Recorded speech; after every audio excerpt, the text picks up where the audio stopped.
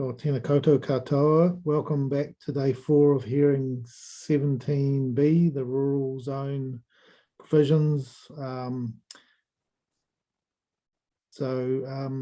we have karakia volunteer? This is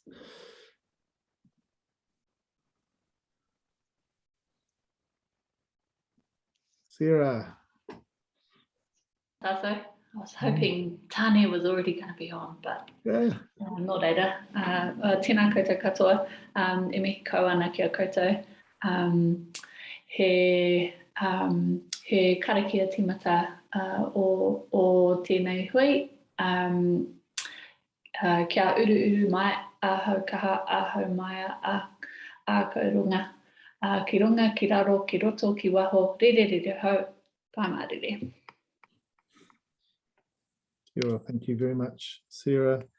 So just quick introductions. Stephen Daish, the chair of the hearings panel, and helping assist me with this particular hearing is Commissioner Kit Littlejohn, beaming in from Auckland. Just to let you know, Kit was pretty keen to get out of Auckland, and sorry, here's my video. Kit was pretty keen to get out of Auckland, perhaps for a visit to our hearing, but things have conspired against you again, Kit. So we're doing it by our lovely Zoom process. So just to kick off, we do have an apology from Tane Manu for Ngā Mahanga Atairi. He's not available to speak to us this morning, but we have read his evidence, and just for the record, I don't have any particular questions. I think his evidence is clear. So we'll move to the next submittal, Te Kautahitanga o Te Atiawa. So Casey Bellamy and Sarah Marco. Kia ora anō. I just, tēnā tātou, ko Sarah Marco tōku ingoa, he pautai au ki tiko teitanga o Te Atiawa. Inga kai kohimana, tēnā kōrua, I te iwi, tēnā tātou katoa. Nō reira. Anyway, Commissioner Littlejohn, welcome back. Nice to see you. We haven't seen you for a while. So just this morning, I wondered, Commissioner Daish, just as a procedural, if you wanted Casey, Maria, and I to all have our cameras on at the same time while we're presenting. So yes, I think that's worked well before. Sarah, I think reading your Casey's evidence and Maria's as well, it's pretty much in tune, same issues, so it is efficient for us to perhaps have you as a wee panel, which is helpful to us. Kapai. So I just wanted to explain, there's a little bit of a method to the madness of the evidence for Te Koteitanga. So obviously Casey's covered off the rural zones and I've covered off the future urban zone. And the intent of that was because I was also covering off and had been participating in the engagement for the structure plans. So it made sense that I covered off the future urban zone. So yeah, that's where the method to that madness is. But anyway, so we'll start with Casey and then I'll be in the middle, and then Maria will bring the tangata whenua submitters home. So anyway, if there's nothing further, we'll kick off with Casey if that's okay. Sure, thank you. Welcome, Casey. Well, thank you, and thanks, Sarah. Kia ora koutou. Just getting up my speaking notes. So I have prepared the planning evidence for Te Koteitanga for the rural lifestyle and rural production zone chapters. The evidence covers the following outstanding issues in relation to Te Koteitanga's submissions on the rural zone chapters. Issue 1 relates to the section 42A report recommendations in relation to planned character. Section 42A report authors have both recommended changes to replace the term predominant character with planned character to address the submission made by Kāinga Ora. I've noted in my brief of evidence that although I support these changes, the proposed district plan is silent on how the planned character will be articulated and achieved in relation to tangata whenua matters. During the early stages of the district plan review process, it was raised through Ngā Kaitiaki. The rural character should acknowledge the broad range of activities, values and associations and features that are culturally important and form part of rural character. In my view, the natural features, historic heritage and Māori purpose activities, along with the cultural values and relationships associated with these features, places and activities, are fundamental aspects of rural character, of the rural character of the New Plymouth district, which should be acknowledged accordingly in the provisions of the rural zone chapters. I have recommended changes to Rural Production Zone Objective 4 and Rural Lifestyle Zone Objective 2 to recognise that natural features, historic heritage and Māori purpose activities ought to form part of the planned character of these zones and should be maintained. In my view, if the objectives are not amended as recommended in my evidence, the rural zone chapters will contain no provisions that explicitly recognise natural features, historic heritage and Māori purpose activities as fundamental aspects of rural character and rural lifestyle character. And therefore there is a risk that these elements are not protected or maintained in these zones. In my view, this creates a gap in the proposed district plan because these features, places and activities are not only fundamental aspects of rural character and rural lifestyle character, but they also play an important role in the relationship of Māori and their culture and traditions with their ancestral lands, waters, sites, waitapu and other tonga, which must be recognised and provided for under section 60 of the Act. So the changes I have recommended to Rural Production Zone Objective 4 affect the section 42A amended overview, which acknowledges that the rural production zone contains urupā marae and sites and areas of significance to Māori. And the change also gives effect to strategic objectives TW9, TW12, HC1 and HC3 of the proposed district plan. Then there will also be a flow down to policies P1 and P6, as well as my recommended policies P4, P5 and P9. So relation to Māori land forms part of the rural environment and rural character of the New Plymouth district, and there is therefore an expectation that Māori purpose activities undertaken on Māori land are recognised as also forming part of the rural character of the district. Even if Māori land is rezoned Māori purpose, it will unlikely be able to be differentiated from rural zone land if it is surrounded by land zoned and used for rural activities. The planned character in relation to tangata whenua and in relation to tangata whenua matters for the rural zones and the Māori purpose zones should be complementary in my view. My final note in relation to planned character, and in my view, planned character is not static and will continue to evolve with the emergence of new technology, new knowledge and new ways of operating. In my view, like Māori, the planned character of the rural zones should not be bound by the experiences and practices of the past, and the proposed district should acknowledge this. To issue 2 relates to the overall purpose and intent of the rural production zone and the rural lifestyle zone. So in my view, there should be a focus in the overall purpose and intent of the rural zone chapters to provide for the restoration, protection and enhancement of natural features and places. In addition, the proposed district plan should enable meaningful opportunities for tangata whenua to participate in resource management and decision-making processes for activities which may adversely affect these features and places, the values or the relationship of tangata whenua. Te Kotahi targeted overall submission of the rural zone chapters supporting the intent of the chapters, but noting there is no link between the chapters, the strategic objectives of the proposed district plan and section 6E of the Act. In my view, the changes I have recommended link to and give effect to these strategic objectives in Section 6E of the Act and appropriately address the matters raised in Te Tanga's original submission. Issue 3 relates to a new policy in the Rural Production Zone chapter to promote the restoration, protection and enhancement of Indigenous biodiversities, and the changes recommended in the Section 42A report to Rural Production Zone Policy 6.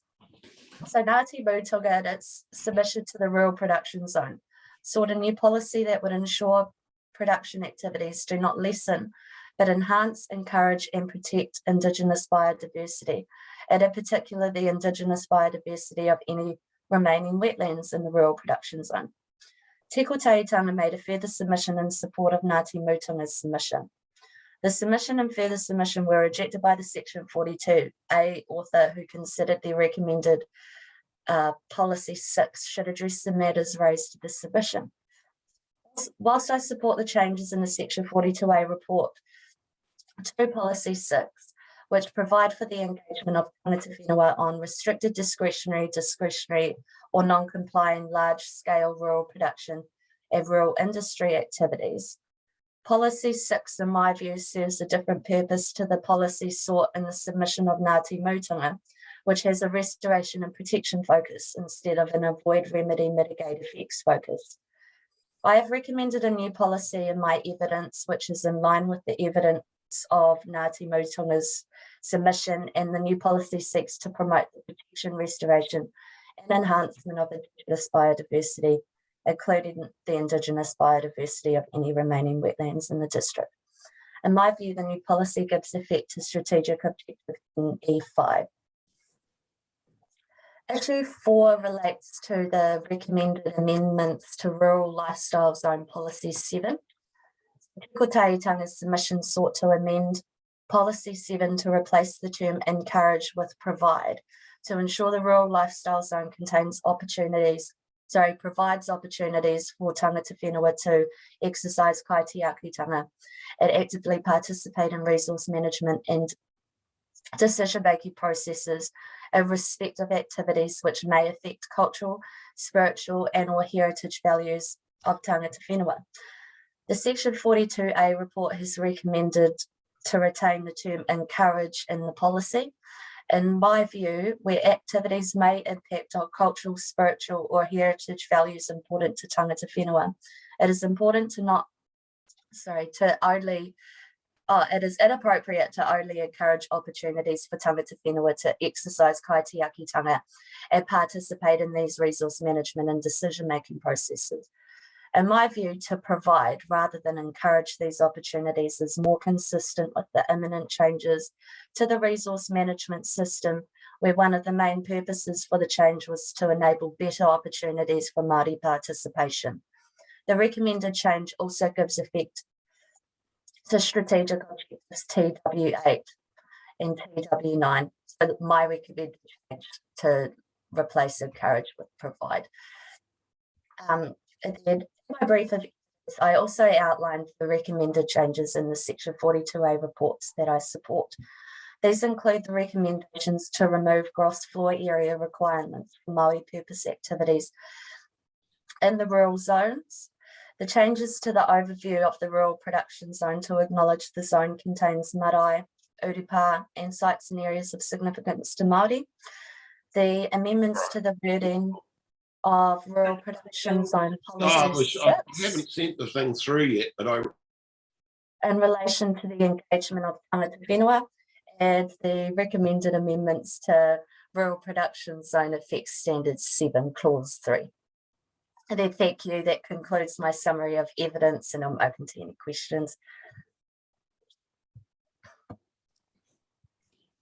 Thank you, Casey, and thank you for those speaking notes. They are of considerable assistance to us as we will be making our recommendations and doing our deliberations. That summary is excellent, and reading it through is great. So we'll start with any questions from Kit.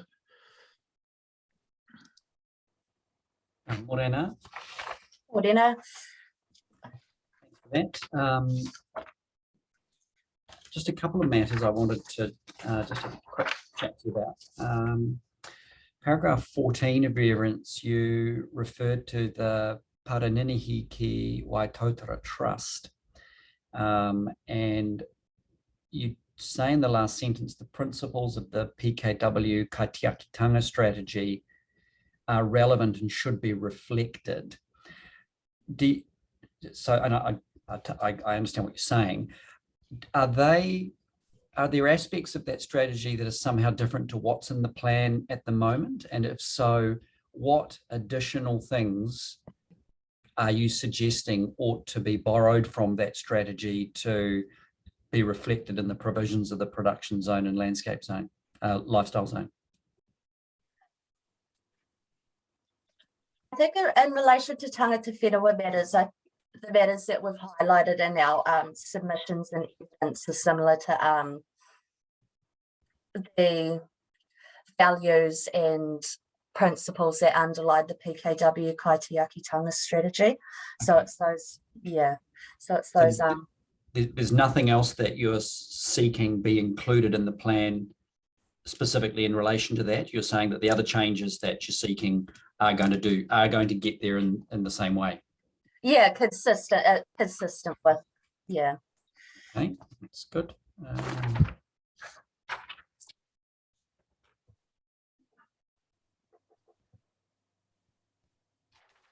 The other paragraph 31 of your exchanged brief.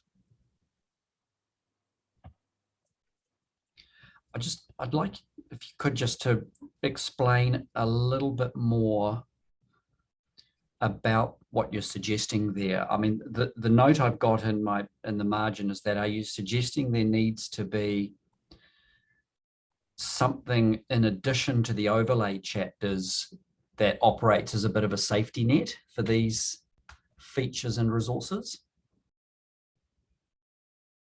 Yeah, I thought that in the zone chapters there could be the additional protections which afford protection to those important features that aren't necessarily scheduled in the plan.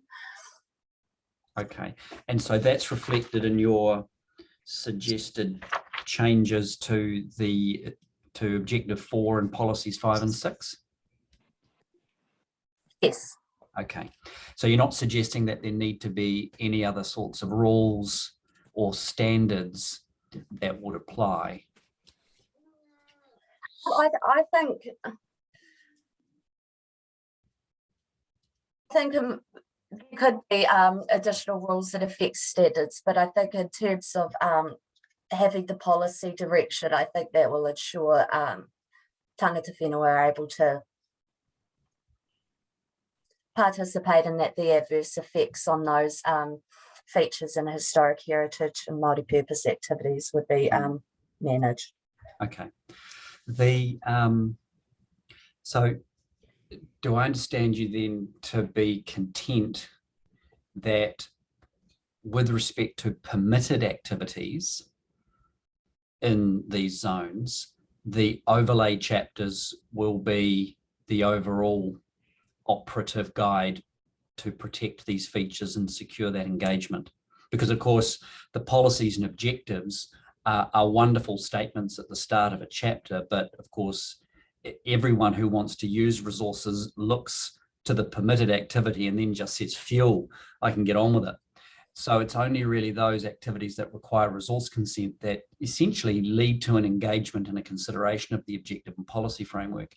So I guess the question is, noting the specific relief is in respect to the objectives and policies, are you happy that the permitted activity that are proposed in these zones in conjunction with the overlays are going to get what you want in terms of protection or recognition of these features and processes?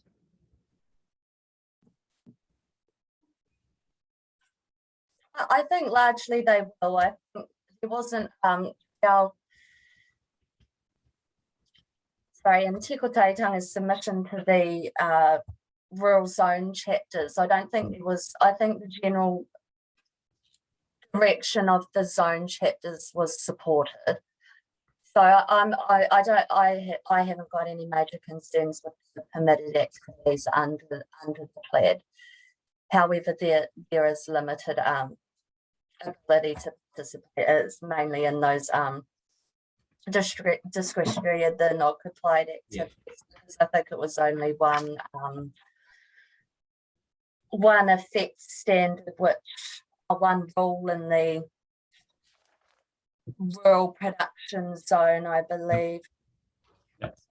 I mean, that- overall, it does, as I think it was either your phrase or it might have been one of the other witnesses, it's ultimately then down to the overlay chapters to do the heavy lifting in terms of the natural resource management and requirement, isn't it? Yeah. Yeah. Okay. Yeah.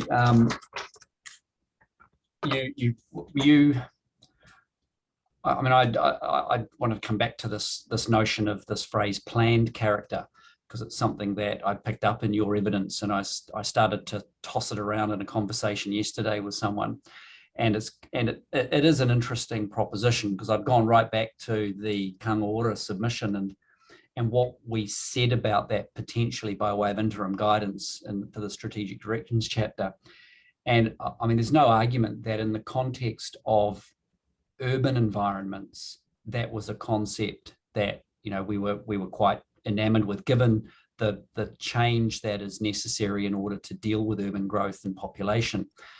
But I'm not, and it's something we've obviously got to deliberate on. I'm not so convinced that logic extends into the rural zones. I mean, I accept that how you manage your rural zone has an impact on how you manage your urban zones, but my experience is that management ultimately occurs at the boundary between the two, and where you set that. Once you've got your zone strategies clear and what you're going to achieve in each, then, you know, part of the district's urban and the rest of it's not, in a way. So I'm just, I mean, I am interested in your point that if we're going to be extending this concept of planned character to the rural environment, which is 97% of the land area of the district, how much change are we actually contemplating there? Does the same rationale that is behind the Kāinga Ora submission apply to the rural zones in your view? Yeah, so when I initially did read the Kāinga Ora submission, I did relate it kind of to the national policy statement for urban development and the increased growth and that thing that has been encouraged through that. But I think in relation to the rural zones, there's still the applicability of the planned or intended character of the zone versus the predominant character of the zone, because I think there has been, particularly on the outskirts of the New Plymouth urban area, there has been increased urban sprawl, which has meant that the predominant character of certain rural areas is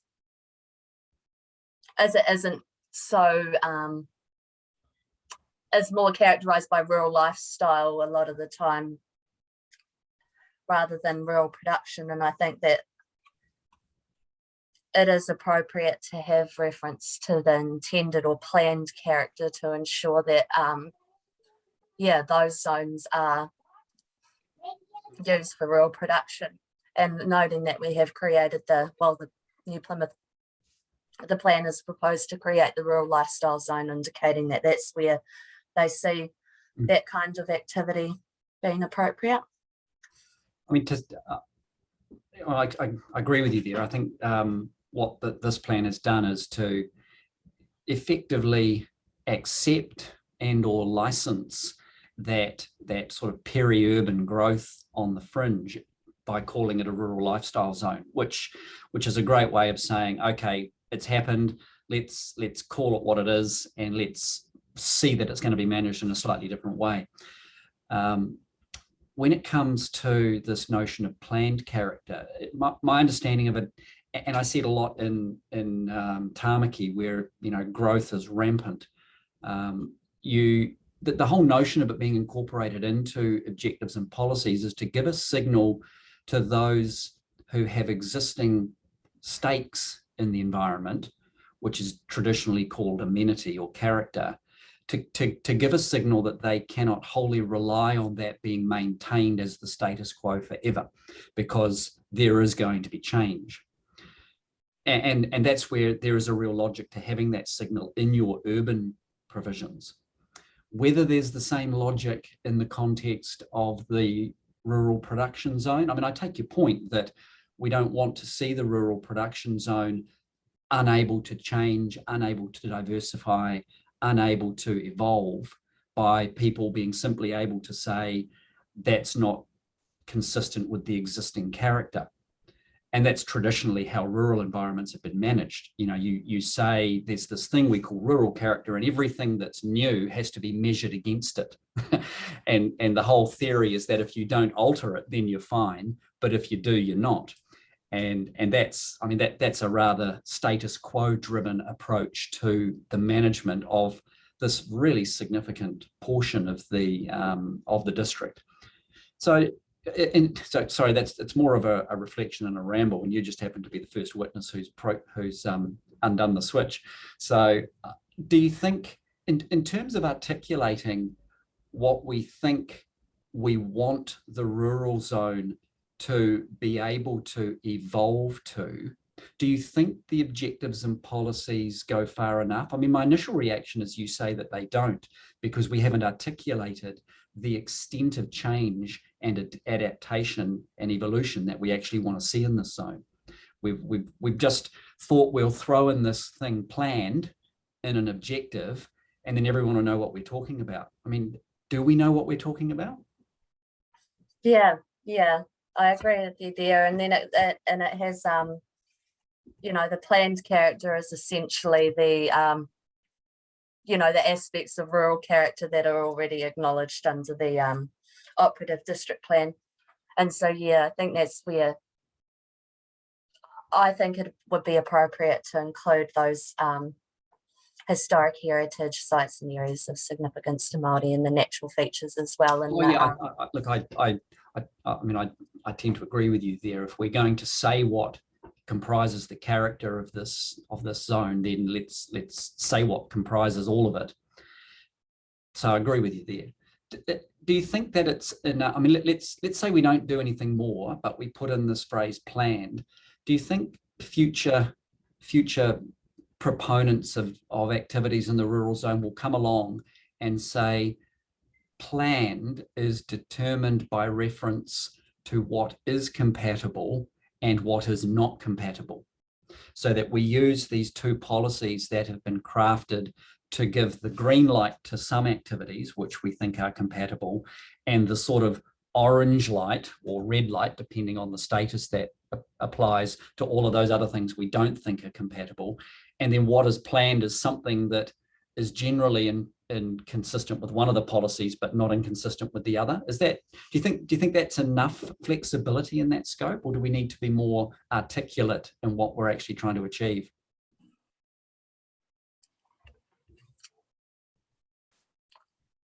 I think in terms of yeah, I think perhaps the policies would be sufficient to control the kind of activities that you do want versus what you don't want, or what is appropriate or what is inappropriate, compatible or non-compatible.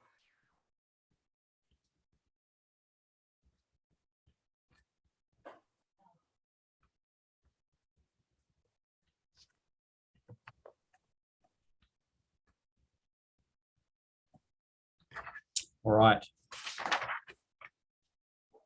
That's good. Ed, I'm wondering whether Sarah or Maria have any other different views now that we've got this sort of wee panel going. It's a very important issue, and I know. Are you suggesting we've created a de facto hot tub? Come on. No, it's not really, because we've only got sort of one. It's early in the day. A small group of the submitters and the planners, but I think it is an intriguing concept. But just what do you think? Sarah, Maria, do you agree with Casey that there's enough of a signal between what's compatible and what's incompatible to inform this notion of what this planned character is for the rural zones? You go. I've been furiously writing, because we're, I know this is going to come up in the next few zone chapters as well, but I guess one thing that I've turned my mind to when thinking about the rural zone is lots of, and I don't know the zone inside out like Casey does, but that the activity statuses of some of these rules, well, none of the activities are prohibited. So the activity statuses are always, there's always going to be consideration to those activities which could establish there and which would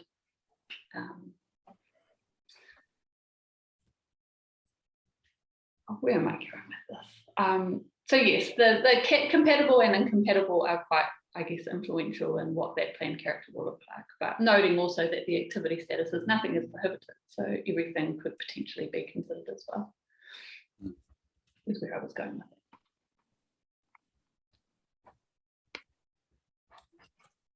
it. Okay.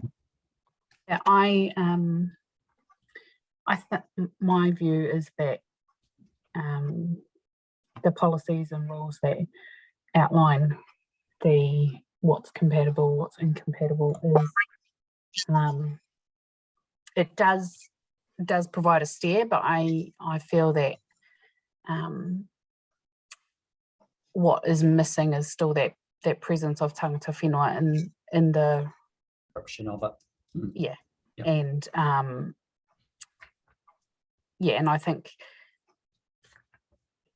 given the context and the history of Taranaki, I think that deserves explicit recognition in these chapters, because historically our or the presence of tangata whenua has been erased from urban spaces, and it is predominantly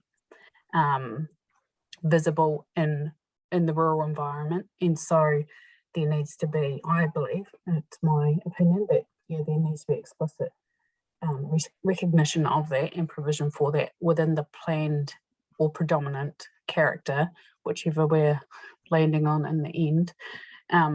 Yeah, there needs to be explicit recognition of that. That's my thoughts on that. Thanks for that.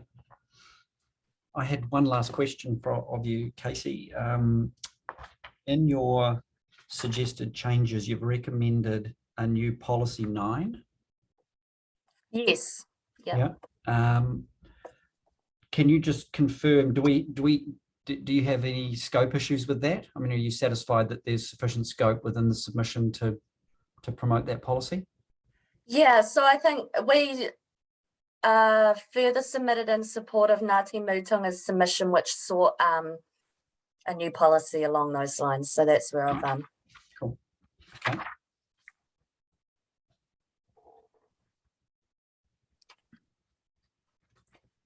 Thanks very much. That's very helpful. Thank you. Thank you, Kit. That was a very intellectual conversation to start the day. So thank you for that. I'm going to continue with another topic, which is really interesting, and it's a modern. It's not that modern. It's probably an old concept, but it's come into our planning law. And I want to ask you some questions about Te Mana o Te Wai that you reference in item paragraph 7, Casey.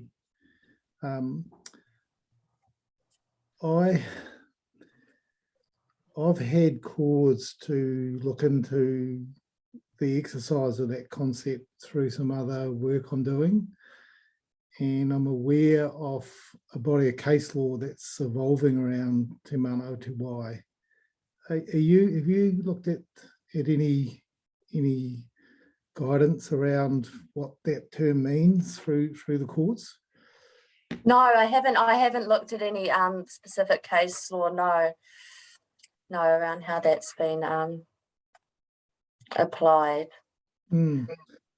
I'm particularly interested in your opinion about whether the concept is just a Maori worldview, or whether it's, in your opinion, an outcome that's expressed in Te Reo that encompasses the future of all New Zealanders. And if that's the case, who ultimately interprets decision-making around Te Mana Otuwai? Yeah, so I think in my view, the concept of Te Mana o Te Wai, tangata whenua, like to use this word lots in this evidence, but fundamental to the interpretation of Te Mana o Te Wai. And although is relevant to all New Zealanders, it couldn't be properly articulated in my view without a clear understanding of what that means to tangata whenua. And I think with the we're having the Three Waters changes as well, and as part of that there's going to be the Te Mana o Te Wai statements, and that's how mana whenua are going to articulate their values in relation to water. So I think it's definitely it applies to all New Zealanders, but at the heart of it is mana whenua and their relationship with water at the wider taiao. Yes, and I think we've already established that there's, in that NPS FM 2020, there is and this is one of the terms of this hearing. I don't know whether it's got traction around the country, but the heavy lifting is being done by the regional councils and regional plans, isn't it? Yeah, so particularly in relation to the National Environmental Standards for Freshwater 2020. Yeah. But I think we established, I recall, in the strategic directions hearings that all territorial authorities, including district councils, have to consider the concept of Te Mana o Te Wai when they're planning for issues that interface with water under their jurisdiction. That's correct, isn't it? Yes. So look, it's probably the way I've done this is probably a bit of a blindside, so I apologise for that. But as we get into our deliberations, we need to be mindful of a case. It's an Otago Regional Council case, and I don't have the actual name of it, but I have the, in terms of what it's, the term of art that's been known around, but the reference is NZENVZ 164. And it's probably a signal for some other questions. That my reading of that is that while Te Mana o Te Wai is expressed in Te Reo Maori, Te Mana o Te Wai is not a Maori-centric concept. It needs to sort of guide our whole planning and our whole community through good decision-making and good plan making and good outcomes for Resource Management Act. I think personally it's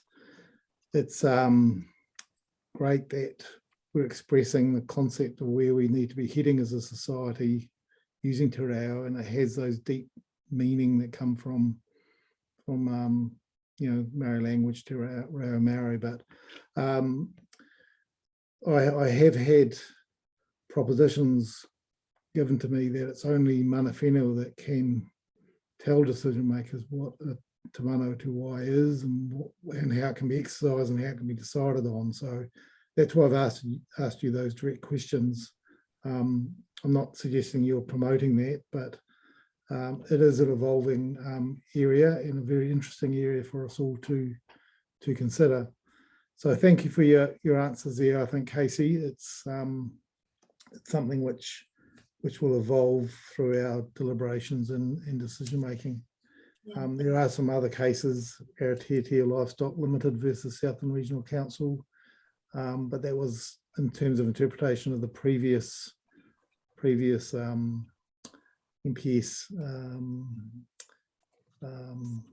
That's a very interesting area. So apart from that, philosophical or planning sort of practice discussion, I don't have any questions. Your evidence is very clear, and thank you for linking where the scope for all these changes have come from. And as you say, you've picked up on further submissions quite a lot with where other iwi submitters have made suggestions. So bringing that together in your evidence is helpful. Thank you very much, Casey. Thank you. And whether maybe Sarah, Maria, you have any other thoughts on, or whether you've seen that case and had any sort of cause to give some planning thought to that matter.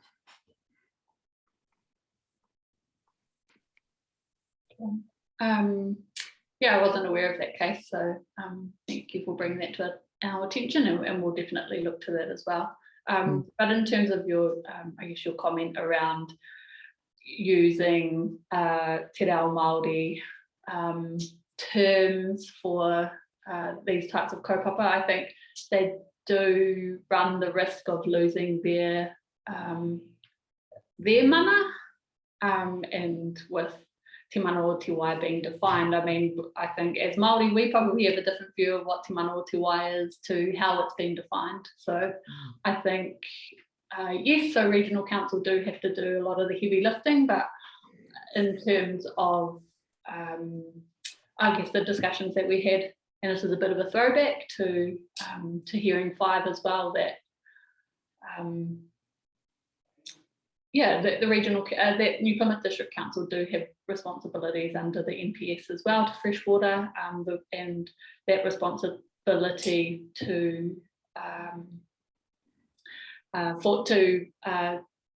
Kia Tiki Tai, so the integrated management approach, and that all freshwater is important, irrelevant of if it's in the urban area or the rural environment. And that's a conversation I think we did have at hearing 9 with Commissioner Littlejohn around actually rural character water bodies. Our water in the rural character is actually does form part of that rural character. Yeah, another bit of a little throwback, but yeah, I guess, and just in terms of the regional freshwater plan for Taranaki, and also the regional policy statement for Taranaki, so we've had some early indications from regional council that mahi is going to start soon, and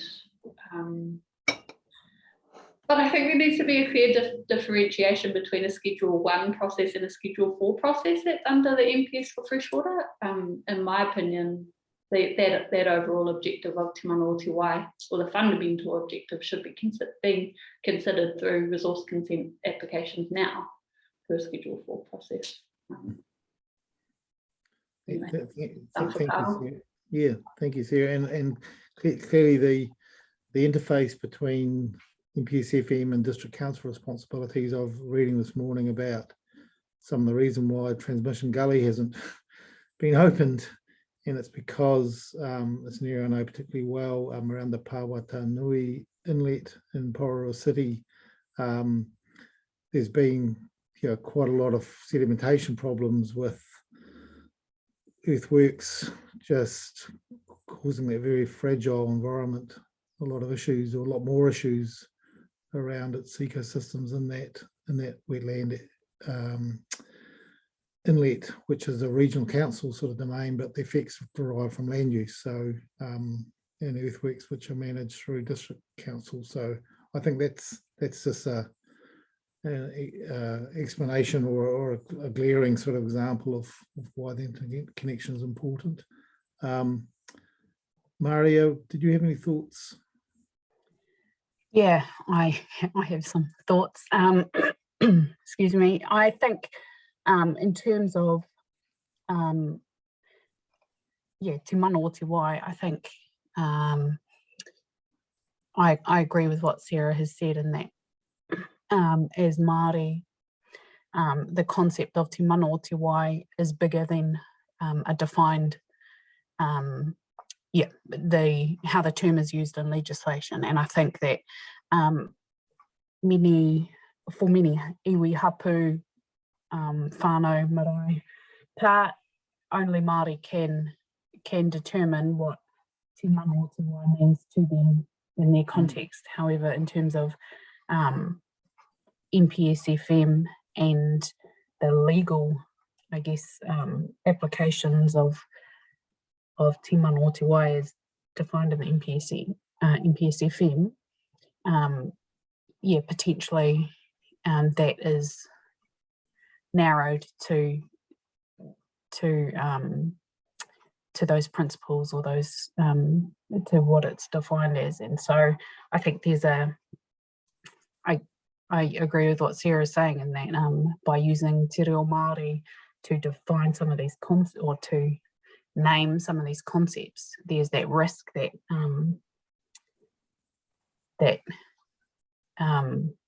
Te Mana o Te Wai is within Te Ao Māori gets ring fenced to us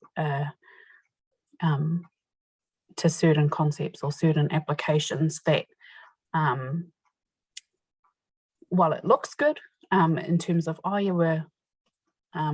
there's this Te Ao Māori concept being brought into the planning framework, it's a bit of a I don't know what the term is, but it's a bit of a misnomer in the sense that, like, well, actually, Te Mana o Te Wai is in MPSFM 2020, but actually, it's still a limited concept in that,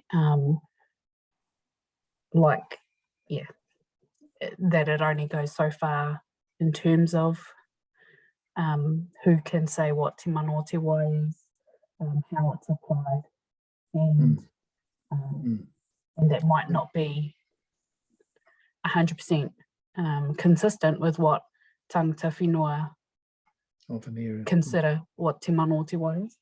Yeah, no, I think that's fair.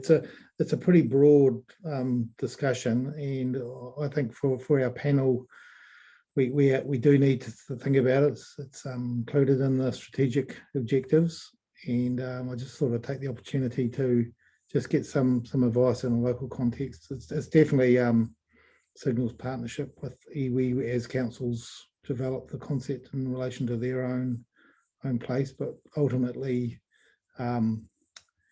it's a concept that, particularly around resource consent, someone has got to make a decision and plan making as well. So so thanks for that. I don't have any other questions, Casey, and are we moving on to Sarah now? Yep, ka pai. Thank you. I've just tēnā anō. Just got a couple of brief points really with respect to the future urban zone. So in my evidence, I've acknowledged that the intent and the purpose of the future urban zone is to clearly identify and safeguard areas on the urban fringes for future urbanisation. And I note that the FUZ, which is not a very good acronym, but the FUZ does not provide for the urbanisation in itself, but that the predominant land use will remain rural until it's been through the rezoning process. So you heard from Fern yesterday for Puketapu regarding the issues that Puketapu did raise through the submission process and the rezoning of Area Q, and actually that those issues that were raised in the submission have now been realised to date. So Puketapu, with the support of Te Koteitanga, have on their own initiative are trying to work through those issues through the resource consent process.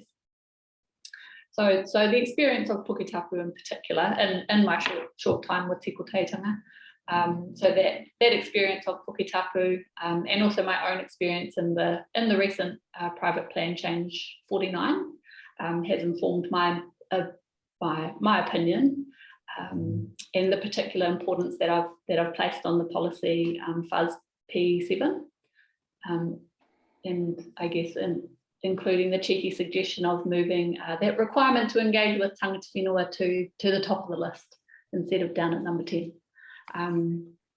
So yeah, I guess, you know, we're now up to about hearing 15, I think, that we've spoken to, and you've heard a lot of evidence from our hapu submitters as well, and just want to mihi to them as well. No, not many of them are probably online, but you know, they do lots of this mahi voluntarily, and a lot of it goes unpaid, and it has for a long time. So I just wanted to reiterate here around that importance of engaging the expert advice of tangata whenua early and in a meaningful way, and to inform that that it is really important that tangata whenua are engaged in that process early, the rezoning process.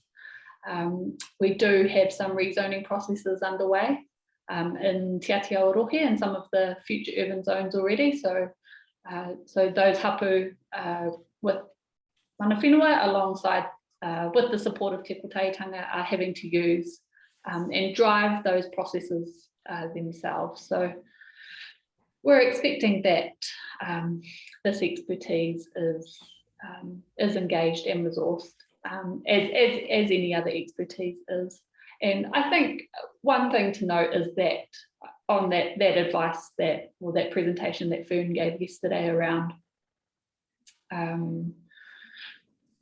guess in particular that it's almost they weren't Puketapu weren't, it felt as though they weren't taken seriously through their submission process, and they were also brought in the submission process. So it's in my opinion, it was probably difficult to raise some of the issues that they raised at submission stage and through the hearings process in comparison to if it had been they had been engaged early and upfront as well. Sarah, are you referring to the Plan Change 49 experience? Sorry, so this experience. Oh yeah, so my experience, yeah, Plan Change 49, but for Puketapu in particular, their experience in Plan Change 20. 20. Yeah. So that was Area Q. Area Q, yes. Yes. Yeah. So anyway, so but my evidence to hearing 17B was really to preempt the conversations as well that we'll be having in hearing 18 next week in relation to the structure plan development areas. So anyway, more data. That was about it for today. So happy to take any questions.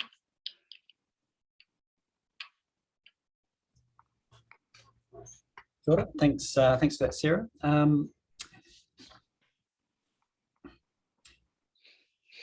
I take it from a couple of the comments in your evidence that Te Kotahitanga will be contesting some of the proposed future urban zones at the zoning hearing.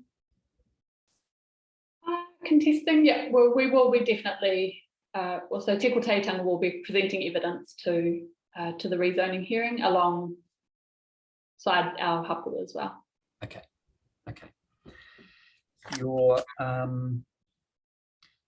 paragraph 24 of your evidence did cause me to make a note in the margin as to whether that's explicit enough, and I'm referring here to your comment that the provisions must be clear that in some instances the constraints of each location are better understood and an urban land use may not be possible at all. And I guess that's sort of turns the whole thing on its head really, which is why I asked you about the question about the challenge to the actual use of the future urban zone. Because of course, policy 1 for the future urban zone is the future urban zone is the preferred location for urban growth. So it's a fairly clear signal to those whose land is zoned in that way that they're going to get an opportunity, or the land will have an opportunity to have redevelopment in the future. It may not be within the life of this plan even, but certainly from their perspective, that's a big thumbs up, because ultimately even though they've got to maintain rural for the shorter term, in the longer term, they know that that's where the city's going to go to some extent. So where that sort of leads to is you're then relying on what the actual yield of that land will be under that zone to the future structure plan process. And I guess your comment that that process might lead to an outcome where it's not even suitable for urban is probably going to run into a few tantrums at some point by those who own that land, who have said and have told everyone that their land is anticipated for future urban. So I guess there's a little bit of a conundrum here. You either get to a level of satisfaction that the land will be suitable right now, which is what potentially we'd be looking at in terms of the rezoning or the zoning of these parcels of land, or you build into the future urban zone provisions almost a little bit of a codicil, which says that, you know, even though you might go through a very detailed structure plan process, that process may yield that there's no urban development capacity here, which I imagine will be quite disappointing for some. So I'm just wondering what's the answer here? Do we be very much satisfied that the urban zone, the future urban zone, is appropriate because there is capacity for urban use here, or do you make it explicit within the provisions of the future urban zone itself that actual yield and land use type from an urban perspective will be subject to the future structure plan process? Yeah, I think it's really interesting. I guess the one example that I in forming that opinion is Area N. So it includes, and we've had a discussion about it through hearing 14 as well. One of the submitters who lives on Te Oropuriri Pa.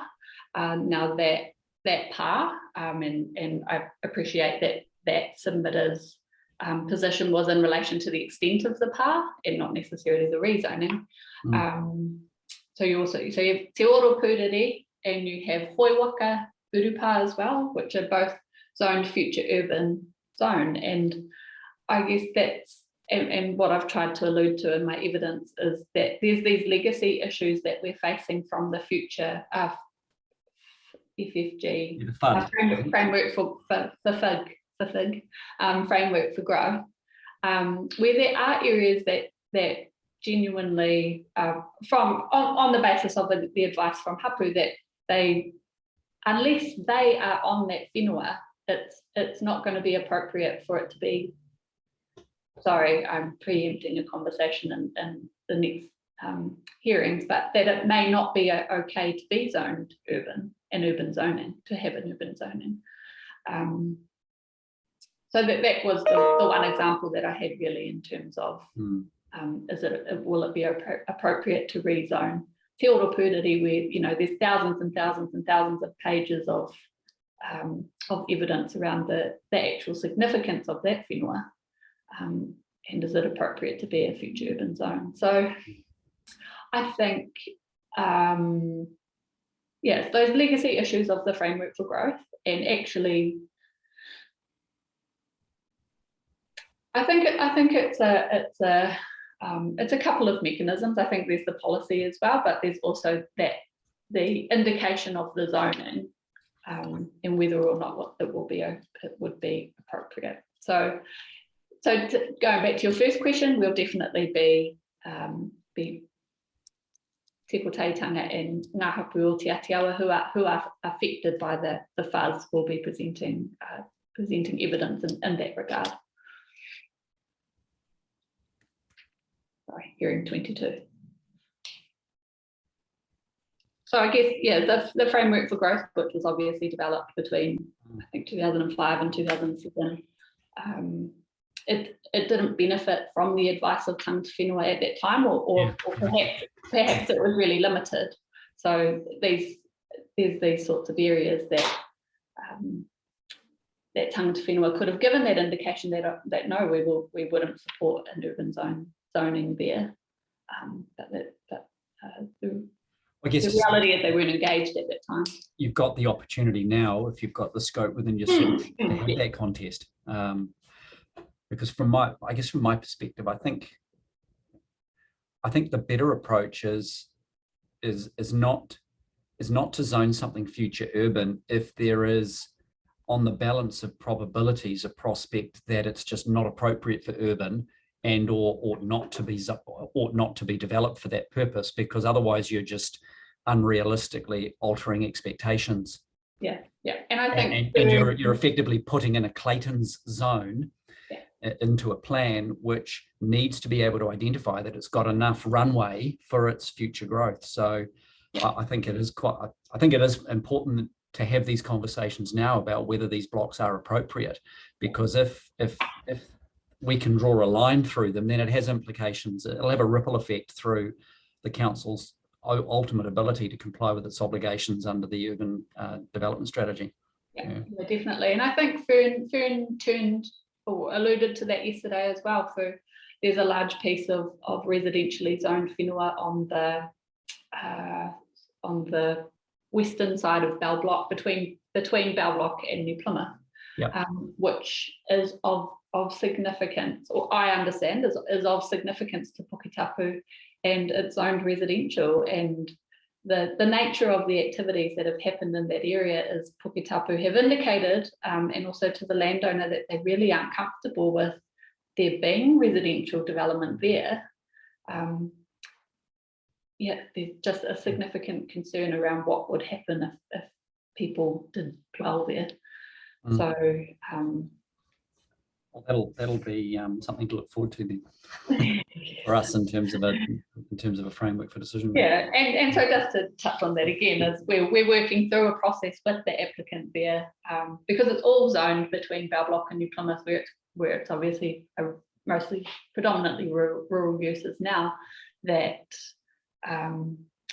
what does it look like? Is it we're having that question around what's the fundamental question around what's the appropriate zoning there in particular, and also just referring back to Area N as well, Area N, and we'll be bringing. So we, as I talk about, we as in the whole, Tiko Teitanga and Ngāti Reo Te Atiawa, will be bringing that evidence to Area N around,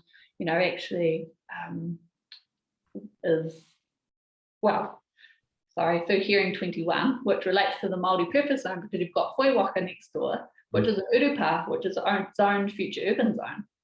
So an Urupa, zoned future urban zone, and there's many instances of that. Not Urupa having future urban zoning, but of having different zonings throughout the district. Okay, Kapai, thanks for that. That's the only thing I wanted to have a chat to you about. Cool. Thank you. And Maria, Casey, I think there's quite a lot of similarity, Maria, with your evidence. And so again, opportunity to provide any comments on that line of questioning. No, I think Sarah's nailed it. Some of the identification of some of the future urban zone carried over from the FUD and identified through the FFG, did not benefit from tangata whenua input, and I consider creates its inclusion in the plan creates this expectation that urban development will be appropriate there, whereas for tangata whenua that's not the case. It would not be appropriate there, or it would have to be, or any development there would be significantly constrained due to certain features or historical importance. And so, I think that the identification process was lacking in some cases, and of areas suitable for future urban zones, and that, yep, that's for the other hearings, or hearing 22. However, in terms of providing for that engagement of tangata whenua when it comes to structure plans and rezoning requests, I think, yeah, my evidence also echoes Sarah's in that, yeah, engagement of tangata whenua should be early doors, not at a submission stage later in the piece. Maria, the other planning answer, I suppose, and interested in your comments on this, is that the overlay zones deal with the special areas of the district from a number of perspectives, and whether you zone rural, production, or future urban, the plan still gives those important areas the necessary protection that the Act requires us to provide. Yep. If the policy and the rules are appropriate, then yes. And throughout the previous hearings, tangata whenua submitters have brought evidence suggesting that that may not be the case, that there are holes or that there aren't appropriate protections for those features. And I guess it's a concern that Ngā Hapu and tangata whenua submitters have raised, is that development often is at the cost of tangata whenua resources, be that SASM, water bodies, etc. And so, and the relationship that tangata whenua have with those features and those resources. And so, in terms of planning, a planning response, yes, the overlays should do the heavy lifting, and so the zoning might be viewed as irrelevant. But I think from it's my opinion that my experience is that often landowners may not look at or may not necessarily understand the weight that should be given to the overlay chapters, and they look at their zoning and think, oh cool, we're going to be future urban zone, so this is what I expect for my own personal I don't know, prospects, or my expectations for the future for my land, and so and make decisions based on that, regardless of whether that's sensible or the right thing to do. People often take a steer from their zoning, and so if their land has been identified as future urban zone, then they may be planning, in a sense, envisioning what their, and that informs their decision making, their planning, all of that. And so while the overlays are there, and there is a level of provision for tangata whenua and those values contained within those overlays, that may not factor into people's considerations if they just look at a property and say, oh yeah, it's zoned future urban, so I can, in 30 years or so, it's expected that this will all be housing, or something along those lines. And I think that goes to Kit's earlier questions around expectation being created. Mm. Yeah, thanks for that answer. Sarah, did you have something else? I guess for me, when I think about the rezoning process, is that it's that opportunity to achieve the outcomes for the whole of the community. I've said numerous times, like a stuck record, that I think my opinion is what is good for Māori, I think is good for most. And although in the existing zones, those overlay rules, the relevant overlays have to do a lot of lifting, because those outcomes, the potential outcomes, weren't looked at when the fundamental question of tangata whenua wasn't asked at that time of zoning. So I think in the rezoning process, there's that opportunity to look at those outcomes for all of those features then, potentially bigger and better than what the overlays rules in particular provide for now. Yeah, just the opportunities through the rezoning process anyway. Sure. Okay, thanks for that evidence. I do have one last question for you, Sarah. It's about, I think you described it as a cheeky move in policy FUZ P7, bringing the matters that were currently in numbers 1 and 11 into a single policy right at the front. What you've done is very efficient from a wording point of view, I think. So I can see where you're heading there. The only issue I have with the wording is that term potential to compromise. Two sort of fuzzy words joined together. Sorry for the pun. I think I didn't even realize I was saying it, but yeah, what's your response to that? So just the first thing is I haven't merged clauses 10 and 1 together.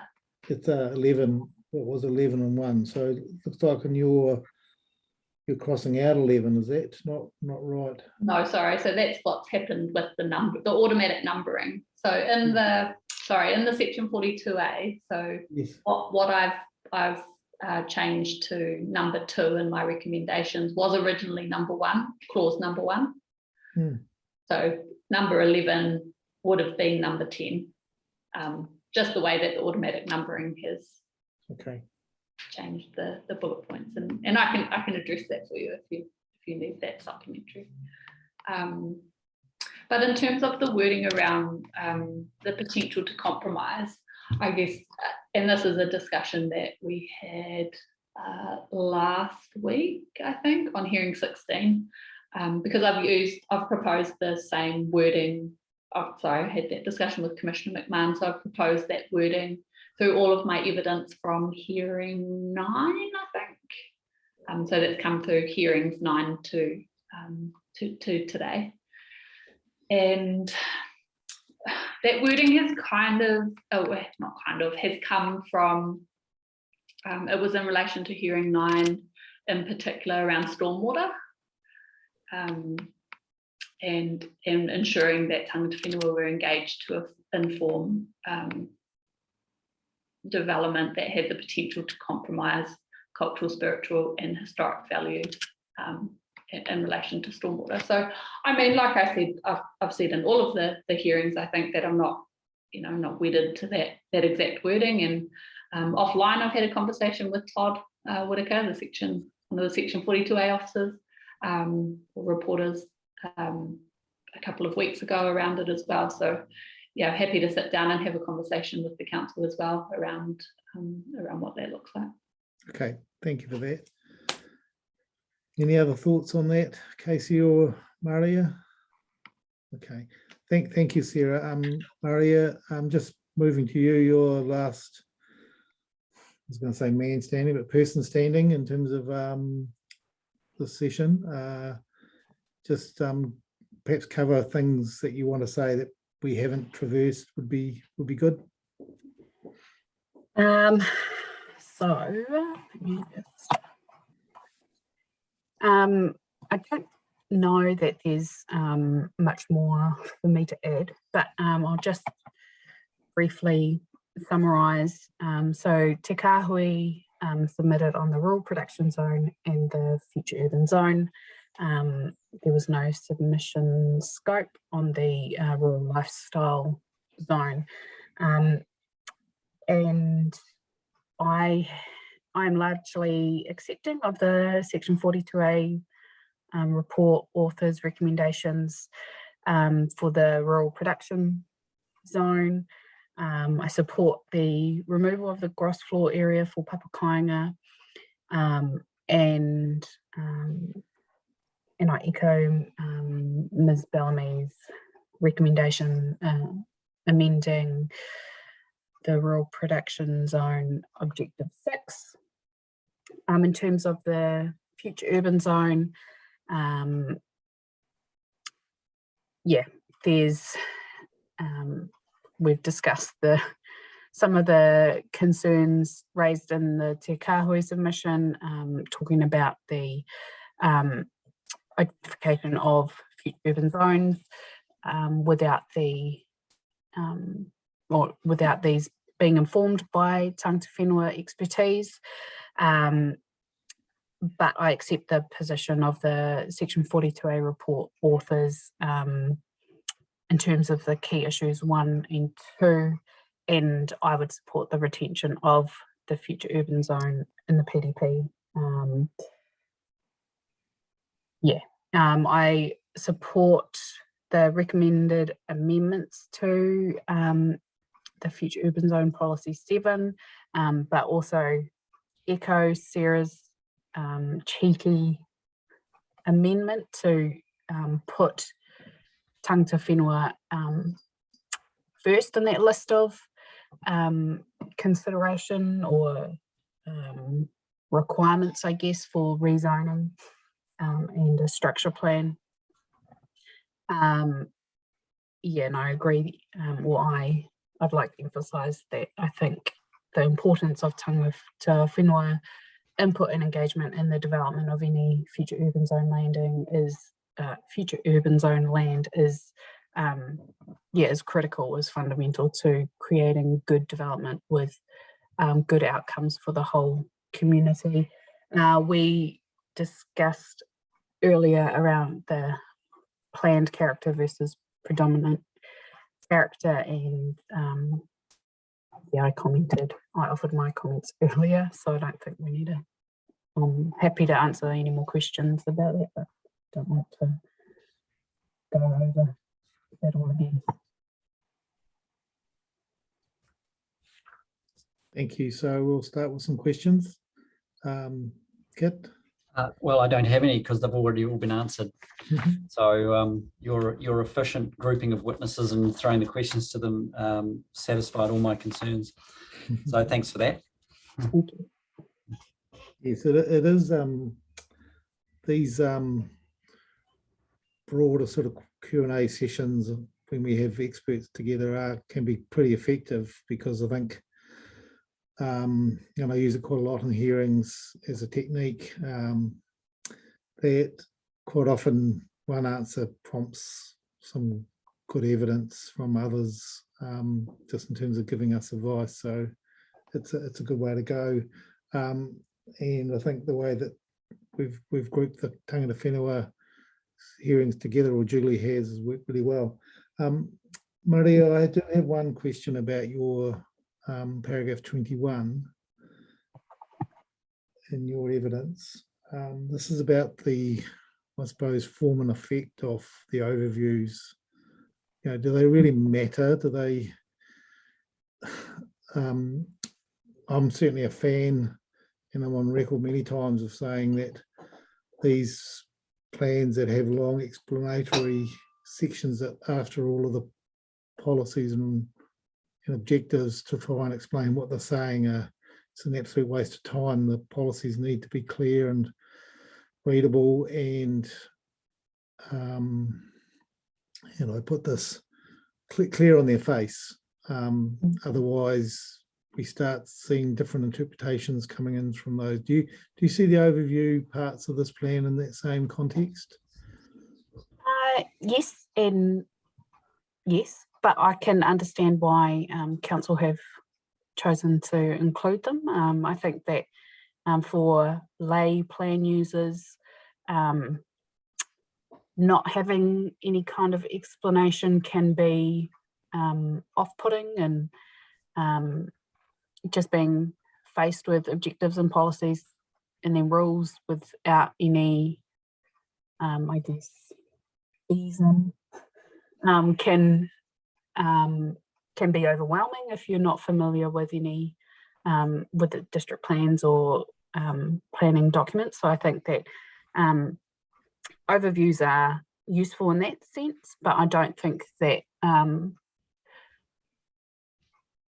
don't think they're necessarily where you should be getting your steer from in terms of objectives or interpretation or application of objectives and policies.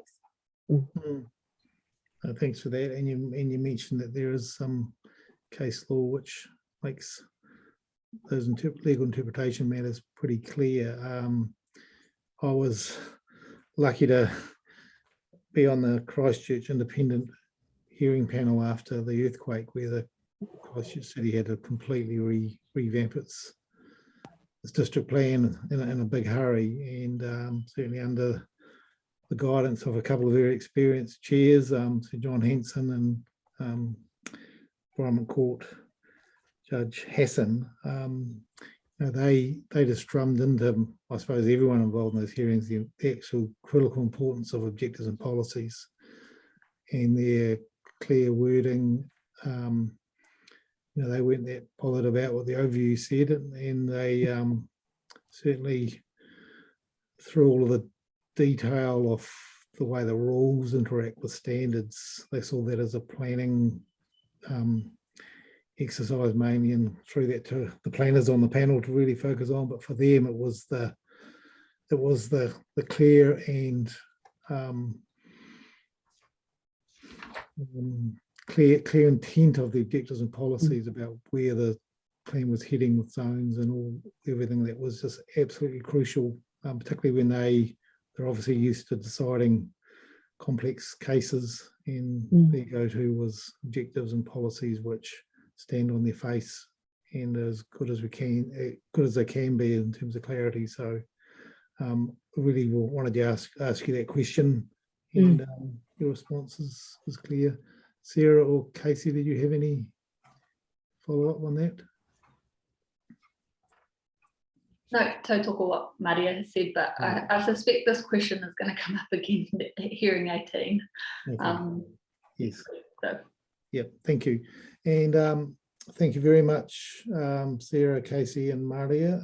It's been a very, very helpful discussion. Thank you for your assistance to us. We are now moving to the Green School, and just want to acknowledge that Mr. Grieve and Cam, Stephen and Cam, are you there? Commissioner Dash, could I just raise a procedural matter with you? So just regarding hearing 14, which I think is tomorrow, we haven't received anything about that, Julie? Have we? Did we receive it? We may have. Anyway, I just wanted to let you know that Maya has been tied up with the Royal Commission for most of the week into the abuse and state care kaupapa. So apologies, the supplementary submissions that we were to provide, we've had a bit of a hold up on them. So so long as they come to us, because we're looking forward to those, Sarah, in terms of the matters that we did give her. So yeah, that's a incredibly important kaupapa that's going on in Wellington. Yes, so thank you for that, Sarah. Just tell Maya to get that to us when she can. yeah, sure. Great. But it is 3 o'clock tomorrow we're hearing the right of reply from the Hearing 14 team. So yes, welcome Green School team. Welcome to our hearing. Lovely to see you all. And we even have, I think, is it James beaming in from Boston, is that right? From California, California, Stanford of University. course, Stanford. Yes, I've got close family that live in the San Francisco Bay Area. So what's the weather like there at the moment? Sunny. Sunny. Sky. Nice. So look, I do want to welcome you all. We've been going for a while, so can I suggest we just have a 5-minute basically convenience break, and if we come back 11:25 and just start with your case. Thank you. That's fine. Thank you.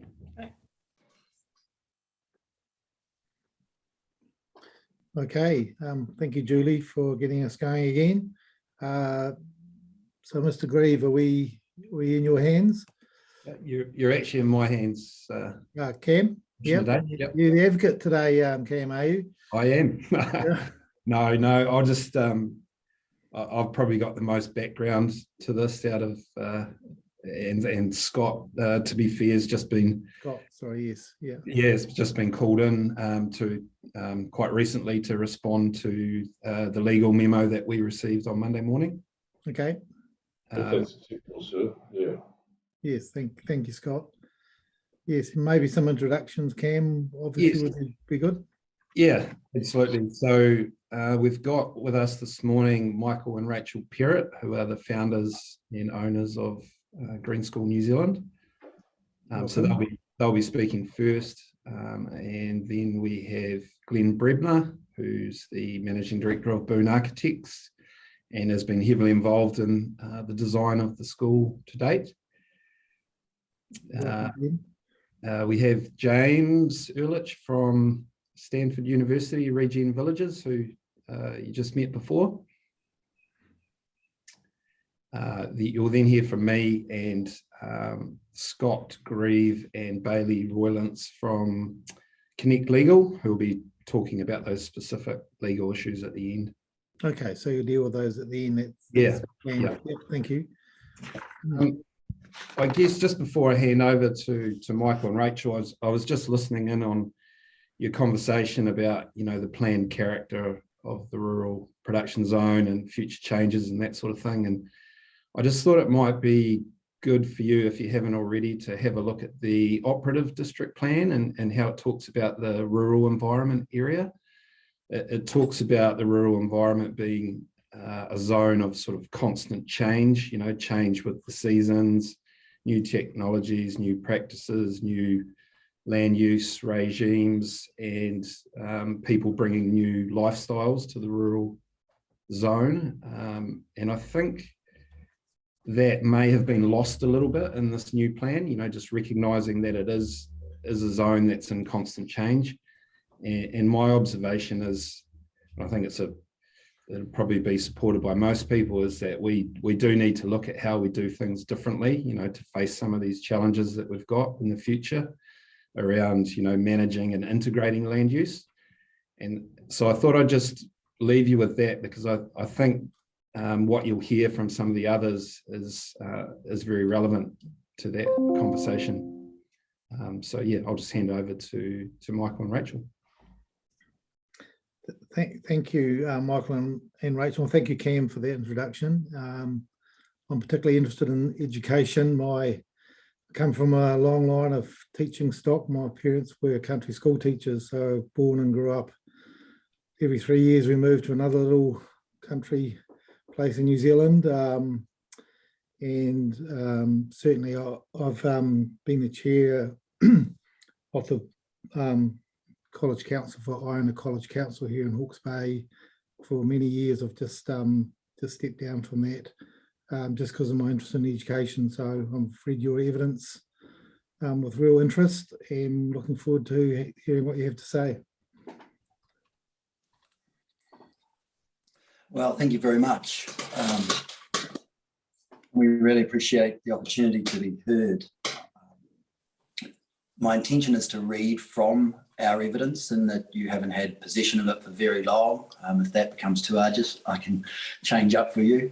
And I'll be referring to Green School Regenerative Villages as GSRV, and ourselves as we, just so that we can remain present. So our full names are Michael John Perrott, Rachel Rowena Perrott. I am a multi-award winning business founder and investor, specialising in culture, change and purpose. Rachel has a Bachelor of Arts in Statistics, Operations Research, with a Diploma in Business Administration, majoring in Management from Massey University. Rachel specialises in management, processes and administration. We are the founders and sole owners of Green School New Zealand, Green School Properties, Green School Farm and the Green School New Zealand Charitable Trust. Prior to becoming business owners, Rachel was the production manager for Tegel Foods, and I was an ITC, Information Technology Communications sales agent. We have shareholdings in 7 other New Zealand companies, 5 of which are considered essential services and critical infrastructure. 4 offshore companies. Michael, we have built a solid and sold several large successful businesses since our very first venture in 2004. We are both directors at Green School Farm and sit on the board of advisors at Green School New Zealand, and provide consultancy services to many of our entities. We provide this evidence in support of Green School Farm Limited submission to the New Plymouth District Council's proposed district plan. The relief sought by Green School Farm Limited is for Green School and associated residential activity to be recognised as being compatible with the role, function and predominant character of the rural production zone, to be rightly identified as an education facility and included an exemption from incompatible educational activities, and to be considered as appropriate to give effect to the submission and any further and consequential relief to give effect to the matters raised in the submission. Our submission seeks to expand on our commitment to be a material contributor towards all of the Council's future focused goals. In our evidence, we will describe Green School New Zealand, Green School Farms, Green School New Zealand.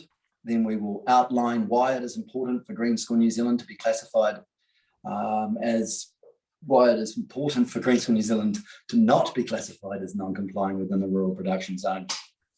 We'll outline the need for housing in New Plymouth, outline why we need housing on Green School Farms, outline the model of the village, and then consultation with external shareholders. Right, Morena. I'll kick off with the background to the Green School Group. So there's Green School Farm Limited, which is a 121-acre farm at 406 Koru Road, Koru. Green School Property leases a proportion of that farm and is a developer and builds the infrastructure and buildings for which Green School New Zealand, the school, occupies.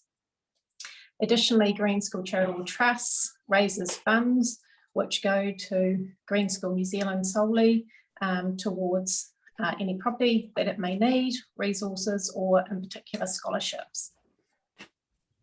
Green School New Zealand's mission is to create a global community of learners making our world sustainable. So sustainability and well-being are at the heart of everything we do. Teachers, parents and children come from all over the world to be immersed in this 21st century approach to education. Our aim is to bring more joy to education and to ignite children's imaginations so that they are stimulated to discover meaningful passions of their own and develop a true desire for learning, allowing them to thrive with purpose. Green School New Zealand is Taranaki's first independent private school that opened with students from year 1 to 10 in February 2020 to its then capacity of 55 students. We now have a capacity of 120 students in a current roll of 73 students from year 1 through to 12. From next year, 2023 onwards, we will cover the entire cohort of year 1 to 13, with goals to grow the school to 500 students by 2027. Green School New Zealand's unique philosophies and vision of delivering a personalised and purposeful education to every child, with sustainability at the heart of that, means that we absolutely must be delivered in a sustainable environment and sustainable buildings. When you come and visit Green School New Zealand, you will be immediately confronted by the stunning architecture of waka, which are our classrooms, with the campus being surrounded by tens of thousands of native trees. Hundreds of fruit trees are sprinkled throughout the Food Forest campus. A 360 square metre tropical house, which provides remarkable learning for the students and supplies 60% of our families with their weekly food parcel, vegetable parcels. Any excesses that we produce from our tropical house are delivered to local food banks. Green School Properties is currently in partnership with the New Zealand Government. Our Crown Infrastructure Partnership is in full swing with the second phase of the school build, due to complete the primary cluster of classrooms called the Kina, an innovation hub, a rec centre, flooring, and primary playing field, all to be completed by August this year. This will take the school's capacity to 200 students. We are aiming to finish phase 3 of the Crown Infrastructure Partnership build in July 2023, which will increase the capacity of the school to 280 students, in line with our current resource consent. An example of forward-thinking regenerative approach that Green School has is displayed by how our stormwater runoff from the Kina is captured by underground tanks and then slowly recharges the groundwater table. The school will be recharging more than it will be using. No stormwater is conveyed directly into waterways. We consider the land and our environment in every decision we make. Our goal is to regenerate the land and increase the diversity of production.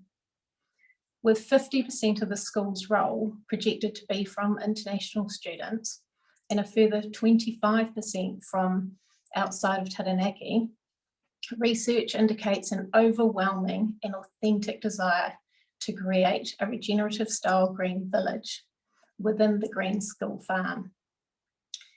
There are many known benefits to which have been outlined and which will be outlined in the expert evidence of Mr. James Ehrlich. These are modelling sustainable lifestyles, living in a fully immersive, future-focused regenerative experience. Families not just having their children learning about sustainability, but living and growing sustainably, taking the strain off local rental stock and infrastructure, and supplying healthy homes, healthy families.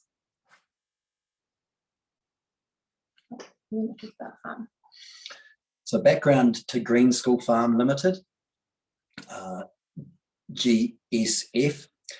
The Green School Farm Limited is currently zoned as rural environment area, and the resource consent was granted for the development and operation of Green School New Zealand on the 15th of February 2019 to allow the school to begin construction. GSF consists of 121 acres. Ownership of GSF commenced on the 1st of June 2018. What has been achieved on the Green School Farm since 1st of June 2018?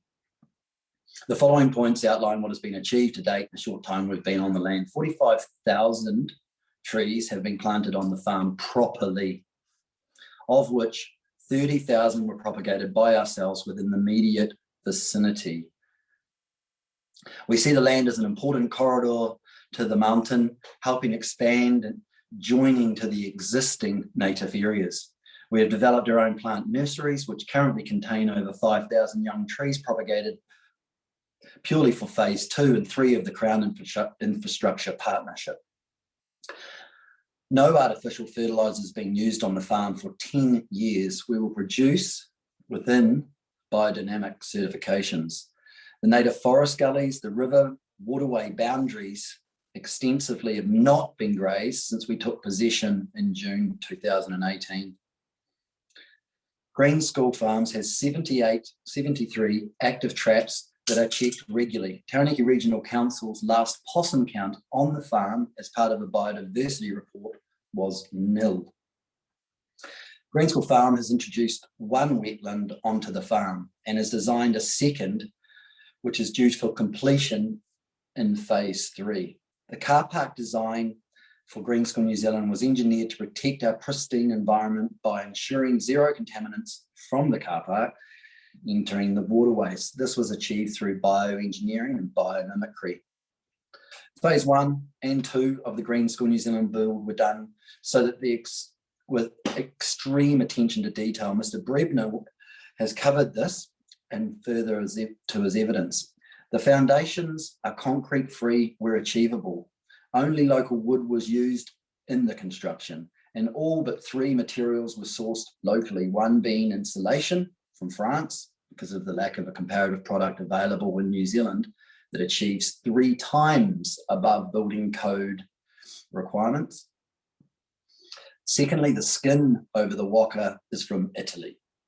It's a single material which gives 50-year lifetime guarantees and can be sent back and recycled, refitted to the same building. Again, this was not achievable with local materials. Thirdly, our heating systems are from Germany, who lead the world in heating, ventilation, and air quality control systems. Resolved with NPDC, the old paper roads that were like a grid over the property, destined to become 91 home village back in the early 1900s. So the income generated from the land pre and post Green School New Zealand. So for the 6 years prior to the purchase of the land, the farm on average produced 26,800 milk solids per annum. At today's milk price of $9.60, the total revenue generated from the farm was approximately $257,000 per year. Currently, the income generated from tuition towards the school alone in 2020 was 1.1 million, in 2021 1.86 million, in 2022 a budget of 1.2 million.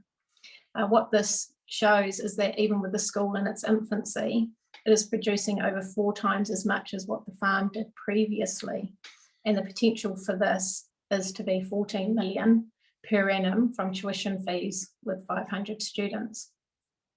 Any housing or productive rural land use income will be additional to this. At capacity, the school would be generating approximately 50 times more from that land than what it did previously. And I've included in the appendix the figures from Fonterra for the farm. Green School New Zealand, background to Green School New Zealand is that we're the first and only licensed international destination school in New Zealand. 50% of the school roll will be international students that move to New Zealand with their parents, guardians, and siblings. Our mission is a global community of learners making our world sustainable, and our vision is to thrive with purpose. Green School New Zealand opened to students from year 1 to 10 in February 2020 with 55 students, 9 of which were international students, 1 expat student, and 7 from outside of Taranaki. We now have 73 students from year 1 to 12. 6 internationals have remained, 14 expat students, 12 from out of the region, and 41 from within Taranaki. In 2023, the school will be a full composite school from years 1 through to 13. We received our provisional education licence in May 2019, and we received our full education licence from the Ministry of Education in March 2021. We had our first audit with NEASC, which is the New England Association of Schools and Colleges, which is a globally recognised standard of education excellence, in September 2020, with a second audit coming up in March 2022, with full accreditation planned for 2023. Through this process, Green School New Zealand will be the first school in New Zealand to achieve this international accreditation. We have accepted membership to the Master Transcript Consortium, which is an evolutionary and growing network of schools using a digital high school transcript to showcase the unique strengths, abilities and interests and histories of the students, so that they have a digital online CV to present to universities, employers and teachers. We currently employ 28 staff, made up of 10.5 teachers, 1.5 learning assistants and 11 support staff, with 5 relief teachers used as required. Construction of phase 2 is employing approximately 65 FTEs, full-time equivalents. Our board of advisors consists of an exceptionally confident individuals, namely our chairman, Malcolm Bell, has been the past advisor to 6 consecutive ministers of education.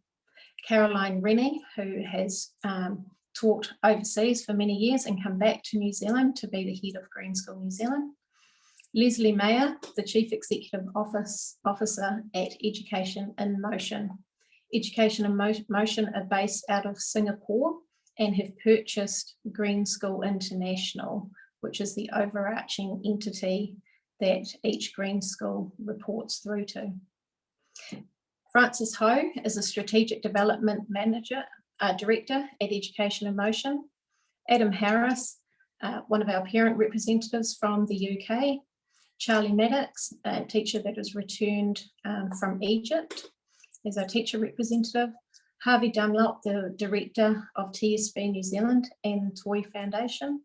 Pariah Short was Director of Sofong Consulting Services, and Whaiamata Wharehuka, Katiaki of Parahuka Marae Parihaka. The other positive benefits of Green School New Zealand. We have had an economic impact peer reviewed by New Zealand IER that showed at a roll of 250 students, the school would produce an economic impact of $43 million annually, mostly to the Taranaki region. This confidential report can be produced in person. With only a few international families here due to COVID, we have seen a significant impact on local employment achieved, mainly through the building sector. Examples of how our families are contributing to the local economy are 3 families have purchased land and are all building $1 to $5 million homes. 7 families have purchased homes in New Plymouth. 22 new families have moved to Taranaki solely to enrol in Green School New Zealand, which is 45% of our roll. Green School New Zealand has attracted 9 teachers to New Plymouth, 3 from within New Zealand and 6 from overseas. Given the significant teacher shortage in New Zealand, this is a major benefit to the country. 1 international family is in the final stages of also receiving an investor visa, category 2, resulting in $2.75 million of cash injected into New Zealand startup businesses. We've seen a significant impact on employment from the relocation of expats and New Zealanders from outside of Taranaki moving to Green School New Zealand. Why is it important for Green School New Zealand to not be classified as non-compliant within the rural production zone? The entire mission and vision of Green School New Zealand, communicated clearly from the outset, relies on the school being authentically sustainable. That includes the buildings, the location, the design, the furniture, our thoughts, curriculum, community, and the business model itself. The United Nations Sustainable Development Goals have been baked into our DNA from Green School's inception in 2014. I'm referring, of course, to Green School Bali, our sister school, which opened in 2014. We know that teaching sustainability in the middle of a polluted city while contained in a square concrete building is not appropriate. The Green School curriculum is absolutely the curriculum of the 21st century. A quote from Associate Professor in Practice, Kevin House, Education in Motion, Singapore, February 22, a highly regarded educator globally. Students, parents, and teachers all need to experience nature to learn how to be truly sustainable.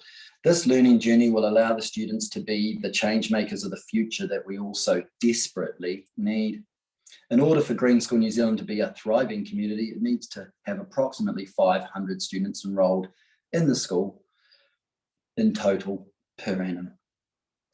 The current resource consent will allow Green School to reach a roll of 280 students. As the school grows, we will apply in step with enrolment growth and future resource consent to accommodate growth in students and capacity, programming, responsibility, pastoral care. Our understanding is that a non-compliant activity status means the activities are not contemplated by the district plan, and it is the most difficult category of consent to obtain under the RMA. It is extremely concerning for our operating model, creating uncertainty for the future of our entire community. And we do not consider that the PDP recognises the absolute unique situation, contributions and value of Green School New Zealand. We are not seeking to change the provisions across the entire district, but simply request the PDP has appropriate provisions similar to those for others that enable the current and future use of the site for Green School New Zealand activities. So why do we need housing in New Plymouth? For some years now, there's been a housing shortage in New Plymouth. New Plymouth has seen many New Zealanders return from overseas due to the COVID pandemic, which has put pressure on local house sales and rentals. And I've included some links for you to see various articles. New Plymouth is not immune to the current housing crisis in New Zealand. Our experience is that a rental search will usually return for 3 or more bedroom homes within a 20-minute drive of the school, approximately 10 satisfactory homes in any given week. So families that are locating to New Plymouth are struggling to find housing already. Green School New Zealand families moving from other regions that come to the school, as well as substantial numbers of international families trying to get through the border restrictions, will increase the demand for housing further. We hope to absorb approximately 41% of this demand through the Green School New Zealand Regenerative Village. Current house sales in New Plymouth are taking a mere 33 days to sell, and the number of listings is down 23.6%. The median house price from January 2020 to January 21 increased 23.8%. Green School New Zealand is now just into its 3rd year of the campus being open, but with borders closed, our international recruitment has been reduced to only expats returning home. Of our 73 students currently, that consists of 47 families. 22 of those families are from outside of Taranaki, so 47%. 3 of the international families remain, and 6 expat families have returned to New Zealand for the school. Of the domestic families that have relocated to Taranaki, 3 of them are renting, 3 of them are building new homes, and 7 have purchased homes. Green School New Zealand has 10 teachers and their families which have moved to Taranaki for Green School. 3 of these were domestic relocations and 7 were expats returning from abroad. 22 new families to the region is significant, and this has been achieved under exceptionally trying circumstances in a COVID world. As New Zealand transitions out of COVID and borders open, we have currently 66 international students that have either had an offer of place to attend Green School New Zealand or have fully completed their application and are awaiting us to offer them a place when we can, with borders being open. We have enclosed an appendix showing these details, from our database. We've also received 450 registrations of interest since our inception from all over the globe. You can see in the appendix as well as to the countries that they come from, which is very broad. Of that 450, 111 of them have been over the last 12 months, with 68 of these international students.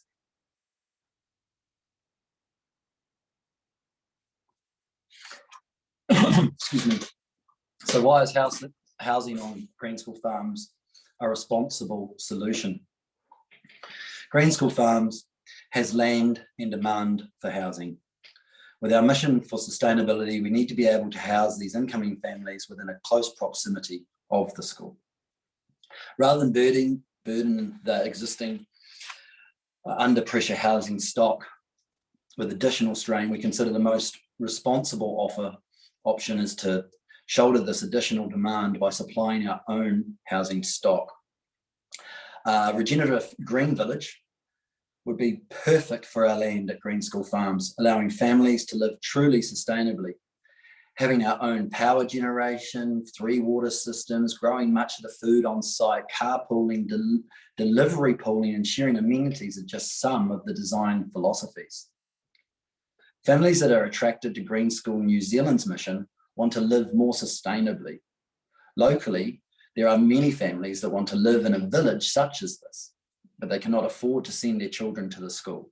So this is a further source of demand. Please see the link that we've provided for one type of co-housing currently available options in New Plymouth. A Green School Regenerative Village is the only responsible option for the incoming families to the region.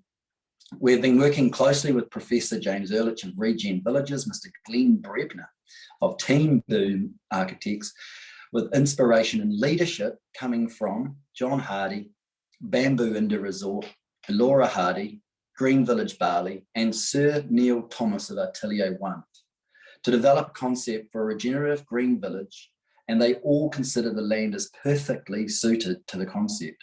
Should our submission be accepted, it is our intention to develop concepts further with these global leaders to support a resource consent application, which would include appropriate stakeholder engagement. The model of the Green School Regenerative Village, as stated in our original application for resource consent, section 3.3, accommodating the New Zealand community, the Green School New Zealand community has always been our intention. Immediately after acquiring the land on Koru Road, we began work to dissolve historical unmakeable paper roads, identify complex boundaries and titles, and create a solid starting point to continue working alongside Council to grow our community with certainty.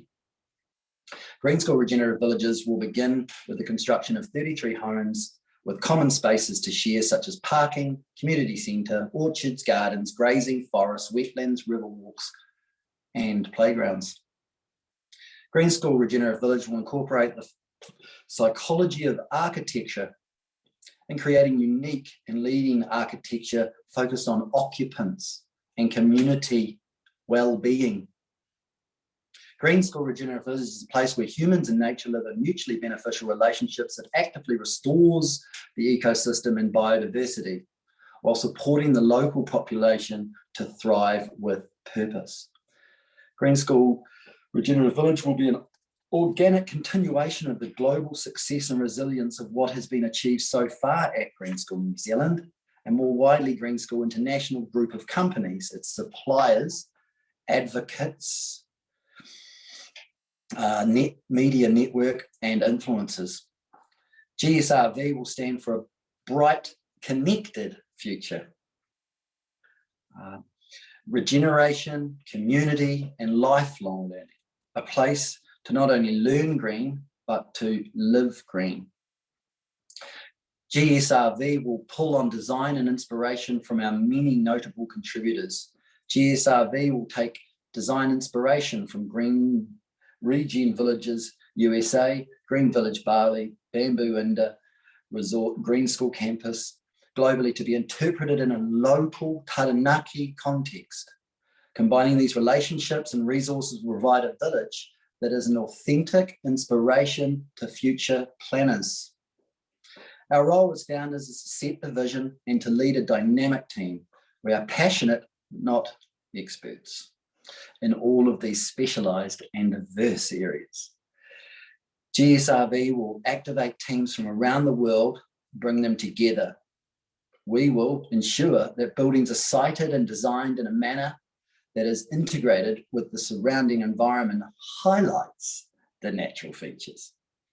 GSRV will use recycled and New Zealand made innovative materials that are in keeping with our environment, including considerations of colour and low reflectivity. Low lumen, fully hooded, centric lighting will be used throughout to provide dark sky conditions. Green School Regenerative Village will include regenerative infrastructure that is adapted to the future. GSRV will look to soften boundaries with considered endemic restoration alongside local wild corridor creation and predator-free 2050. GSRV will be a celebration of innovation and well-being. Buildings will be in harmony with the rural environment, generate their own energy and share infrastructure.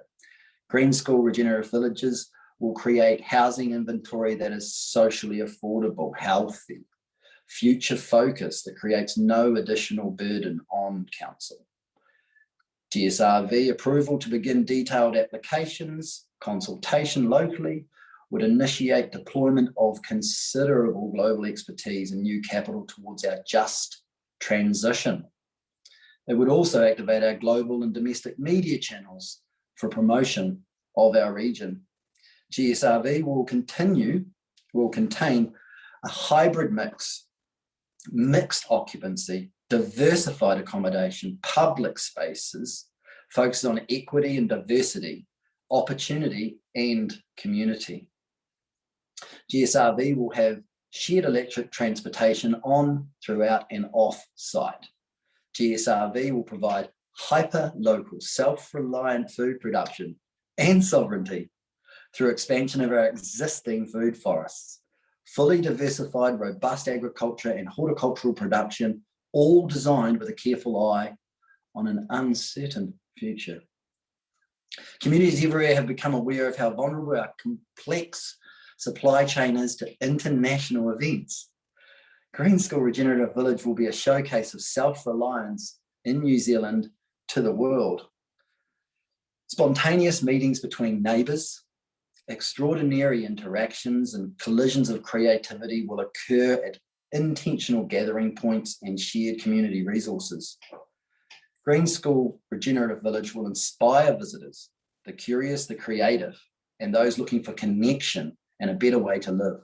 Green School New Zealand has hosted 2,000 visitors already throughout different COVID-19 settings. Green School Bali welcomed 14,000 paying visitors to their campus in 2018. GSRV will ensure the continual regeneration of key resources necessary for survival over many generations, such as biodiversity, food, water, and energy. Green School Regenerative Villages housing inventory will include the socially affordable housing to reduce the burden on local infrastructure by becoming self-reliant in every aspect. GSRV will deliver the things that may become critical to communities. National security issues threaten all aspects of our lives. Green School Regenerative Village will be resilient to threats such as shipping route cancellations, supply chain costs, and trading partners' unpredictable allocation of resources. Innovation is rife in many of the world's smaller communities, including Green School. Planning, process, policies can be updated for application at scale. Thank you all very much for your consideration. Please see the appendices for detail. Ngā mihi nui. We are open to any questions. Or of course, we can continue on with as scheduled with Glenn's. Yeah, look, I think we will go to questions. Thank you very much. Certainly, that was delivered with a great deal of zeal. Not lost on us in terms of your passion and vision for the future, I think. So we do appreciate. I wasn't sure whether you're smiling through that, whether you were just trying to just give us that further passionate sort of view about what you're saying. So we are optimistic about the future. We have seen the solutions, and we're a place of joy. So although we're addressing some of the world's major problems, we're not dwelling on them, and nor are we letting them define us. We're very confident in our facilities of, climate change fatigue and anxiety, especially in our children. So yes, we are smiling through this project. Yes, and as a business, I presume it's been a bit of a struggle by the reading between the lines through this COVID time. Probably come at the worst possible time for your vision. So certainly acknowledge that. Look, I'll hand over to Kit to ask any questions of you. Thank you. Oh, kia ora. Wow, is all I can say. I'd heard about Green School through its Crown infrastructure partner, and brushed it off in the hubbub of all of the busy life I lead in Tamaki, but it was one of the reasons I was very much looking forward to coming down this week so that I could try and con you into a site visit. But unfortunately, I've been stymied in that thanks to COVID. I'm sure I'm going to get a chance to do that before we conclude deliberations, though. Look, when you were presenting, you probably might have seen me not looking at the screen, or you might not have noticed. It's just that I found it much easier, just from experience, to turn the volume down a little bit and read, because then I can take it in. I've got one of those brains that I can either read or I can either listen to something, but I can't do both at the same time. That's one of those cognitive problems I've struggled with all my life. But anyway, it does mean that I've gone through the document in a lot of detail and read it and understood it, and very much appreciate the effort you've put into it. There's only really a couple of questions I wanted to ask you about. The first one, this old Koru village, I mean, Taranaki and New Plymouth seem to be covered with all of these old villages that were drawn on plans as if the land was 2 dimensions, and there's a number of them around Auckland as well. I've got a client down on the shores of the Manukau Harbour, and his property originally was the town of Packington, and it's got 300 sections laid out in a grid pattern right through the middle of his farm.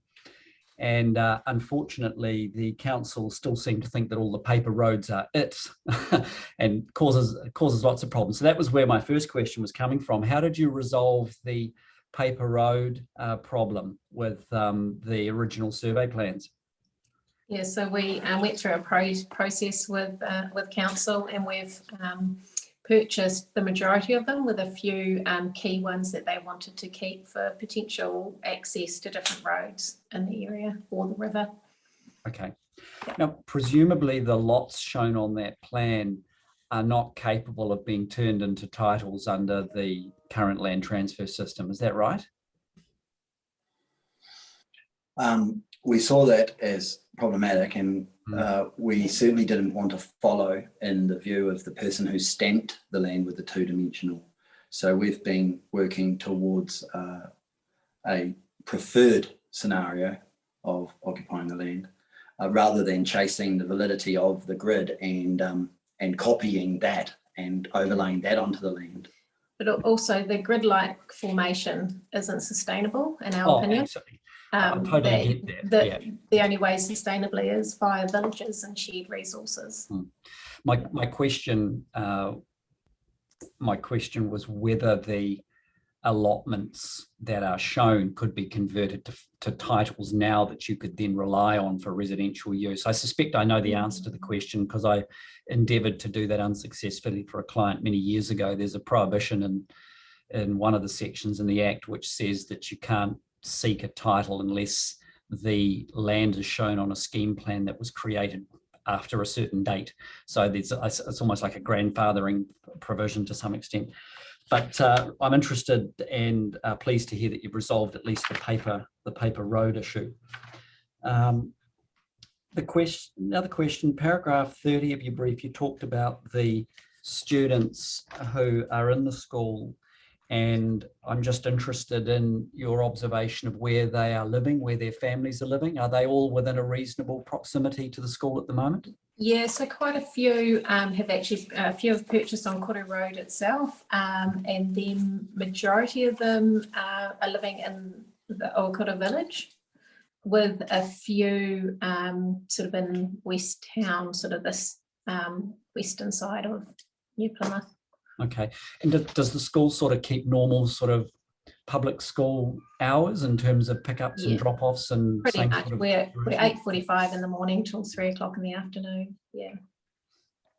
Good. Okay.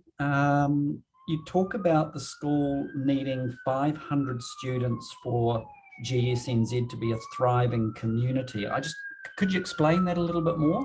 Where does that, what does that mean in terms of thriving? Because I note from the evidence you gave, you're already doing better than the former dairy use of the property. So yeah. So whilst we're doing much better than the previous farm, we're still having substantial losses. So it's not until we reach around 280 to 300 students that we even reach a break-even point business-wise. So then the thriving aspect of it is for it to be truly sustainable and as a business model to go carry forward. Yeah. And with the education sector itself, a very sophisticated business, we may very well only have 10 or 11 children in a particular year group, but they need the same resources, the same teachers, the same requirements as a larger school of 30. So when we began this process, we understood that it takes a while to build momentum, i.e. revenues and sustainability. We knew that we couldn't be, if we wanted to be green, we couldn't be in the red. So when we're talking about sustainability, we are referring to financial. We have toured the world to the largest education philanthropy funds, and they want to curiously spend money on their own children in their own countries. So the business of education is changing rapidly, and it's very complex, but we incur the full costs of a full community powering the building regardless. And it's when the student numbers reach a point where we can start to invest more significantly in playground equipment. I mean, in pathway formations, in teacher resources, and so forth. So we can supply our projections and our budgets, which is just simply it could be as simple as a chart, which shows the growth of revenues, the growth of enrolment, and the growth of costs alongside that as well. I don't require you to do that. I was just interested in whether there was some magic in the number in terms of school viability. But you've answered the question that to be truly sustainable, you've got to be sustainable across all performance indicators, not just looking after the natural world. You've got to actually be able to continue to do what you do in a feasible way. So I get that. And the number 500, excuse me, Kit, wasn't come up purely from financial forecasting. We knew from international experiences that once you get above 500, the word community starts to dissolve a little bit. And to deliver our experience to the families, 700 starts to dilute that. And there are plenty of very large school experiences already available to New Zealanders. And this is just a different choice than that if we keep it at the community village.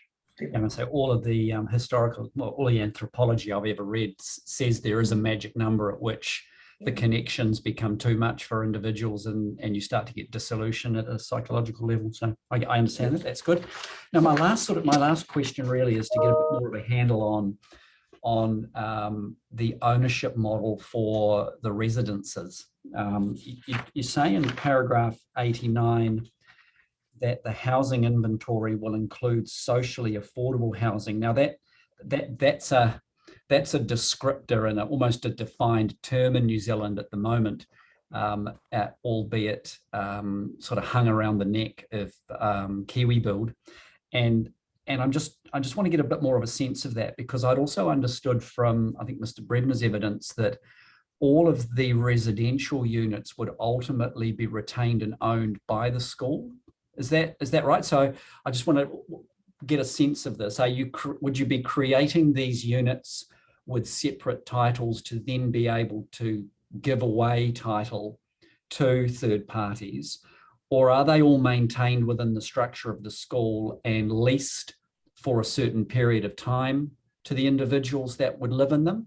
And that the next part of the question is, would those individuals and families need to be associated with the school in another way, such as having a student there, or being a member of staff, or being someone involved in the development of the school? So eventually, everyone there is focused on the purpose of the school and its overall vision, and you wouldn't have people just working in New Plymouth who just happened to live at the village and had nothing to do with it.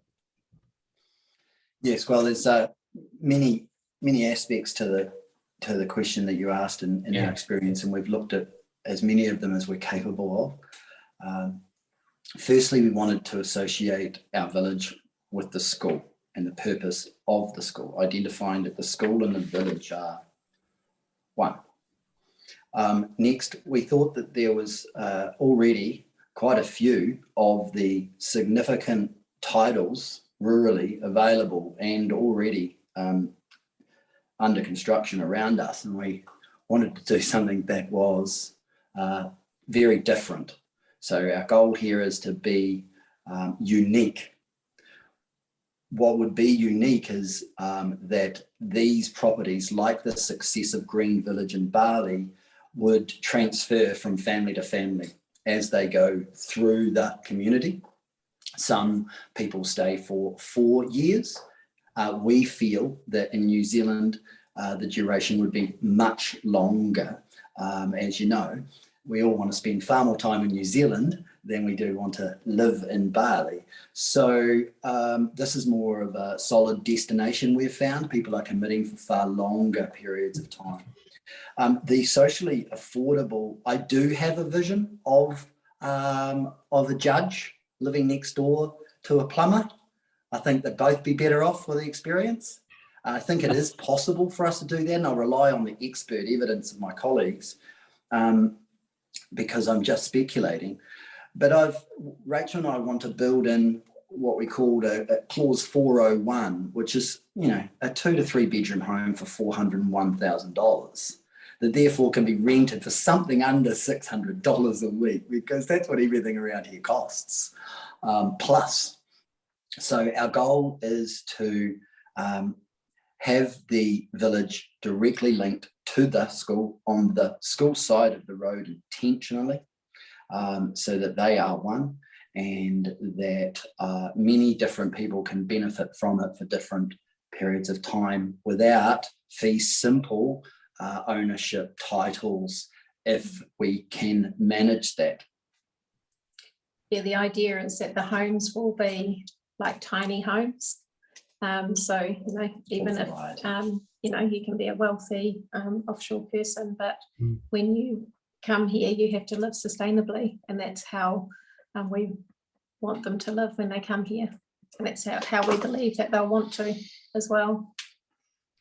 Yeah, I think that's helpful. That's certainly what I'd sort of envisaged. We are evolving this model. It just demonstrates how the very much Torrens-based system of titles is almost a little bit no longer fit for purpose in a more co-housed communal sort of structure. And unfortunately, I can't change that. And so I'm just interested in making sure that the the legal requirements that go around titles and subdivisions and everything are not going to get in the way of this vision if indeed it comes to fruition. And I guess the starting point is, I don't think you've made any submissions on the subdivision chapter, so that even if, for example, let's talk hypothetically, the concept for the village was able to proceed by way of a resource consent for a discretionary activity, and it included consent for those units, they could not be put onto separate titles because you'd be non-complying for the subdivision rules. Similarly, if you granted leases of them for greater than 35 years, which I think is the threshold in the RMA, that would be treated as a subdivision. But you could long-term lease them within a structure, and even within a company lease sort of structure. So that's conceivable conceptually. And then I guess it's up to the overall landlord or the owner of the property to determine the terms on which people can live there and who can live there. And that's all very much something that the resource management practitioners shouldn't get their sticky beaks into, frankly. That's up to the owner of the land and the operator of the village. So as long as you don't have an aspiration to sort of cut these titles up and sell them on the open market, which I don't think you could do under the current regime, then I get it is feasible in that sort of ownership sort of concept, provided you can work through the your financing requirements, I think. And thank you very much. My understanding of the process of working alongside council on paper roads and the numerous titles was that there was 8 total titles on site when we acquired the land. We merged some of those because we wanted to have one side dedicated to education, and what was needed back in 19 was to do that. We could have made off like burglars, marketing the 6 remaining titles. But that was not our passion. That's not our intention. There's already plenty of 1 acre group home built townhouses up and down our road. That is not what our vision is. Yeah, so those 91 sections aren't all on their own titles at the moment. They're all conjoined in all sorts of different patterns. It looks like the titles look like a game of cards, where everyone just threw out 52 cards and people picked up which one they were. There's no numerical or geographic common sense applied to any of it. And one of the other questions there, Kit, was about people from outside of the school being able to live in the village. And absolutely, we see that there's families that will want to come and live in the village that may not be able to afford to come to the school, but in time they may perhaps be accepted for a scholarship. But that's certainly, we're not excluding anyone from the village. We very much see that providing housing for the region is of benefit to everyone. Presumably you would have some form of entry committee which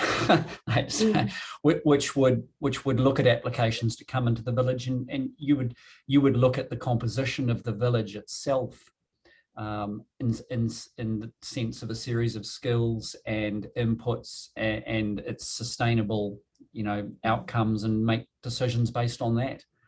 Yeah, that's correct. And it would be about expectation management, making sure we can deliver on the expectation of the incoming party. That interview would focus on that.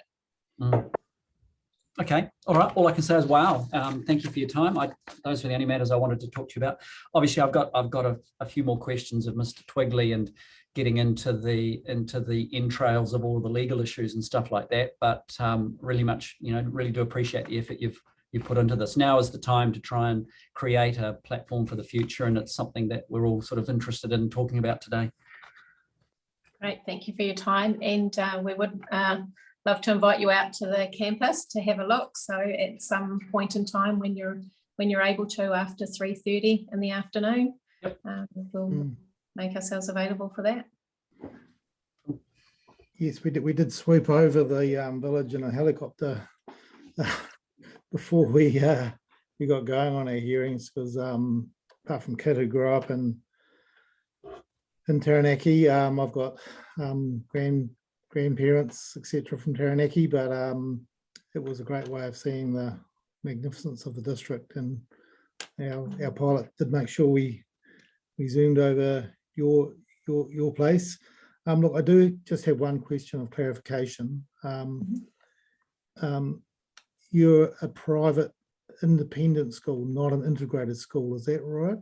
Correct, fully private. And is that, I'm used to running an integrated school. Is that more challenging financially than being integrated? And what is it that has led you to not seeking integration? So yeah, financially it certainly is more challenging, and the reason we haven't gone integrated is because of our unique curriculum and how we want to deliver it. So as soon as you become integrated, you are tied into some of the MOE's requirements on how things are done, and we wanted to be independent of that and really show a 21st century way of delivering a curriculum. Thank you. And based on my experience, we do have a fully independent primary school here in Hawke's Bay that is just not at the sort of scale that you're consented for. No, it's actually smaller. They've had to take, it's a boys' school, they've had to take girls on just really to get these numbers. And I can tell you from long experience that 500 is a bit of a sweet spot to run a successful education business, which these schools need to be. So thank you for that. Certainly we will, I think, when we do get out of our current cautious COVID mode, certainly come and have a visit, because whichever way we decide on this, which we'll need to deliberate on, is going to be informed by actually seeing the place on the ground. So thank you for that. So Cam, back to you. Yeah, thank you. So now handing over to Mr. Brebner, and I think he's got a short presentation. Right. Tēnā koutou. I'm going to, if it's okay with both you commissioners, I'll take a slightly different tack, and you've had my evidence for a few days now, so I'll sort of summarize and really try to make this a little bit more of a graphic presentation, so you, having not visited the site, you get a sense of what is there and where this is going. So my name is Glenn Brebner, registered architect and managing director of Boon Limited, an architectural urban and landscape architecture company based here in New Plymouth, and part of the Taranaki community for the past 45 years. I've been involved in the design of residential, commercial, civic and community projects over the past 30 years, a little over 20 of them, the last 20 of them whilst residing here in Taranaki. Commissioner Daish, also the offspring of country teaching stock, so I've done my time in smaller towns and around educators, and kind of sort of value my self-reliance because of it. I've been the principal architect for Green School New Zealand to date, and remain so for the current projects. That's projects that are currently under construction and planned for stage 3, plus future site master planning and facility design. So as you can imagine, it's an ongoing task, and we remain relatively nimble because of the pressures out there in terms of achieving construction within current deadlines and resourcing.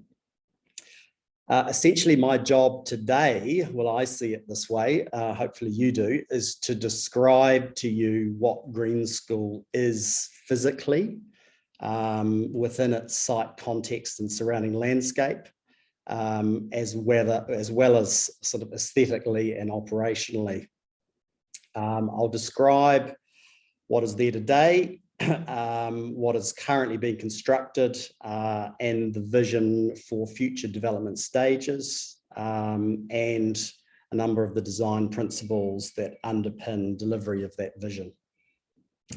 I'll do my best to stay clear of specific planning matters that will be addressed later by Mr. Cameron Twigley.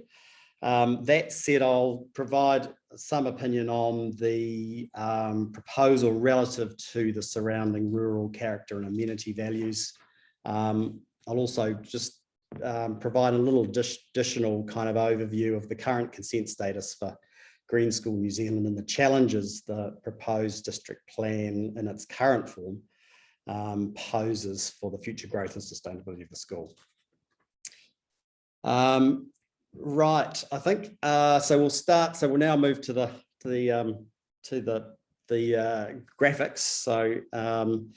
So the next slide. I think who's in charge of this? Great, that's fantastic.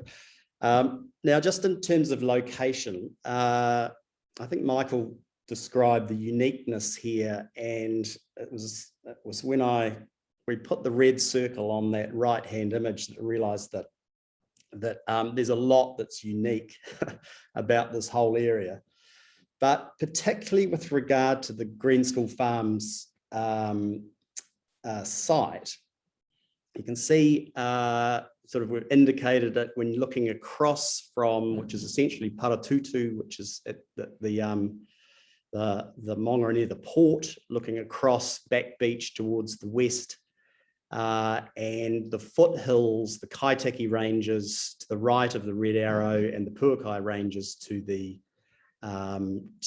left of the red arrow. And what's just out of frame is the Taranaki Maunga, which sits out to the left. So, but the right-hand image shows what is quite particular to the location of Green School is that it's on the edge of that production, one of the rural production zone, if you like, about 4 kilometres from the coast. But it sits adjacent or not far from the Kaiteki Ranges, which is part of the Egmont National Park.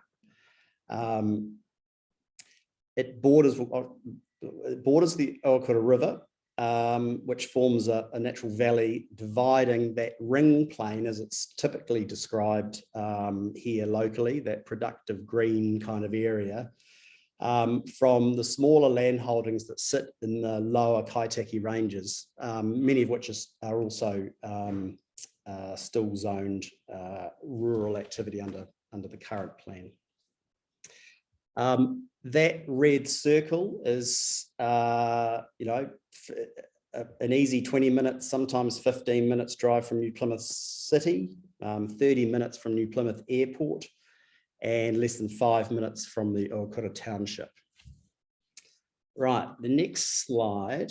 I said site and history, but if I can just qualify the history component, which is that Koru Village Township map, that we're talking colonial and military history. That map, I think, dates about 1865. But the red area, the red lines shown on the left, describe the Green School, the Green School Farms property, and two sort of super lots, if you like, which is the amalgamation of all those smaller titles.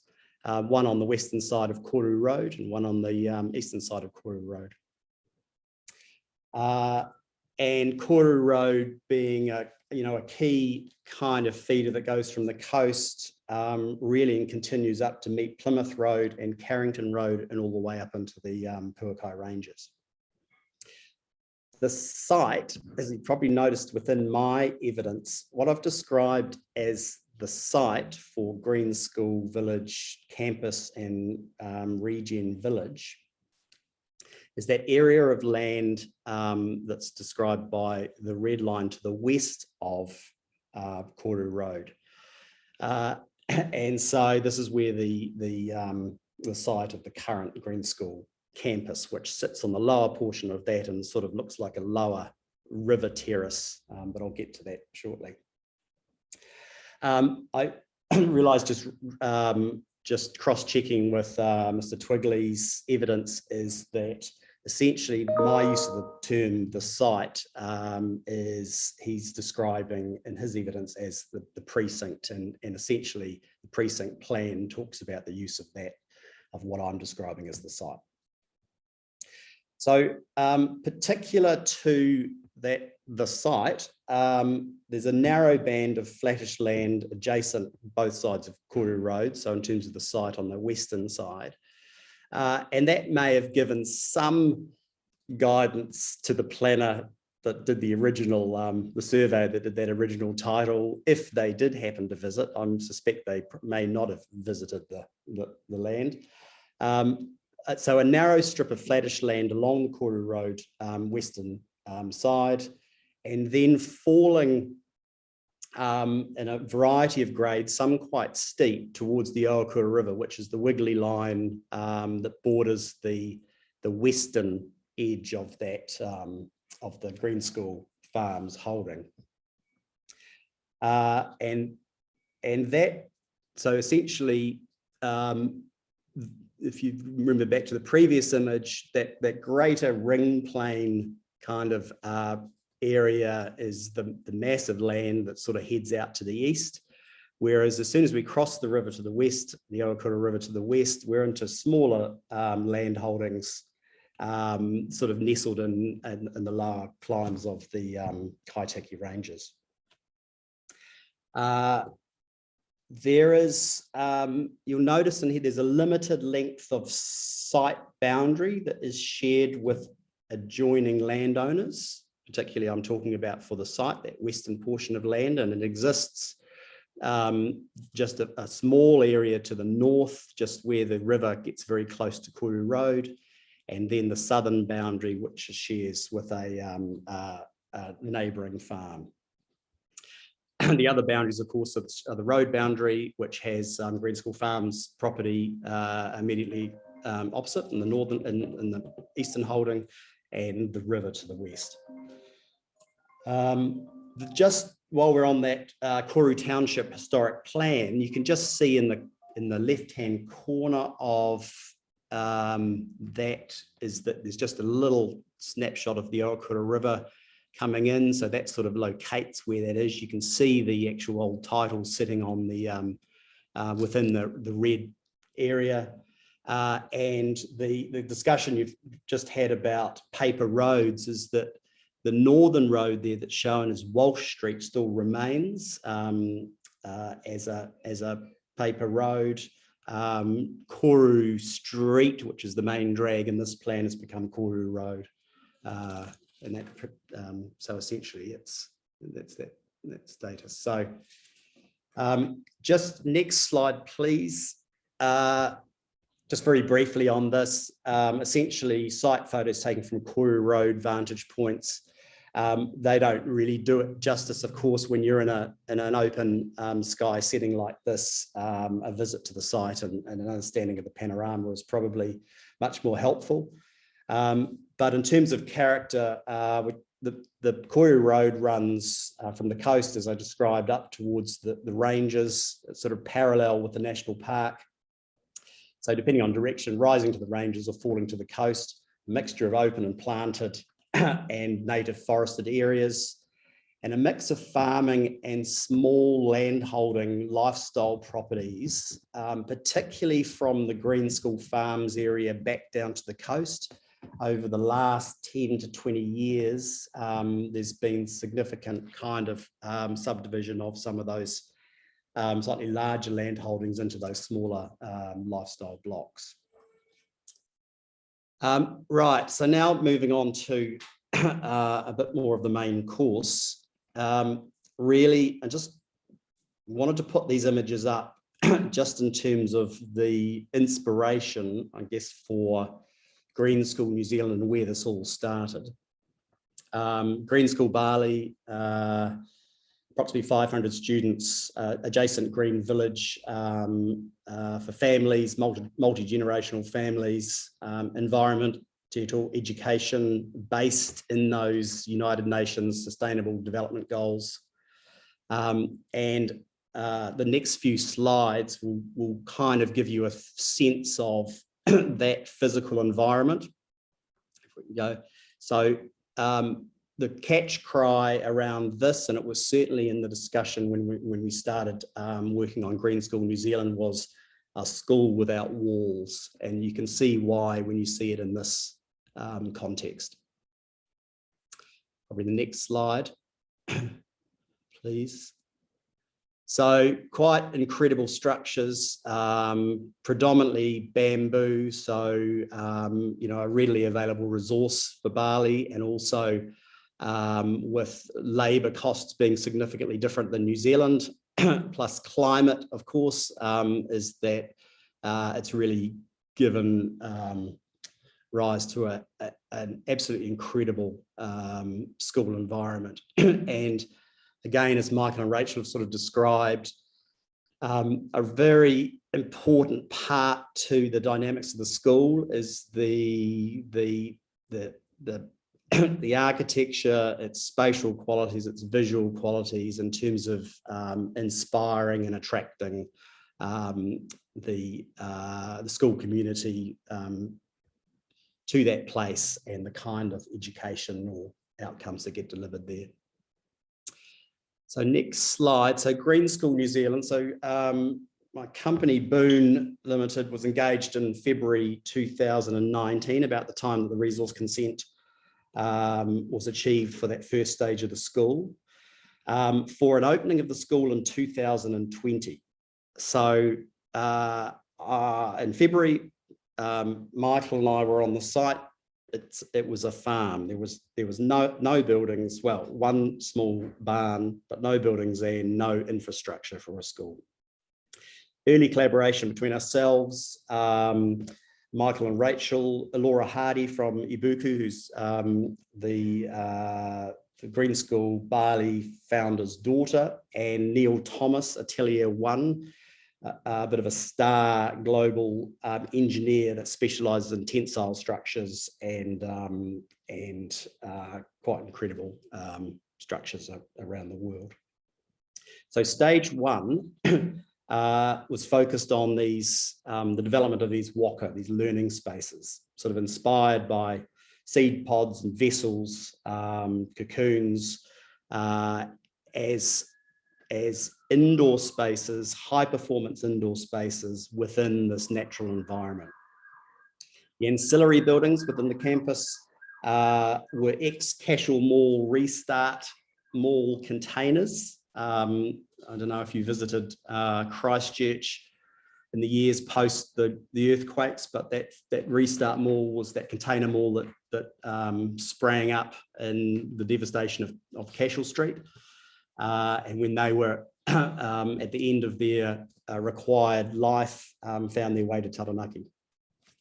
So part of integrated with the building components within stage one, native planting, food gardens, waste management systems, water supply, which is no mean feat in terms of ensuring that there's sufficient potable water as well as non-potable water for firefighting, site roading and car parking, electricity supply and high-speed internet, wastewater treatment, general waste management, parents, co-working and meeting space, and a net zero impact stormwater design, which Michael briefly touched on.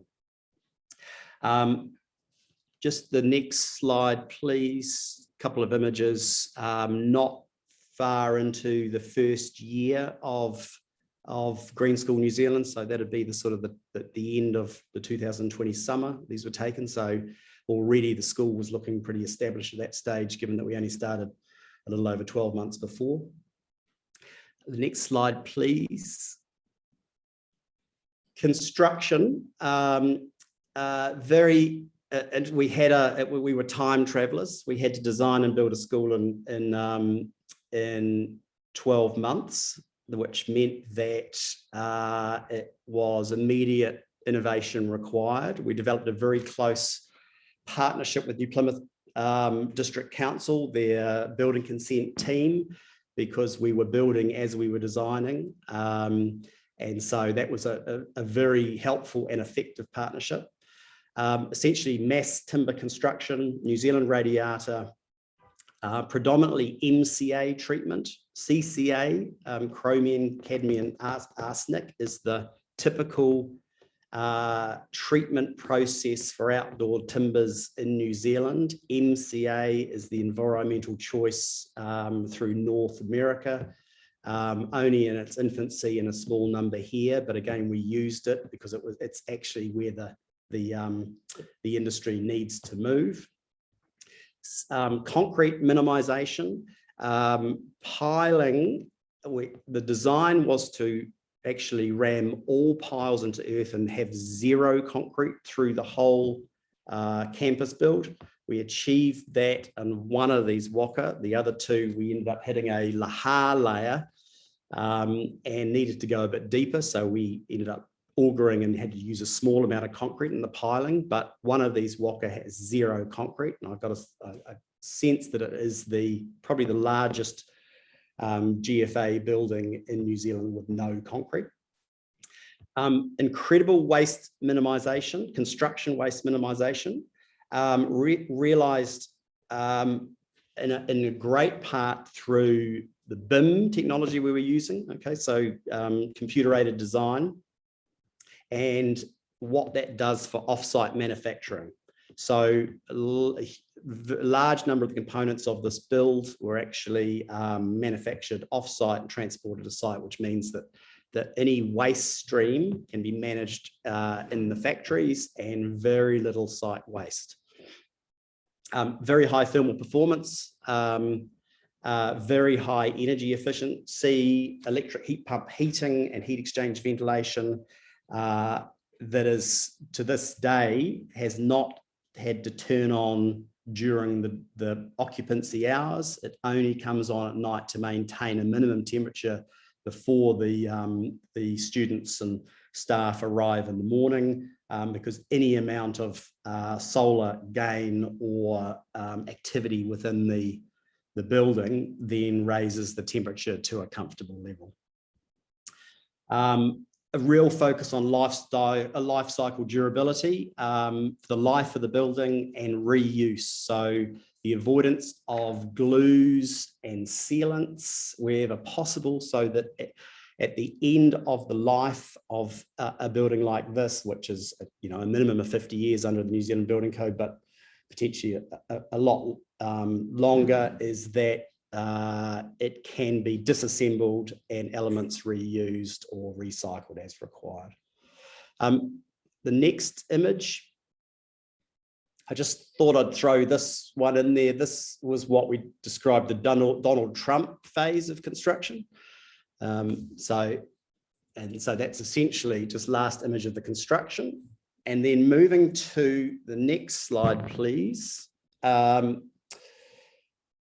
Green School New Zealand Master Plan. So essentially, you should have this within the evidence provided, because it's not a great scale to try to read on the screen here, but essentially the red line around the site or the precinct, the proposed precinct, 3 principal access ways from Koru Road to the site, spread over a distance of 1,000 metres of boundary there.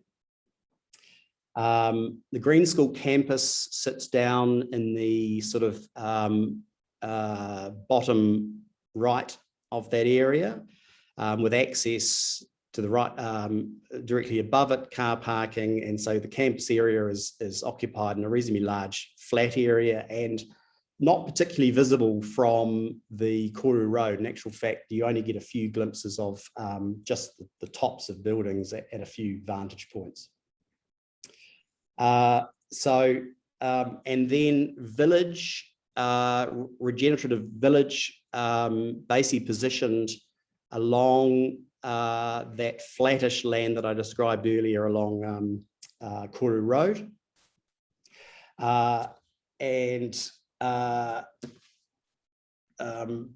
Integrated with native reforestation on the steeper grades of land, food production on the flatter and more sheltered areas, integration of community co-working and innovation spaces, continued use of on-site wastewater treatment plants, so that's black water as well as grey water, continuation of the philosophy of zero impact stormwater design, that all of the stormwater catchment from building and paved surfaces goes back to, if it's not caught for direct irrigation use, then it goes straight back to soakage processes. So by the time it would find its way to a water course, it's been through the water table and the various cycles.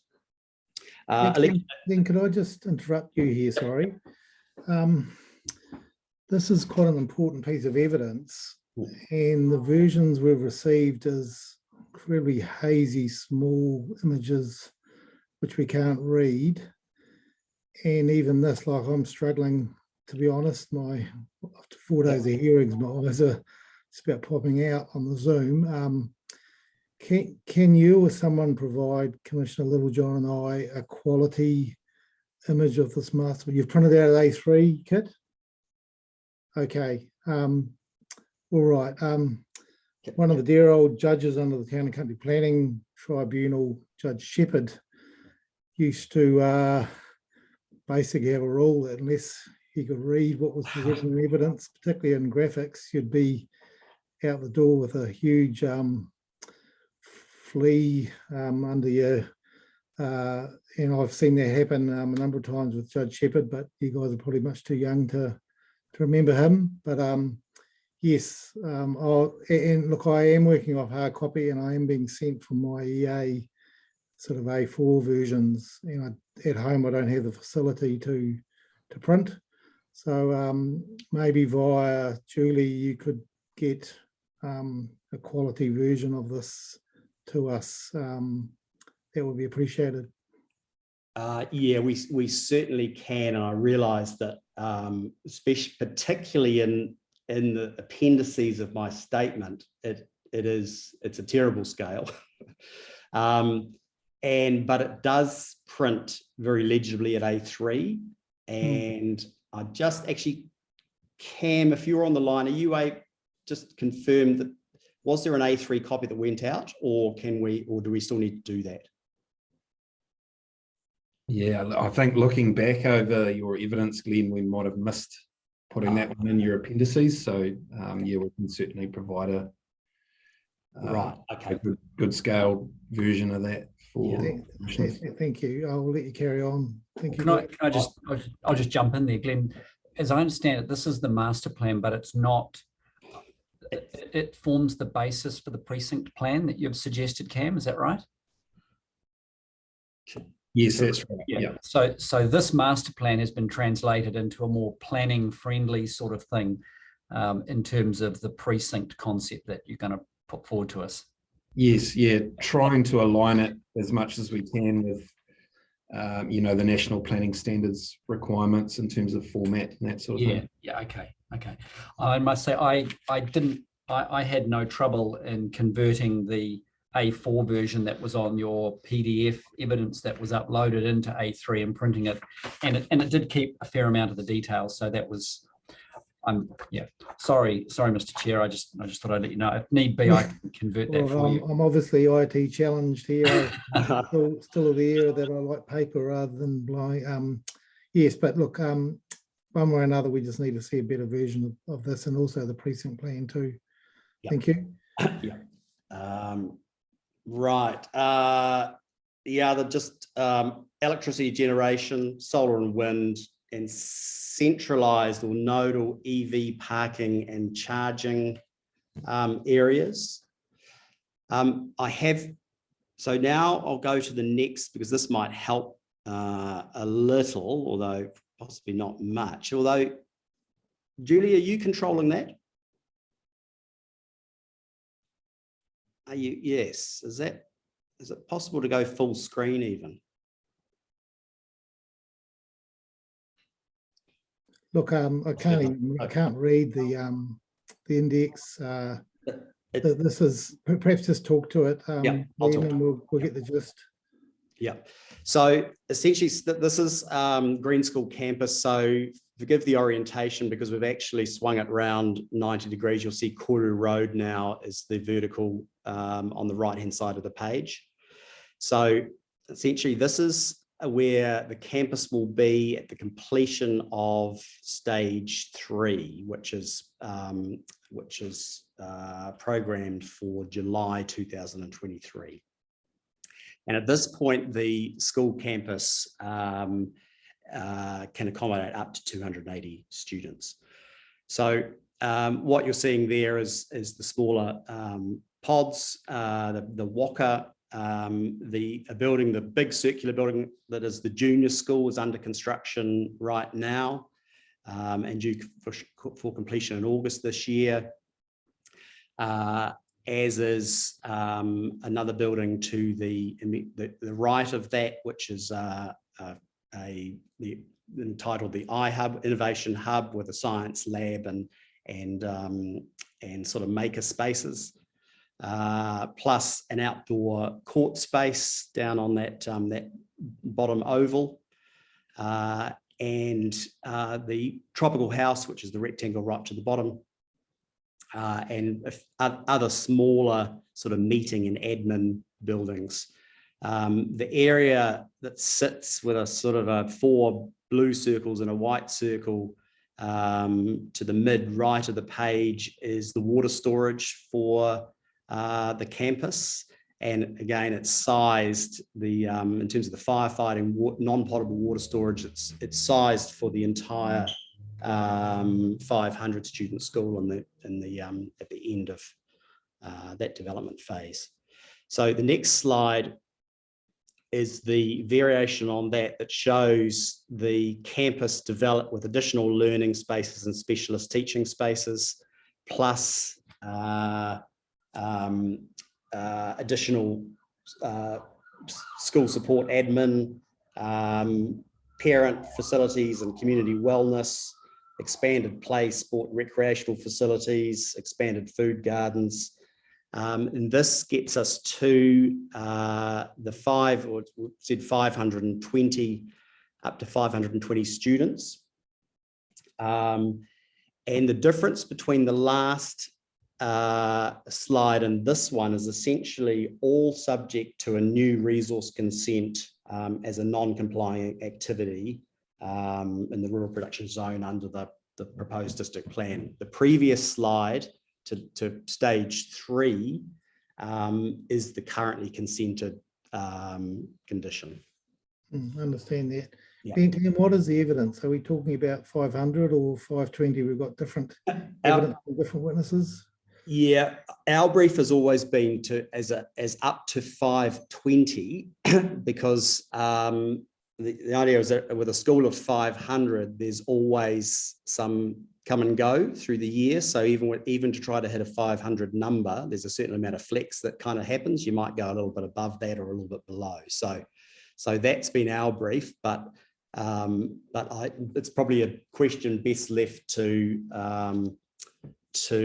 Michael and Rachel as to whether they want 520 as the upper limit or 500. Okay, and this doesn't show any housing, does it? No, so the next slide, which is really just a blow up of and this might help you a little bit, looking at the Green School Regenerative Village along that flatter strip of land to the west of Koru Road. So what's proposed there is a stage development up to 3 neighbourhoods with 25 to 30 dwellings in each. And just going back to a comment that was made earlier, just in terms of that psychology of community size, that 25 to 30 sort of size neighbourhood follows that accepted sort of co-housing principles for effective community function, resilience, self-reliance, and connectivity. So each of those communities and the dwellings are really seen as 2, 3, or 4 bedroom, depending on what's, the mix of families coming in, 1 and 2 level homes, but clustered housing so that efficient use of servicing to that residential activity, as opposed to spreading out over the larger land mass where you might start to really stretch your servicing requirements. So design principles around this, I'll just speak briefly on this.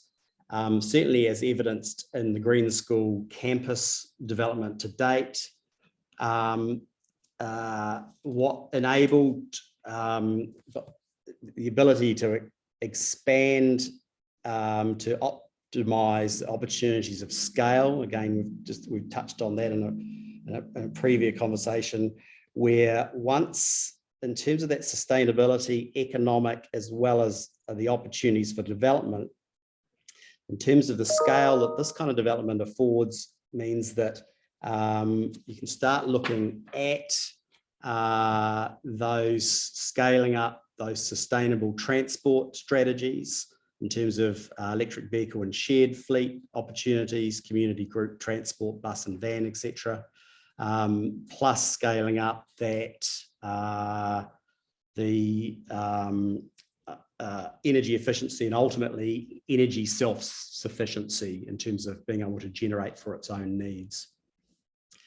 Other principles that have been employed, again, in the campus that will be expanded through this village, is definitely a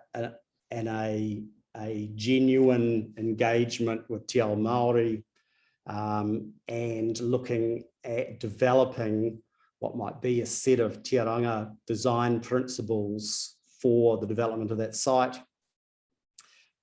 Sustainable construction methodology, materials, waste minimisation, and again, a key feature of stormwater design throughout that site to ensure that it supports the water quality in the greater area.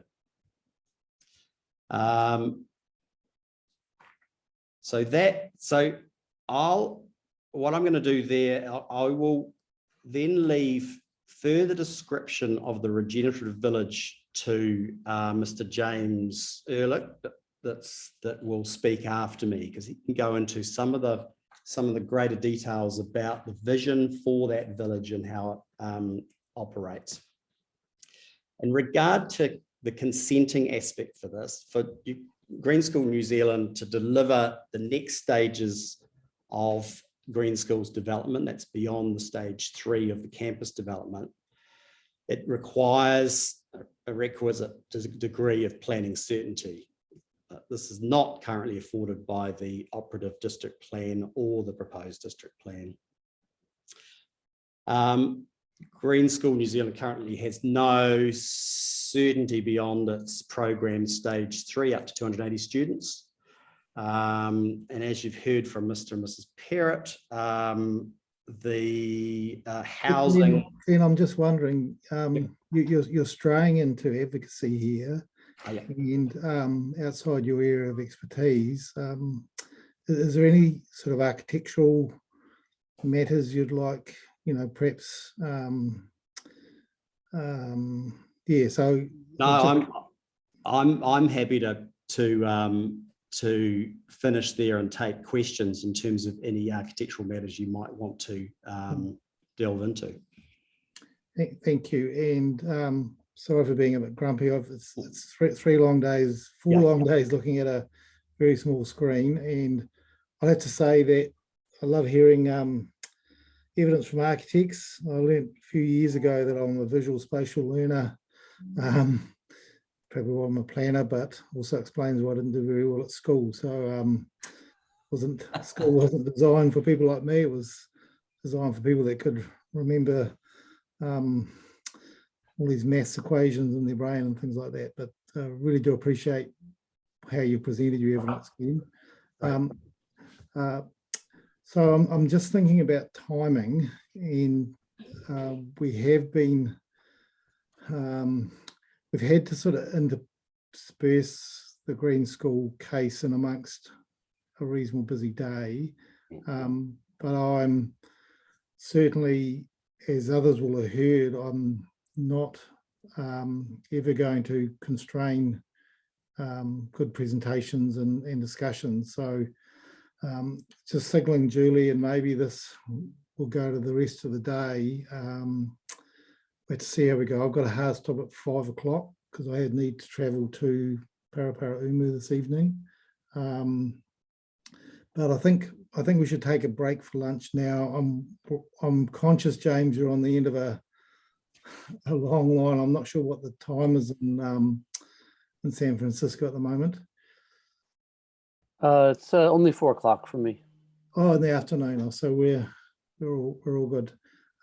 Look, we'll take a break now until 1:30, and we'll return after a quick lunch, and then we'll just take your questions then. Glenn, thanks. Okay, fine.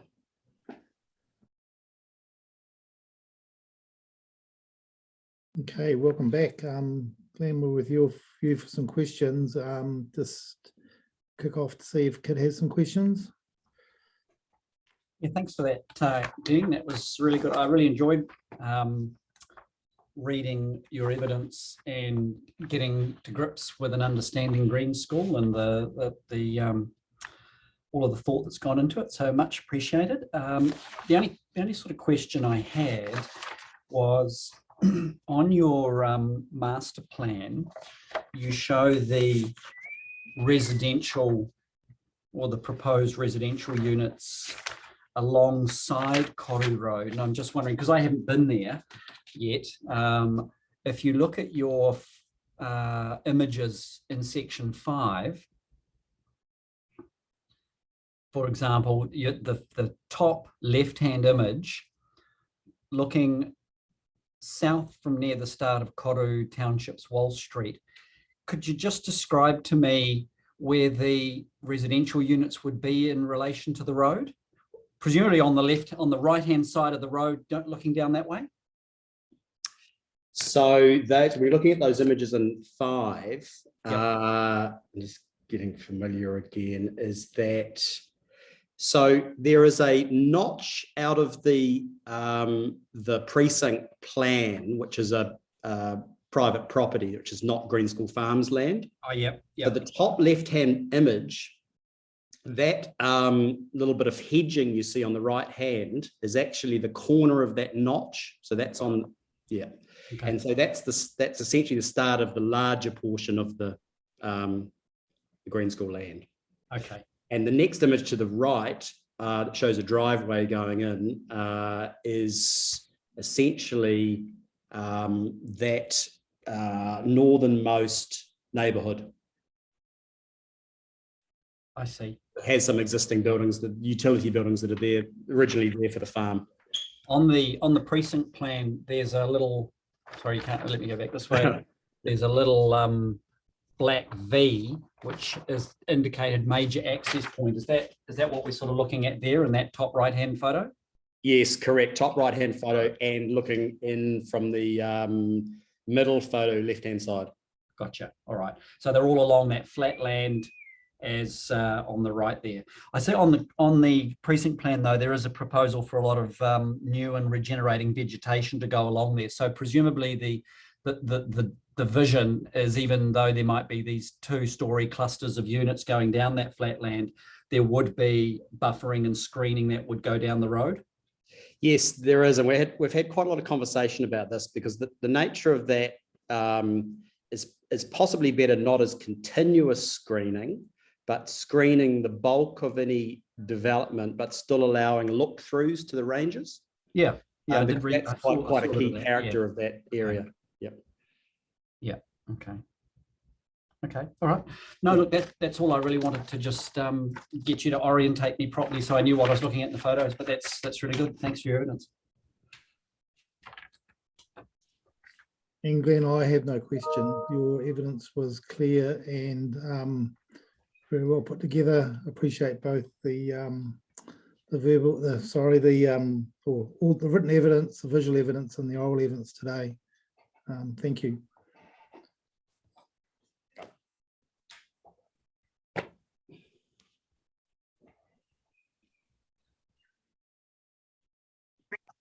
Okay, I think over to you now, James. Sure. Let me see if I can share my screen. And I can. So appreciate very much the honor to be able to support the Green School New Zealand in this wonderful endeavor. It is a bold initiative, and as it always is, I believe in bringing next generations forward for a better world. So I think we're all on the same page here, this mission.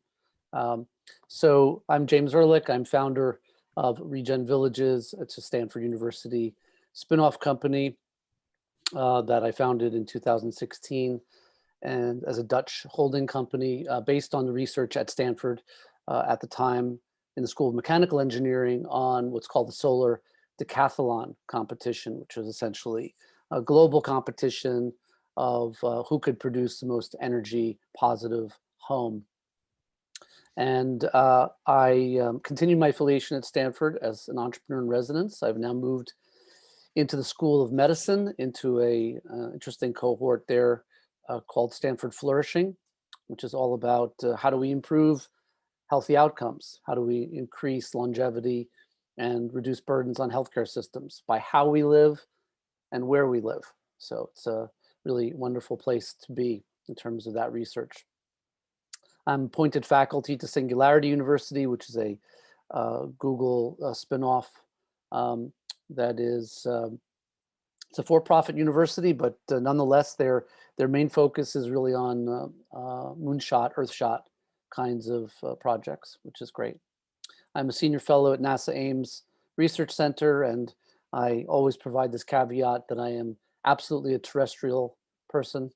And as much as I love space and space travel and things like this, I believe that we are on a beautiful planet still here that doesn't require exit velocity, and we have a lot we can do here to improve life on Earth. And then under the Obama administration, and now finally continuing under Biden-Harris, appointed to a White House OSTP Joint Task Force on Regenerative Infrastructure.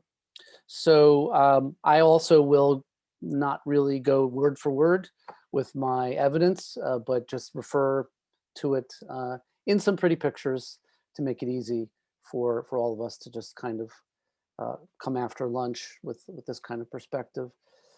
So my research and effort, I started in software and technology, but I moved into this whole idea of eco-village and modern eco-village design and thinking, primarily because I was born and raised in New York City, this idea of imagining life outside of cities that can replace subdivisions, especially that are paving over adjoining farmland, with a celebration of that farmland, with a celebration of that productivity and that regenerative resiliency, with a marriage of the new build using passive home typologies in balance with permaculture and organic and biodynamic farming. So the research that we've done at Stanford originated and continued on with the spinoff on this idea of metabolic integration, where we could actually look at neighborhood infrastructure through this lens of Venn overlay, where those systems actually can communicate with each other, learn from each other, and improve themselves in the benefit of flourishing for the neighborhood community, as well as mitigate against a potential risk. So it's a really exciting place for data and technology that's really means to an end. And I'll get to more about that in a minute. But we've been focusing, because I come from a software background, on this idea of how can we use software to make planning easier, to make government, local government especially, lives easier in terms of looking at spatial planning through this perspective of living within nature, not separate from it, but also while addressing urgent housing crisis. So this concept of using machine learning for generative design, for both designing and then operating these very beautiful, flourishing places is really what our Regen Village OS software is about. And really, sort of roughly speaking, this idea of an open piece of land that's currently zoned agricultural or ranch, but that can be overlaid with a multifamily development, village development, which is primarily focused on 2/3 or more of the land grant being productive, clean water, renewable energy, high yield organic, biodiverse food production, and year-round food production, as well as waste to resource management, but also understanding where things are going in terms of people being able to live and work more effectively from their village and their communities, being able to create new economic models. All of these things can be sprouted, if you will, from these kinds of communities because of the safety and the resiliency that's baked in. I'm a foodie. I got to get that out of the way. It wasn't in my evidence, but it's part of who I am. I love delicious food. I love to cook. I love to farm. I love knowing where my food is coming from. And again, this idea of non-till soil, biodynamic, organic farming that is a quilt of a full menu, right? It's a different economic model, okay, than the usual kind of mass production monoculture for distribution and markets or even for travel out abroad. But rather it's about the footprint in the neighborhood and for the extended wider community around it to celebrate, these amazing, delicious, life-affirming ingredients. And we marry that with this somewhat high tech, not really that high tech, but it's actually an ancient Asian farming practice of aquaponics and aeroponics, which are fish-based freshwater shrimp, crawfish, but several species of freshwater fish connected to this effluent-based biodiverse farming, where the fish waste is typically ammonia, but that is then converted through light biological interaction to nitrates, which then are perfect plant fertilizer. And then the effluent comes back to the fish tanks completely purified. So we essentially have saved almost 80% water in this farming technique with almost 1/3 increased year-end yield that's biodiverse. But also these kinds of farming arrangements in these controlled greenhouses, it's not hydroponic, so it's not a clean room kind of farming. It's really community open and available for people to take part in. From a data perspective, we really look at this idea from the Tesla perspective. That's why I stole this moniker from Elon. But the idea really is this concept that through data, we can learn from climate zones and where these neighborhoods are based, and then therefore improve and imagine waking up in the morning and your neighborhood has had a software upgrade because of how it can be improved or mitigated against risk. We talk a little bit, or actually a lot, about this idea of inclusion and social affordable access. And although you'll see these images that are not particularly exactly one-to-one with Green School New Zealand, the idea really is there that it's earthen building materials, especially prefab, mass timber, cross-laminated timber, hempcrete, things like this, which can create affordable but dignified housing, and also these village squares, which are focusing around this whole concept of community around your natural resource flows. And those communities are strong and they're diverse and they are multi-generational and multi-socioeconomic level. And it is really this whole concept of people coming together and breaking bread and sharing stories. Even if you don't speak the same language, you can be together in these kinds of communities and age in place. So my research, which is about 15, 16 years, parallels what are called blue zones, blue zone research, which is where people are living sometimes past 110 years old, never seeing doctor, never taking pharmaceuticals. And really it's also about looking at these communities from where we see this idea of autonomous transit taking us now. So we don't need driveways, we don't need garages. It would be really this concept of shared electric mobility. And through that perspective, we can also see a new kind of supply chain, which is hyperlocal and regional, which then makes each area and each country stronger because they're not reliant on either aircraft flying in or shipping containers coming in. And I think now we're obviously witnessing in the world a precipitous move towards needing to do these things, because obviously that's what is going to make these communities stronger and stronger going forward. So very briefly, Regen Villages has some very wide collaborations with bulletproof technology partners around the world. And also because I maintain my affiliation at Stanford and Singularity, we have these wonderful university collaborations, which really about exposing and expressing this kind of university research. We have had some tremendous media coverage, including Radio New Zealand, over the years, 150 million plus web impressions, close to 50,000 families now pre-registered to either rent or own or to participate with our communities around the world. And our goal really has been and continues to be addressing ESG, SDG, and green transition commitments. So as an EU entity, we're obviously we're focused on how we can use that as kind of the calling card and moniker for the work that we've been doing with the UN, with the EU Smart Rural Village Commission, with the EU Network for Rural Development. We presented on 3 different panels at the recent COP26 in Glasgow, as well as published 2 UN Sustainable Development Platform briefs, myself and 2 other professors from Stanford, because by realizing these kinds of communities like Green School, New Zealand, Regen, that we actually can address all, if not pretty much all of the 17 Sustainable Development Goals under one umbrella. And so I will leave you with this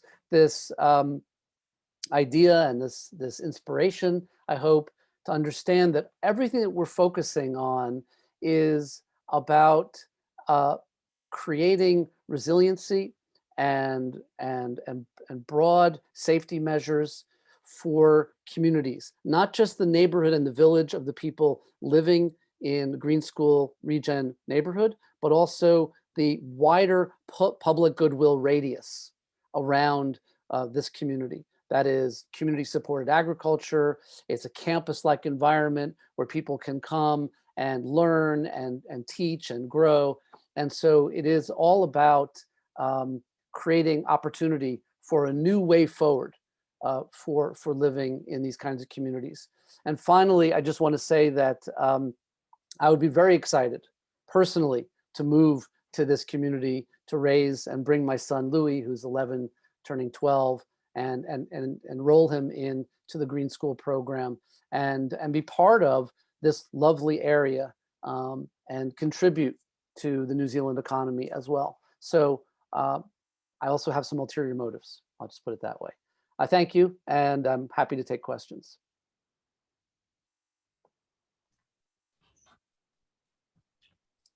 Thank you, James. Great name. I've got a son called Louis as well, but he's 23, so a bit further along. He's lost the opportunity.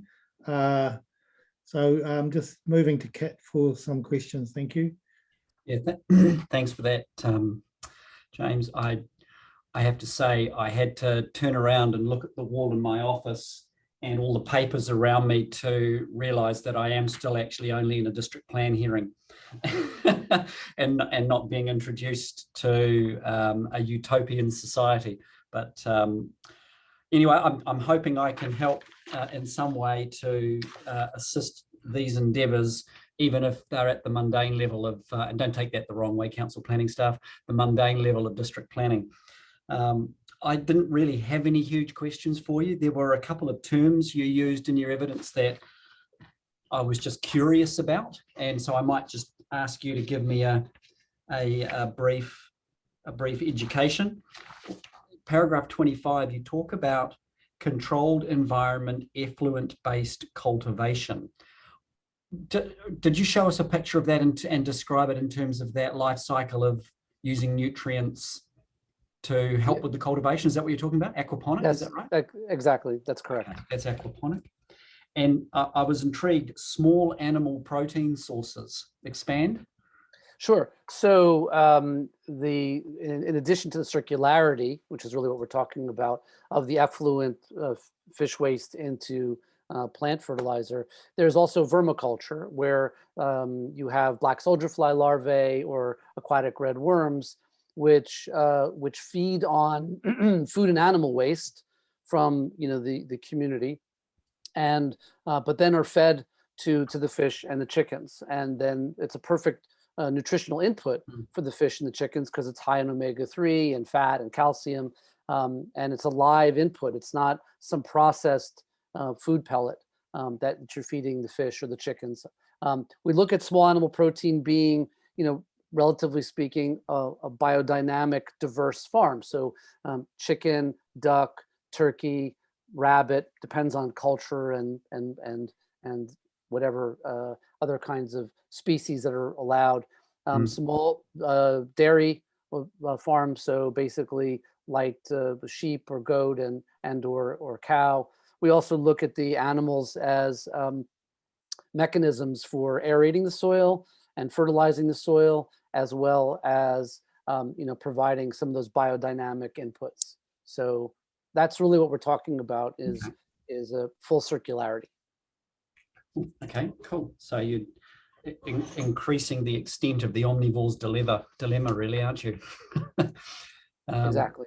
When food becomes constrained by culture, that's okay. That's cool. And the last term I had a question mark next to was in your paragraph 14, and it's a term I've not heard before. But that's not to say. I mean, in New Zealand, we do tend to live under rocks for most of our lives. Impact for profit company. What's an impact for profit company? Well, essentially, I never aspired to be a real estate developer. I'm not sure who actually is born and says, gosh, I really need to do that for a living. But I know there are people out there who do, but I like to say that I am a sheep in wolf's clothing when it comes to real estate development.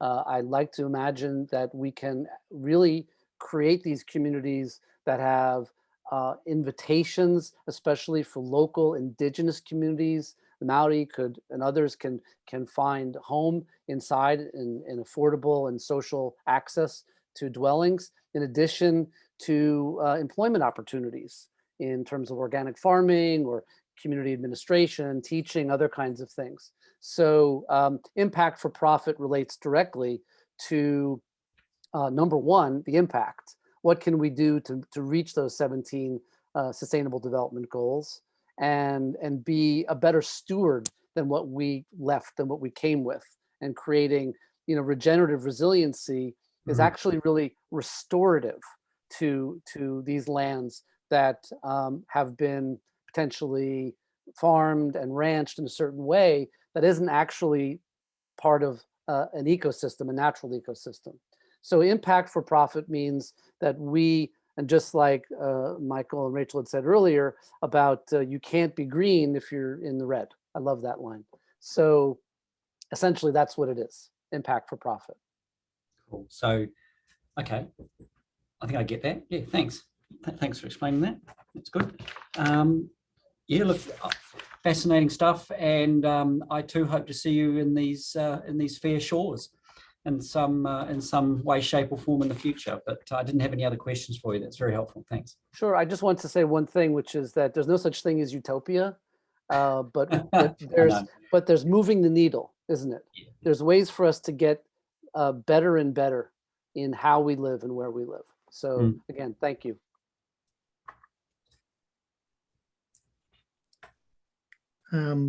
James, it's been a real pleasure to have you join our hearing. And thank you, Michael and Rachel, for really getting this great team together to come and talk to us, and having, someone of your standing just talk to us about your experience, and it's just a fantastic resource for us as we make our decisions. Like Kit, I don't have any particular questions because your evidence was very clear in that great presentation. He's stolen one of my questions about terms, the impact for profit one, impact profit company, but I have one other that you can help us with. In your verbal presentation, you use the term bulletproof companies, or you're associated with bulletproof associations. Can you remember saying that? I don't know that I said bulletproof. Bulletproof. You had a big group of companies that were associated with your work, but maybe I just misheard you. In terms of list of companies, it's all, well, I don't know if it's bulletproof, but they're top companies in their respective fields. I think that's yeah. So basically, maybe the term, if I said bulletproof, what I meant was just major companies that have technologies that are stable, and that are these companies are located in several hundred countries around the world. So in other words, that they can support their products and their services. But again, and I harken back to what Michael said, wherever possible, to be able to work with New Zealand companies and New Zealand technology, and be able to keep all of that, as much as resident as possible, would make, of course, all the sense in the world. Stephen, I can help you out there. Bulletproof is a company which produces dietary supplements. They're sort of biohackers. Okay. I'm a user and a user of them. So I've been using their high octane brain oil for many years now. Well, Dave Asprey is actually a friend of mine. I know him personally because he used to live here. So our families know each other, and actually he lives in a beautiful area in Duncan in Vancouver Island, which is one of the farms that we've done research on, Alderley Farm. So there's a really interesting tie in there, but I didn't mean to say bulletproof, the company. Give them my regards. Sure, I shall. James, just one other question. In the US, I know there's these model sort of, you've warned us against the use of the term utopian villages, but they do market themselves in that way. Places like Sea Ranch in Northern California, you familiar with that place? And other sort of beach communities that I've heard about in the New Zealand context, where US and Australian companies come and talk to us about, it's really around this modern way of living. It's interesting because 15 years ago, I was involved in a project in Hawke's Bay called Ocean Beach, where the owner there he brought in designers from the US to help create one of these incredible villages. The community just hated it. It just could not get its head around it 15 years ago. And it fortunately got kicked out by the courts after a big, long legal battle. And it was very similar to what you're talking about now. I think in my own planning practice, 15 years on, the world is really starting to learn that you don't have to conform to modern planning idioms when it comes to good urban planning, or good community planning, I suppose. So there's a bit of history there in New Zealand, and that landowner there at Ocean Beach, he's still around, still owns the land, and he's still progressing his vision in a similar way to Michael and Rachel, but having been squashed very severely by our judicial system. But I'll be interested to see how it go again. So that was just an observation. Thank you for your assistance, and like like Kit would love to see you out in New Zealand at some stage. Look us up. Sounds great. Thank you. Thank you. Right, Cam, are we with you now? Yes, you are. And I'll apologise in advance. I don't have any glamorous presentations. It's back to the mundane. Sorry, Kit. So I know Commissioner Dace, you like to get to the nub of the planning issue, so I'll try and do that quickly. So really, I guess the nub of the evidence on educational facilities is really my paragraph 27, where, in my opinion, on I think a discretionary activity status for educational facilities at the Green School would be appropriate, and that aligns with a potentially going into that potentially compatible category under the policies, and coming out of the the non-complying activity status and the incompatible list within the policies. So that's really the crux of that evidence on the educational facilities. The original submission was for educational facilities at the Green School to be permitted activities and fall into the allow policy. But yeah, from an expert perspective, I think a discretionary activity status is more appropriate. Michael and Rachel would probably disagree with me, and they would like the permitted activity status, but for me, I think discretionary is appropriate. And then turning to the residential activities, as I started to look at that, and combining the residential activities with the growth of the school, and then some concepts around what those residential activities could look like and how they could be integrated with other activities, through speaking with James and Glenn, it led me to looking closer at the national planning standards and the opportunity for a precinct plan. And as I looked into that, it became sort of clear to me that, in my opinion, that was the best planning mechanism for the site, for it to be, along with a precinct plan, like a physical plan, supported by some provisions in the plan with a discretionary activity status. So development that was in general accordance with that precinct plan being a discretionary activity rather than being a permitted activity. I still felt there needed to be that level of control which a discretionary activity status would provide.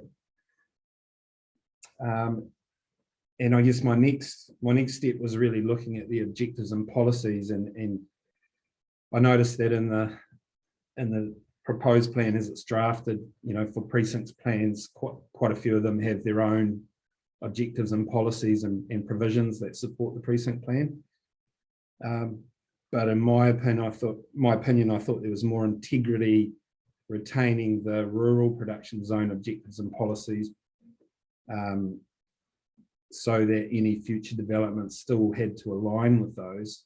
So you're holding on to the integrity of the zone, rather than creating this whole new precinct that had its own objectives and policies and provisions. And from what I know of Green School and my involvement to date, and reading the evidence of James and Glenn and seeing Michael and Rachel's vision, I believe that that full development of the farm could occur and be consistent with those objectives and policies in the rural production zone as they're drafted at the moment. And then I guess the other main point was that in terms of the changes that are being sought, they don't apply to the whole district. It's very much specifically to the Green School farm, and so I think that's quite an important point in terms of I guess, wider impacts for the plan and the district as a whole. This is quite limited, or very limited to just, you know, the Green School Farm in terms of the provisions.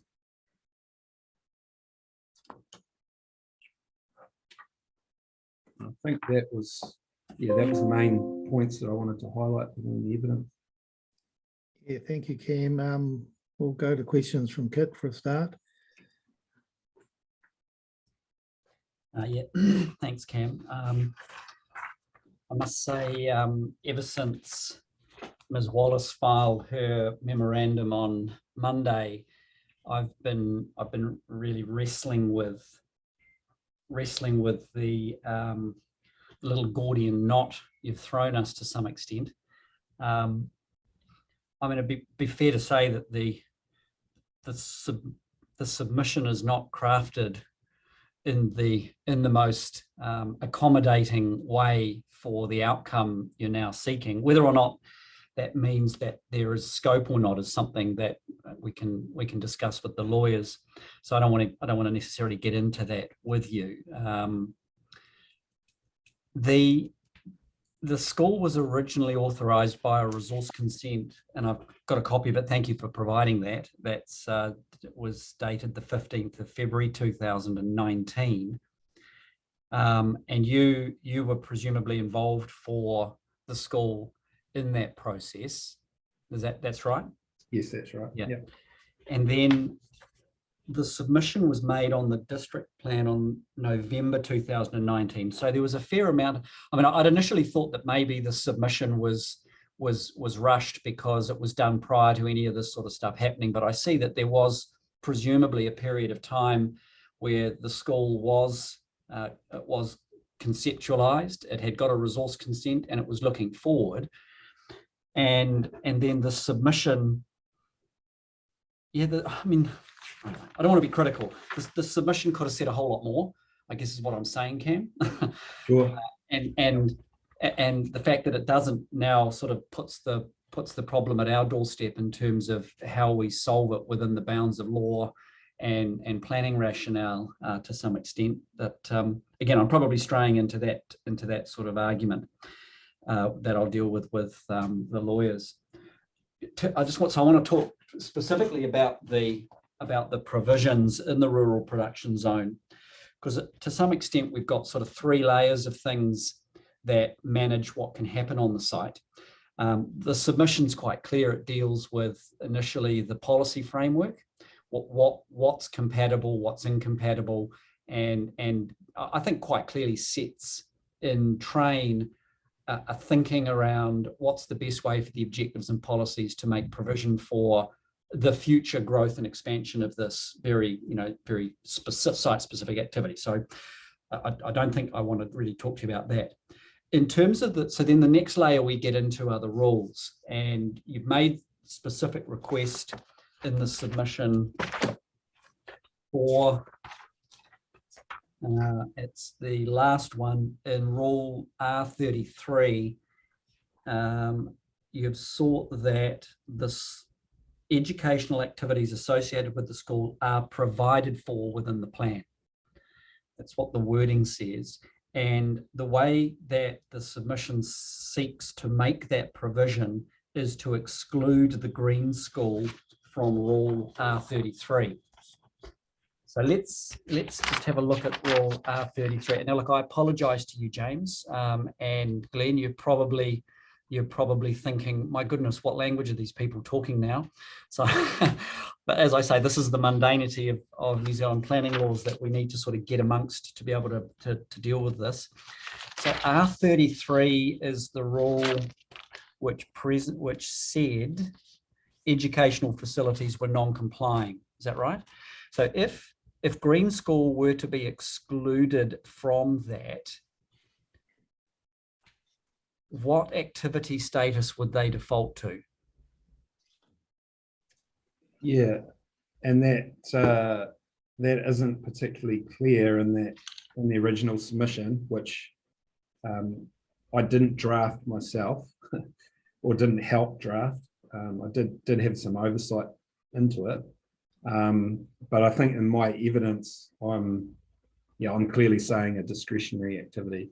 So would you argue then that by not being an educational facility captured by Rule R33, it would default to Rule R26 as it then was, any activity not otherwise listed in this table?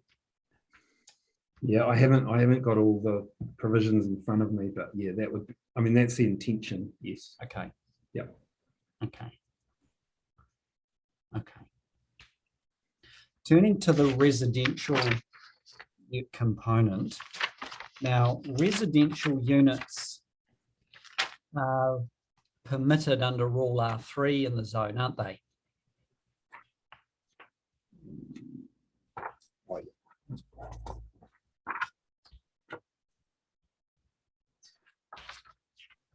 Yes.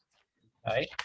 I've got to putting to one side the third aspect of this, which is the standards.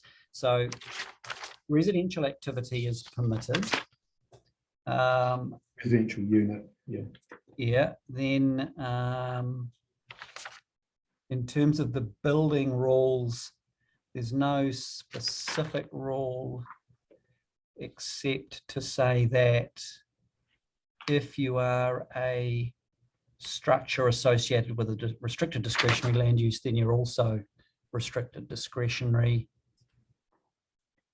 Okay, so there's no other building rule that otherwise, well, at least as far as I can tell, and I stand to be corrected. So then you move into the standards, and I think this is where it gets sort of complex, because even though residential activities are permitted in the zone, when it comes to the number of residential units, it's S5 that sort of controls the numbers, doesn't it?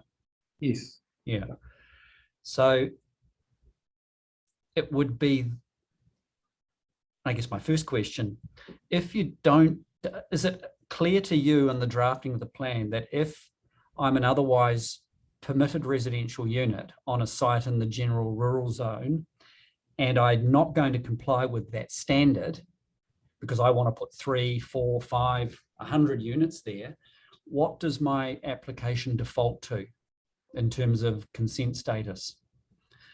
I mean, I've got to say, I'd assume that because in the next column, there's a heading which says matters of discretion of compliance not achieved, that somehow indicates that it's supposed to be restricted discretionary. Yes. Is that how you've understood it? Yes, that's how I understand it. Yeah. Okay. So then if we look at those matters, it's sort of number one that presents itself as a little bit of a problem for the current proposal if it were to go down this path, because it says, as a matter of discretion, whether it can be demonstrated that the units provide ancillary accommodation for landowners and or workers involved with primary production on sites over 20 hectares, which clearly this concept wouldn't be able to do that, would it? No. Oh, yeah, okay. Those, yeah, I mean, those, the standards that apply to S5 and the matters of discretion are really linked into the subdivision rules. Yeah.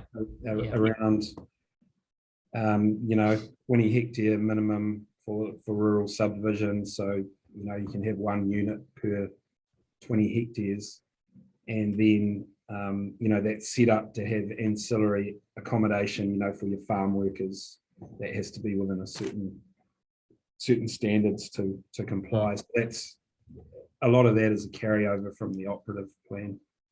S6 would also sort of kick in as well, wouldn't it, in terms of maximum gross floor area for the site, because you'd be wanting to do more than 250 square meters of buildings.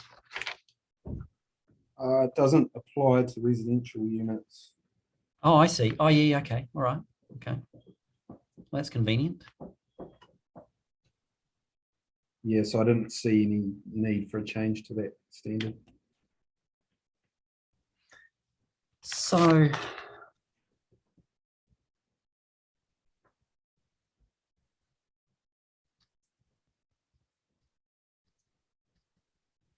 all right.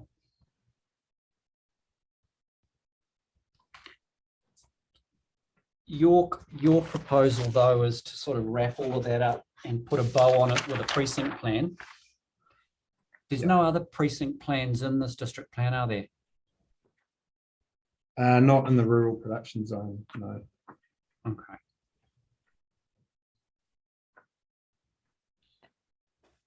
What? Kim, I also had a question about that. Yeah, okay. There are some other precinct plans in other zones. Is that your understanding? Yeah, the major facility zone That's has precinct plans. Hmm. Yeah, there may be some other ones. So it's not novel in terms of this plan, and it's provided for under the national planning standards, isn't it? Yeah, it is. It is provided for. Yeah. Okay, thank you, Kit. The way you've constructed your precinct relationship within the zone rules, you've got this, you're saying it would be put in association with some rules that would allow residential activities and educational facilities in accordance with the plan, albeit as discretionary activity. Is that right? Yes. So what benefit does the in accordance with the plan really bring to the consenting exercise? Or do you intend it that if you went outside the scope of that plan that somehow it became non-compliant? Is that the intention of the in accordance with the plan construct? Yes, definitely. So yeah, I mean, if we're going to have a precinct plan, you know, then whatever follows, when the detail follows, then, you know, it needs to be in accordance with that. Otherwise, yeah, you sort of devalue the precinct plan. So the precinct plan needs to create that level of certainty as to what might follow through a resource consent application. Do you think it's detailed enough to do that in terms of things like numbers of units, role of students, all of those sorts of things? Do you think it's detailed enough? Yeah, I mean, I guess I can only compare it to currently going through another exercise with a hapu development plan for a multi-purpose zone, and that's got some criteria. We're advised by the council officers that hapu development plan's got some criteria that it needs to meet in terms of the detail that it provides around, yeah, I think there's 4 or 5 different criteria. So that's fairly high level detail, but enough to provide some certainty about what would follow, you know, or what the bounds of a consent application would be that would follow that would be generally in accordance with that. Okay. Yeah. So it's things like you know, areas of activities, you know, where they're going to occur. Yeah, I mean, it's very helpful in that regard.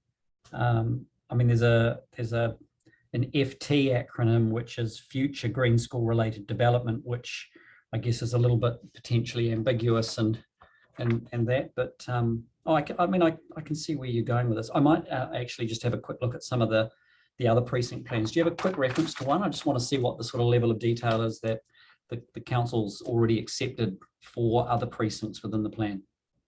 Yeah, any of the major facility zones. In the major facilities. All right. I don't think I'm on that zone. And they are quite high level plans.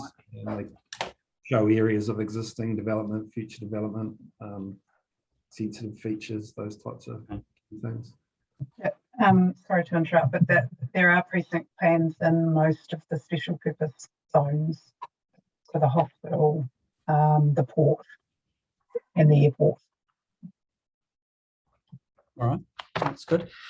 The only other thing I wanted to just have a quick chat to you about was the consent that was granted for the establishment of the school in 2019. Was it only assessed against the operative plan objectives and policies? Yeah, that's right.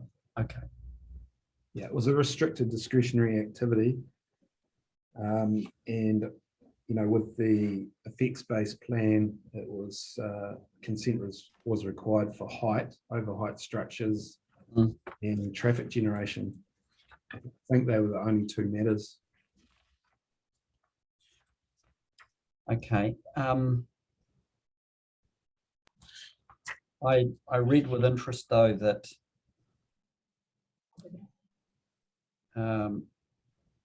one of the objectives that had to be assessed against was to ensure the subdivision use and development of land maintains the elements of rural character being a defined term, and also policy 4.3, control the density, scale, location, including on-site location and design of activities.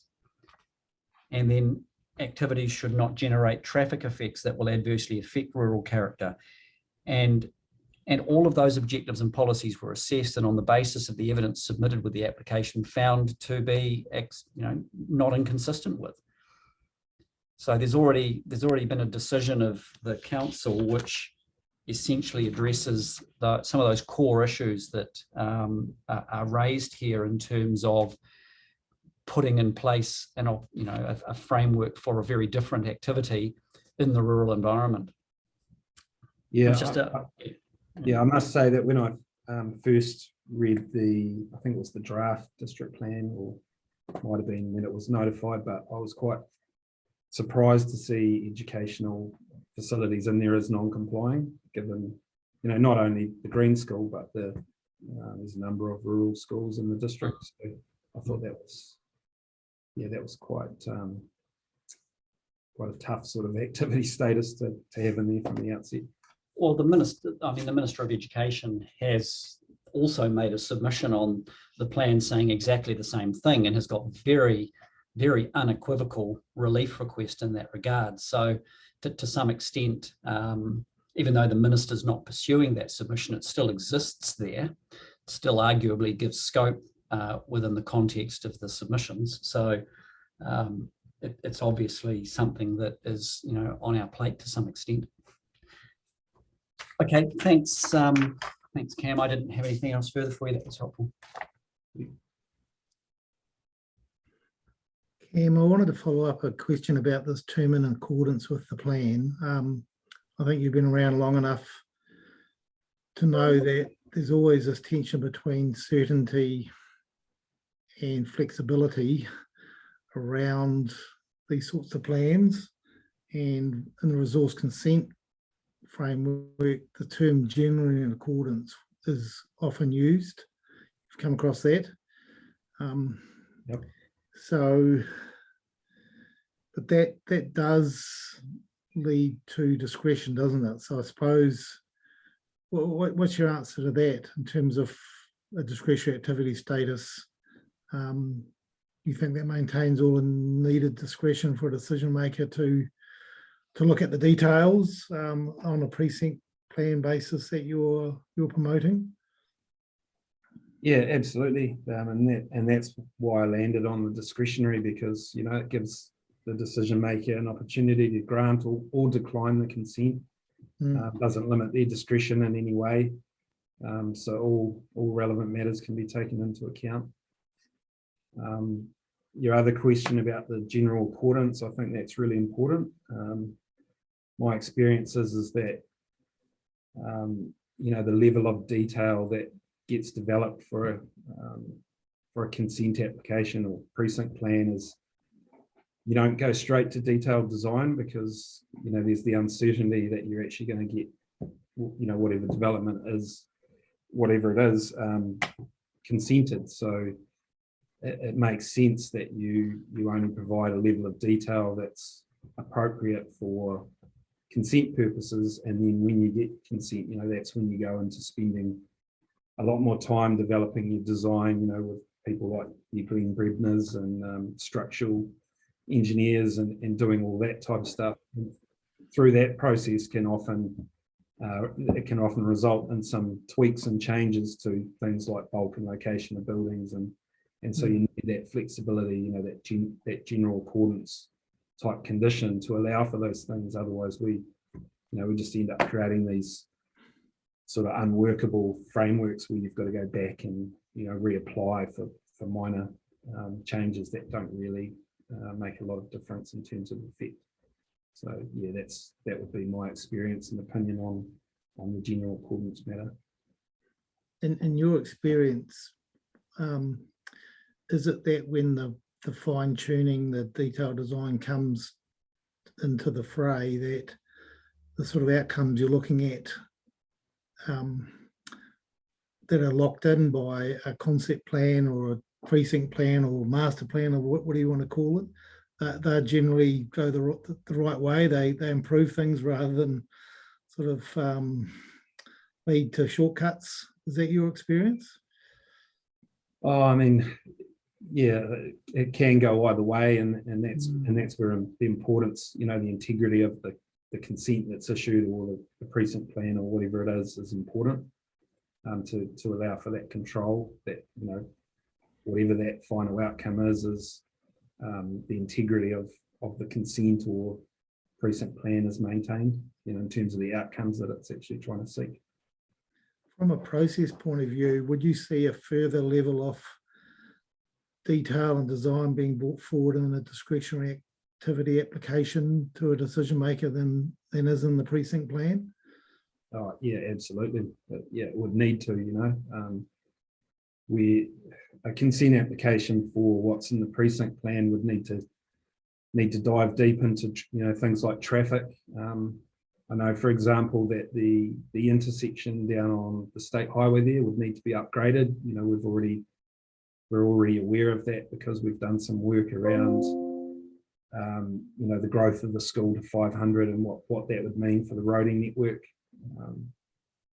You know, there's a myriad of other things, you know, infrastructure requirements, landscape and visual mitigation, all of that type of stuff, you know, would need to be developed through a consent application. Yes, so as Kit said, we can certainly see where you're going with this, and I'm a great fan of innovative planning, not, you know, looking at great outcomes using all of the tools in the trade that planners and lawyers and advisors have. So we do appreciate, you know, where you're heading with this. We will need to clearly get some more information on the scope issue, which we'll hear from next from Scott and from Lauren. But just a few detailed questions, if I may, before we go to that. So we've heard, in terms of house numbers, we've heard a number of 33 initially, I think, from the parents, and then we've heard 25 to 30 times 3 pods from Glenn. Is it any, like, I presume you could count up the pack of cards on the precinct plan? Is there any specificity around that? Yeah, I mean, my understanding is, and correct me if I'm wrong, Glenn, but it was essentially sort of 3 discrete but connected neighbourhoods of about 30 dwellings per neighbourhood. Yes, correct. And in the appendices of my my written statement, there's a couple of examples, one in Scotland and one in New York State, and essentially these are eco villages, and they've used a similar format in terms of neighbourhoods and of similar numbers. So that's essentially the model that we've been taking. Okay, I think that's the sort of thing that you would put some bounds around, I would have thought, would need to, if this has legs to take forward. Cam, you've started your advice to us with a submission asking for permitted activity status. You've landed at suggesting discretionary. You could have said, well, if the precinct plan is clear enough and all the other evidence we have says this is a good thing, you could go for controlled, so that there was very limited scope for a third party, you go to a restricted discretionary. You've gone for the discretionary because you think that's the appropriate. You've already mentioned that you think it's the appropriate status, but is that also because it's sort of easier to plug into the zone? It works. Your range of suggested changes in the provisions are quite small and a light touch. Is that part of your reasoning as well?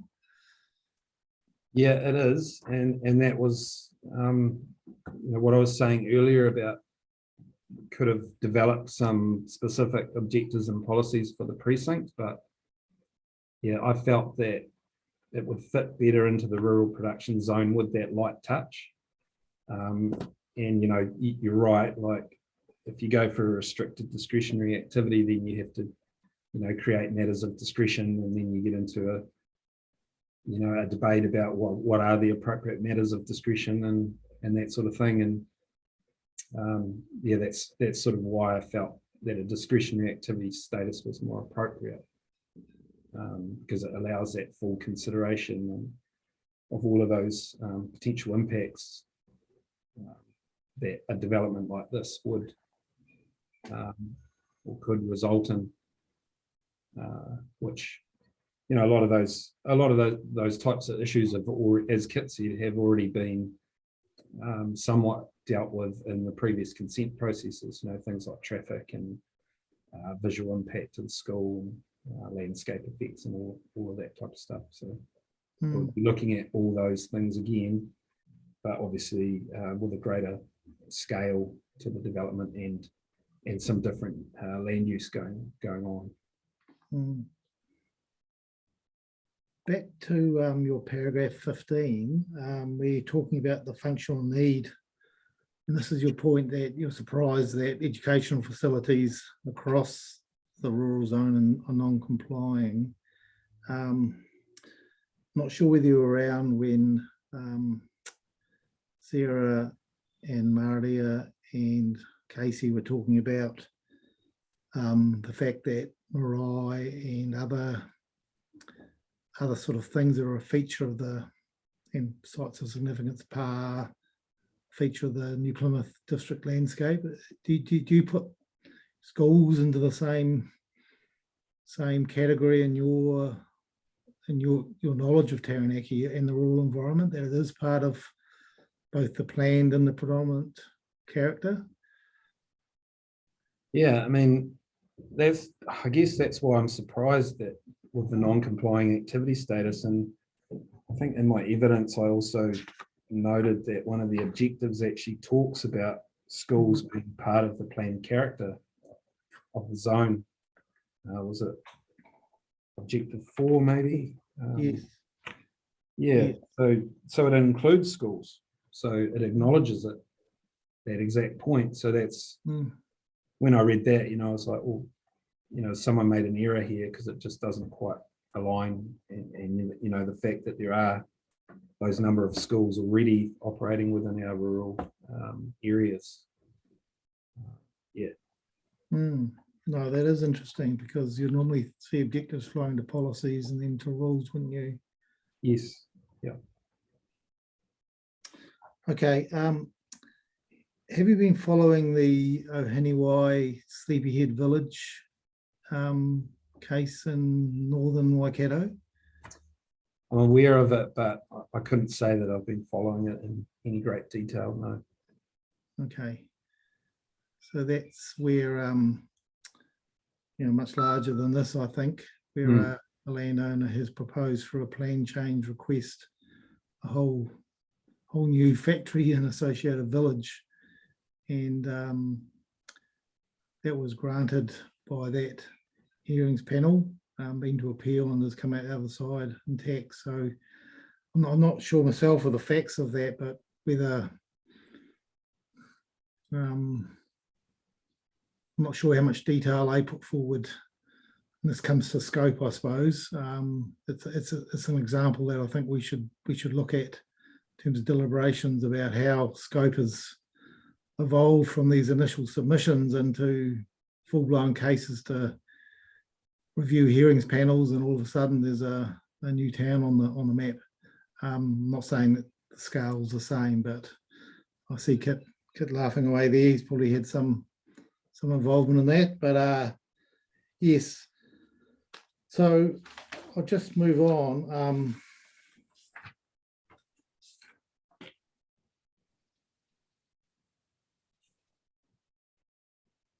Yes, I've really just been wrestling with the scope issue since we've been alerted of it with Lauren and his kit. So I won't ask you about that. You've given us your planning evaluation. Just before we finish, Cam, I think there is a set of key plans, including the precinct plan and some of the ones that Glenn has put together. Given that we'll be looking at this quite carefully, could you get a set of those at A3 bound up to come to us? I know it's probably a bit over the top and it's going to cut down a few more trees, but that would be really helpful to me. No problem at all. Yep. Yes. Thank you. So that's all my questions. Thank you, Cam. Thank you. Lastly, we've got Scott Greven Bailey from Connect Legal, just to deal with that legal memo, or the matters within it that were raised on Monday by council.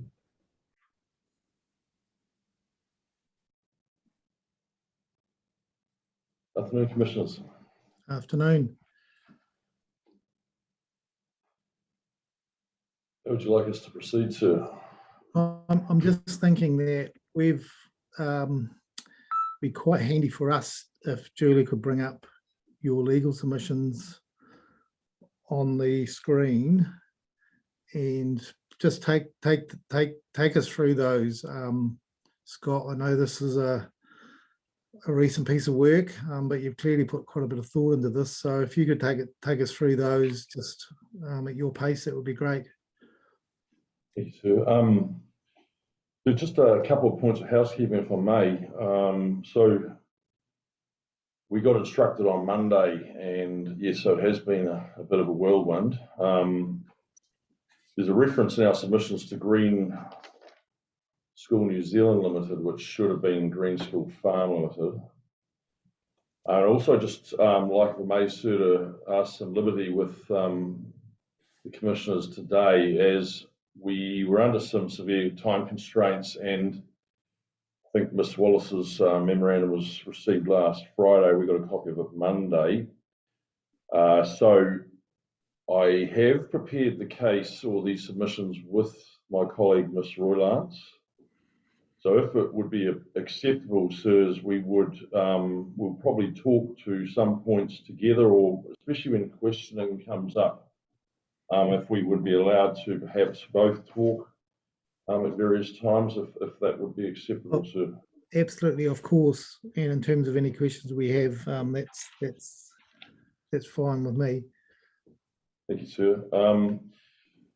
So, may it please the commissioners, the introduction is just set out there in paragraph 1, simply takes you through the background evidence and so forth. And paragraph 2 simply sets out some of the relevant parts, in our view, of the original submission, supporting the arguments today. Paragraph 3 takes you through some of the further submissions that we also felt were relevant. Are there further submissions on both by the Green School and for and against the Green School? I know it's probably in the 42A report, but off your or Cam's basis, what's the lay of the land there, Scott? There are some, sir, supporting and opposing in part. I understand from Mr. Twigley that the main one was a submission, I think, from New Zealand Pork. Is that right, Karen? Yeah, that's right. Yeah, I listened to their evidence yesterday, actually, but I didn't mention anything specific about Green School. Okay, thank you. Please carry on. So I don't know, sir, if you want me to take you through any of those points there at length, or whether just kind of keep going. I think just keep going and summarise any highlights you really want us to focus on. So in paragraph 4, sir, we obviously highlight Mr. Twigley's views that you now have heard about. His view that a precinct plan is the appropriate planning mechanism to implement the relief sought. And we just make the point there, sir, that there's no new and unique objectives or policies raised or put forward by the precinct plan. Rather, it retains the policy changes proposed in the original submission. Of course, on the 5th of May, sir, on the 7th of March, Council, the New Plymouth District Council raised matters in this memorandum. Sorry, that should be the 4th of March. We received it on the 7th. And certainly, sir, I accept Ms. Wallace's submissions in the context of the case law there, Albany North landowners, which I'm sure Commissioner Littlejohn will be familiar with. I think one of the things that we differ on in terms of that memorandum filed by Ms. Wallace is her paragraph 3.4, particularly the last part of that, which reads, which in turn would allow for up to 90 dwellings at the Green School site. That, in our view, is a could. It's still a fully discretionary, or it's proposed to still be a fully discretionary activity. And as you talk, are you actually reading? I'm at paragraph 7 on the screen. Are you reading from somewhere else? Oh, sorry, sir. I was just referring to paragraph 5 of our submission. Yes, okay, fine. Thank you. And just noting that we received the memorandum of council. I largely accept the legal tests in there. Just noting, sir, that in paragraph 3.4 of Ms. Wallace's submissions, there's a comment at the end which would allow for up to 90 dwellings. In our view, sir, that's could if Mr. Twigley's evidence is accepted in terms of discretionary activity status. In my submission on that, sir, fully discretionary activity status, as you know, still allows decision makers to take in all matters. And it's, in some ways, it's similar to a situation I'd faced in the far north many years ago, where subdivision in the coastal rural environment was non-complying, but then if you brought in a management plan and provided clustering of development and so forth, you potentially get into a discretionary activity status. And that case went before the Environment Court. I remember Paul Kavanagh QC, who I'm sure Mr. Littlejohn will be familiar with, hammering our planning witness about the fact that fully discretionary still gives the council all the powers to consider all matters, and the court accepted that, of course. Paragraph 7, sir, of our submissions, we go into the law there, and paragraph 8 just makes the point that for whole plan reviews, such as under consideration, the scope of the proposed change is broad. It's accepted, though, that any relief must be within scope. Paragraph 10 sets out the same principles as in Ms. Wallace's memorandum. In paragraph 11, we refer to a case Campbell in the Christchurch City Council. So, sorry, just stepping back to paragraph 10. So, obviously, a council must consider whether any amendment made to a proposed plan or plan change as notified goes beyond what is reasonably and fairly raised in the submissions. To this end, the council must be satisfied that the proposed changes are appropriate in response to the public's contribution. And there's principles, obviously, of natural justice at stake here. People should be able to have a chance to submit. But the courts have also said that it's got to be a workable approach, requiring the local authority to take into account the whole relief package detail in each submission, when considering whether the relief sought had been reasonably and fairly raised in the submission. It is sufficient if the changes made can be fairly said to be foreseeable consequences of any changes directly proposed in the reference. And paragraph 116 of that decision refers to Wiley J's comments, or Justice Wiley's and General Distributors Limited Waipa District Council. The underlying purpose of the notification submission process is to assure all are sufficiently informed about what is proposed, otherwise the plan could end up in a form which could not reasonably be anticipated, resulting in potential unfairness. Paragraph 11, sir, we highlight another Environment Court decision, Campbell and Christchurch City Council, which refers back to Countdown Properties Northlands Limited, which is also a case analysed in the Albany North landowners decision. The Countdown Properties decision is an interesting one. It's a very early case, and it was heard back in 1994 by a full High Court of 3 judges because it was one of the first cases ever, or test cases under the RMA, about this issue of scope. And again, that's where that reasonably and fairly raised in submission principle first arises. So it's a decision that's stood the test of time for almost 30 years. And in Campbell, they commented that some of the modifications to the proposed plan change were not specifically sought as relief in a submission, but were contained in grounds, and noted that there was High Court authority for the proposition that one cannot rule out relief based on reasons in a submission. And Countdown has been followed since in Environment Court decisions such as Revivid Holdings, where the reasons for reference were held to give guidance as the real relief sought.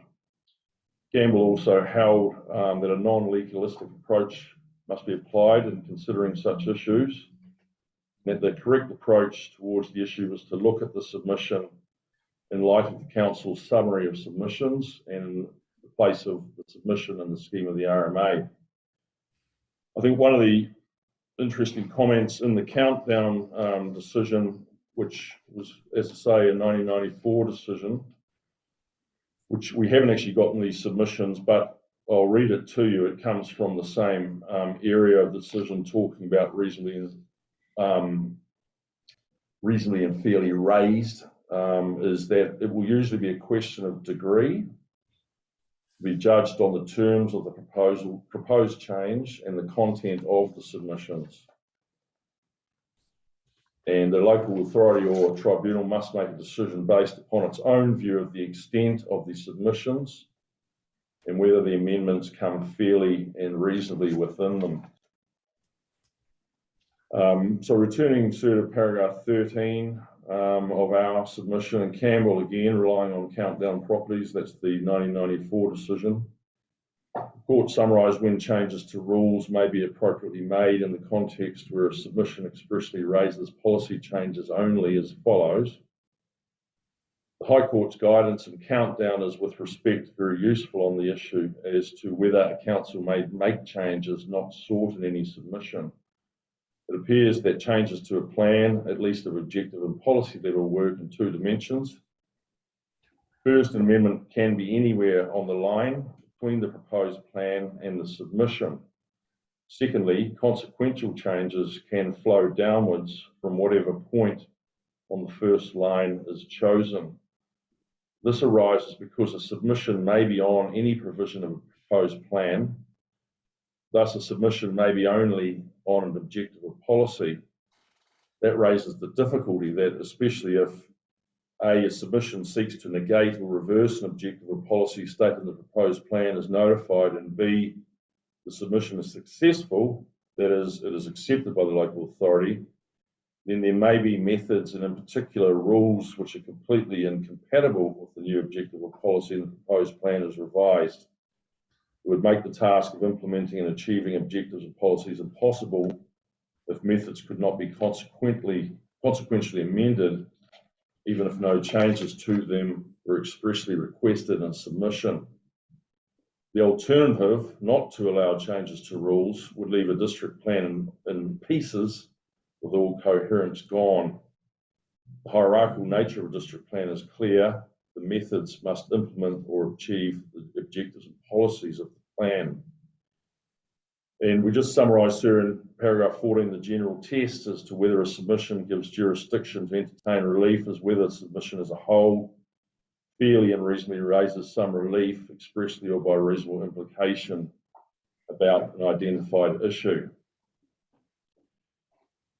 I might, if it's acceptable, sir, would it be okay if I read the next part of this, because this is kind of the nub of our argument? Yes, yes, of course, Scott, go ahead. Thank you, sir. So paragraph 15, sir, it's submitted that the focus is on whether there was something in the initial submission that signalled the relief now sought and means it was foreseeable. Based on the court's comments in Campbell, it is possible for relief on the rules to be foreseeable where proposed changes in policy are raised in a submission. In assessing whether the original submission reasonably and fairly raised, and that's the Albany North Shore test coming way back from Countdown, the relief detailed in the evidence, the following, it is respectfully submitted, supports the relief being treated as raised. First, sirs, the policy changes sought in the evidence are consistent. Policy changes sought in the original submission, just expressed in terms of a specific precinct plan. Secondly, though it did not provide specifics about the Green School's exact residential development plans, the original submission did raise residential activity being undertaken at the Green School site and sought changes to the proposed district plan to assist with this activity occurring in the rural production zone.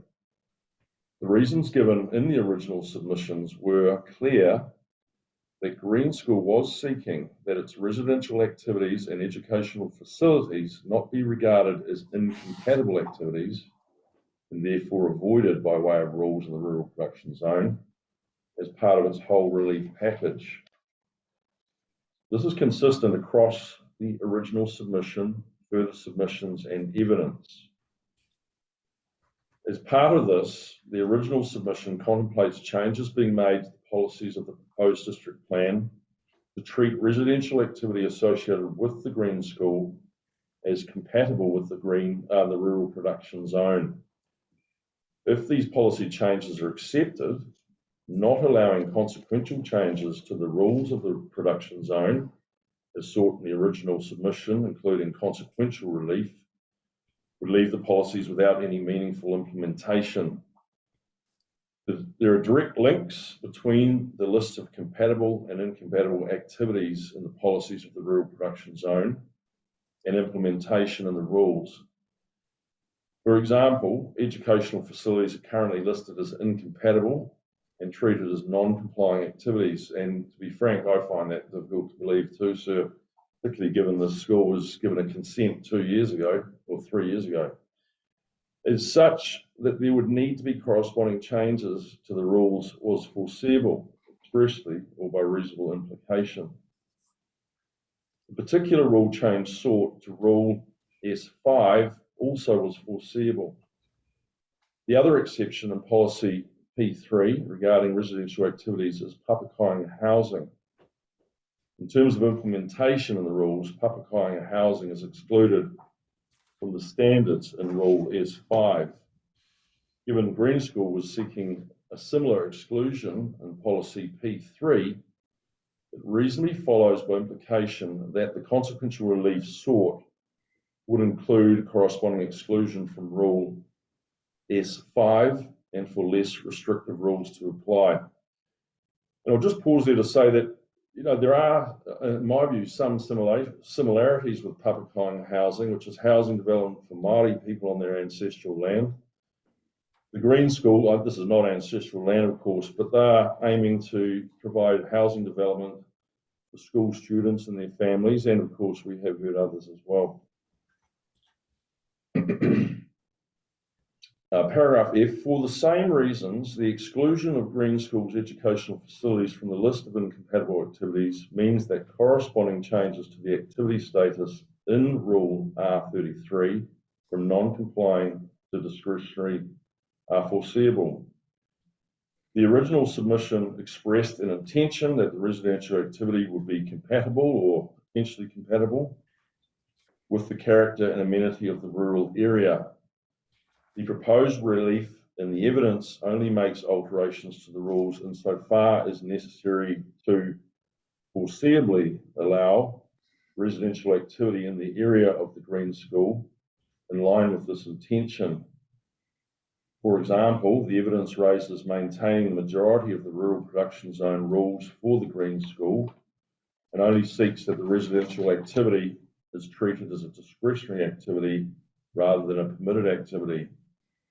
The rule changes, therefore, do not go beyond what is necessary to effect the proposed policy changes and consequential relief raised in the original submission. The publicly notified summary of the Green School submission likewise raises that the Green School sought that residential activities be compatible under policy P2, and the Green School considered potential housing at the Green School would be compatible with the character and amenity of the rural area, and that under the decision request that the policy be amended so that potentially compatible activities include residential activities associated with Green School.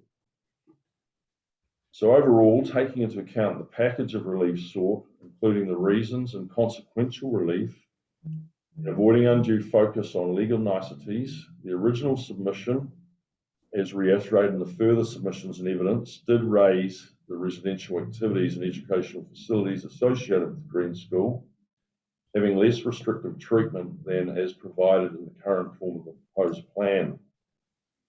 Accordingly, the original submission, including consequential relief, in our submission can be treated as reasonably and fairly, expressly or by reasonable implication, raising the relief described in the evidence. Therefore, it's respectfully submitted as open to the Commissioners to accept the relief raised in this case for all of those reasons. And I guess in summary, Yes, we're back again. Thank you. Our clients are seeking that it be a compatible activity, really, not beyond the ambit of what it was originally seeking. The discretionary status would allow consideration of all details in due course, traffic and so forth. The policies obviously need implementation in the plan. So in our submission, sir, it was foreseeable in terms of what our clients are now seeking.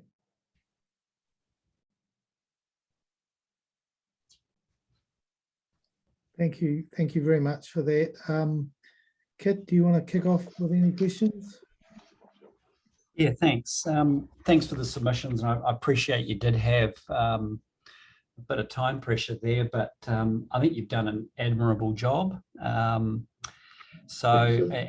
appreciative of them. It's been very helpful. I mean, lawyer to lawyer, I'm always reminded of the old, I forget where it came from now. It's probably been banging around for so long, about the judge who asked the lawyer, "Is that a question of law?"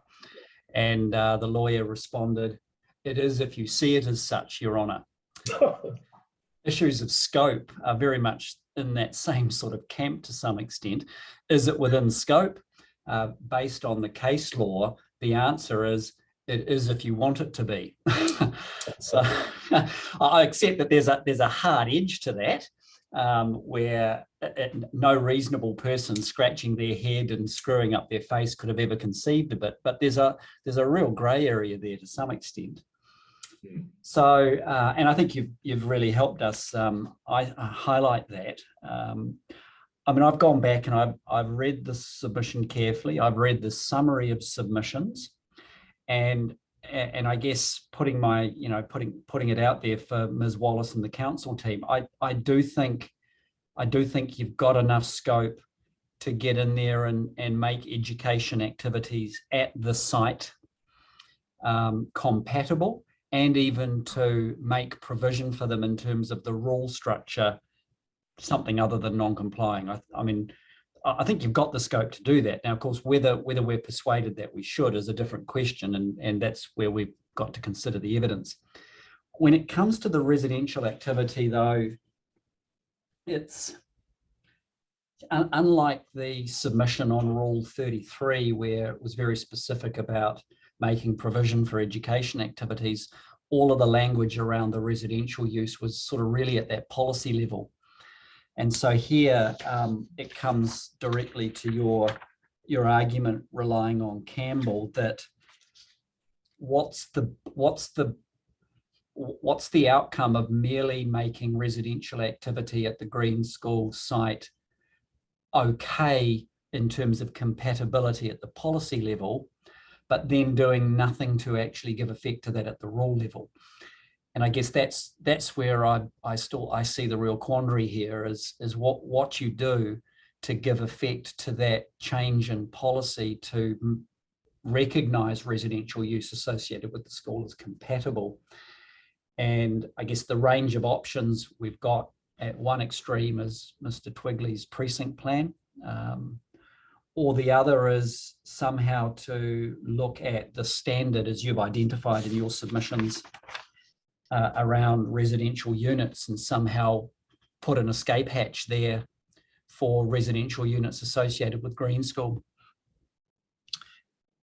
And that's, I guess, where, I mean, I think the chair and I are going to have to look carefully at what is written, look at the whole scope of the submission, and see whether the person on the Clapham Street omnibus reading the submission might have contemplated that residential activity at the Green School site should be treated differently to anywhere else in the rural production zone.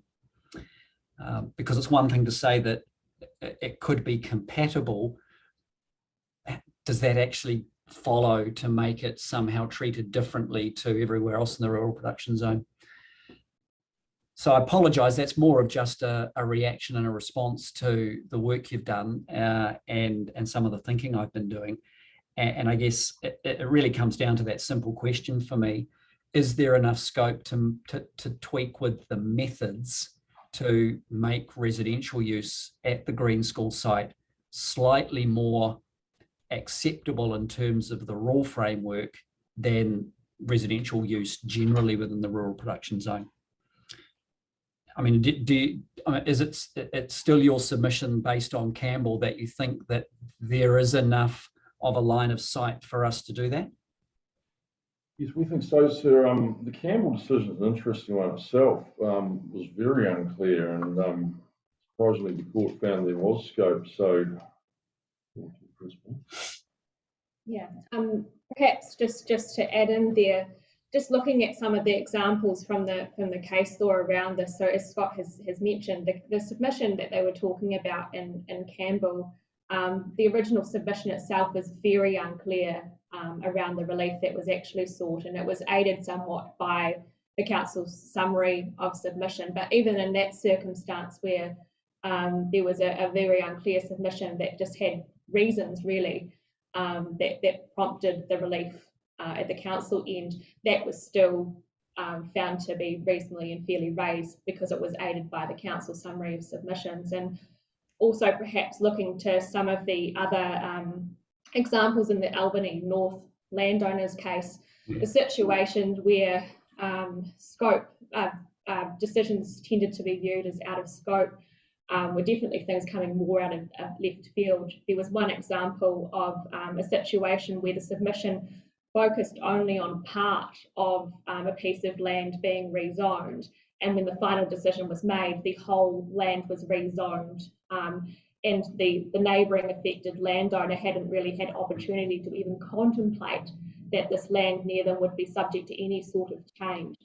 This situation is very different because we've got the land in question, we've got the general signalling about what the Green School is looking to achieve and do. It's just a question of how that looks like on the ground. So respectfully, sir, I'd say that this situation is very distinguishable from the other situations where there has been treated as a lack of scope.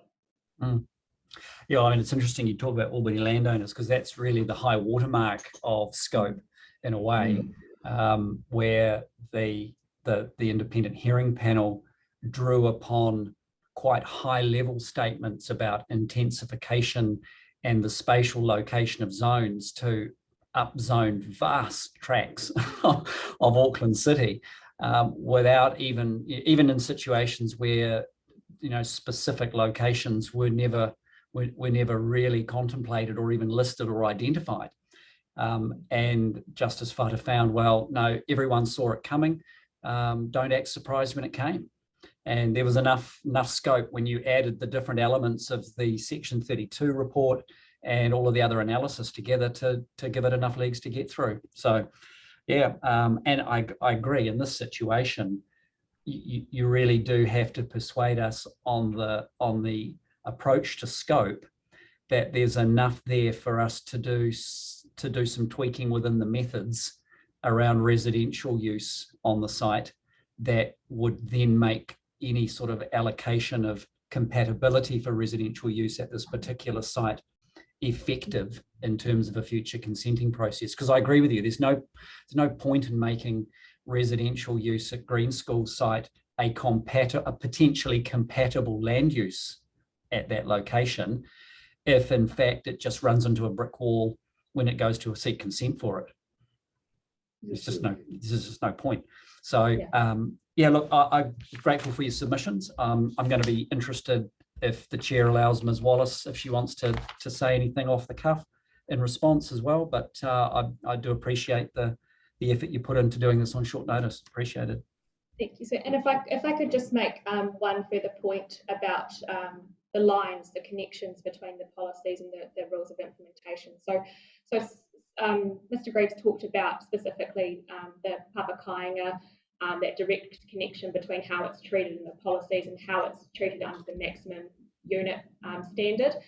The other thing perhaps just to note is the incompatible residential activities generally are those that are not ancillary to rural use. And when we look into that, and I think that this point has been noted, when we look into that maximum housing rule and when we get into those matters of restricted discretion, that ancillary point comes to bear. So there's that clear signalling between the policy and that restricted discretionary matters of discretion that we're looking at treating something ancillary to rural production differently to residential activities generally. So in terms of the Green Schools policy change, if we're to reflect that the Green Schools residential use is to have some different treatment to other residential activities, it follows that we need to address it in that same way and address it under that same standard. Can you just take me to that? That's a good point about how Papakainga is dealt with. Where does its compatibility get voice in the standards, etc.? I just need to pull up that standard. It'll be in Mr. Twiddley's evidence. Is it just the one around maximum number? Oh, I see. That's yeah. true. So it's the maximum number just says, yeah, the standard does not apply to Papakainga housing. That's correct. So that was the point that's made in our written submissions, that directly links back to Papakainga housing being excluded from the list of incompatible activities. And then similarly, if you look at that same standard in those matters over which discretion is restricted, there's that, sorry, one moment, sir.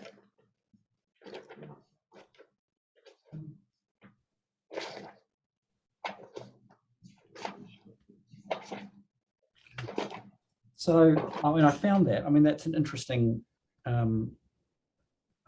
exercise to do. If this was a hapu on land in the rural production zone, and they wanted to establish Papakainga, what's the consent pathway for them? Is there one? So from what I've been able to gather just in the limited time we have, I perhaps need correction on this, but I understand that the Papakainga housing is excluded from the standards. So, if it didn't comply, then it would just still be permitted, but there may be something else in the plan that addresses that. In terms of in connection with the residential activities for the Green School, I note that in the policy level, it's listed as potentially compatible once it's excluded from that non-compatible list. And that's recognised in how Mr. Twigley has approached it under the standards by treating it as a discretionary activity rather than a permitted activity.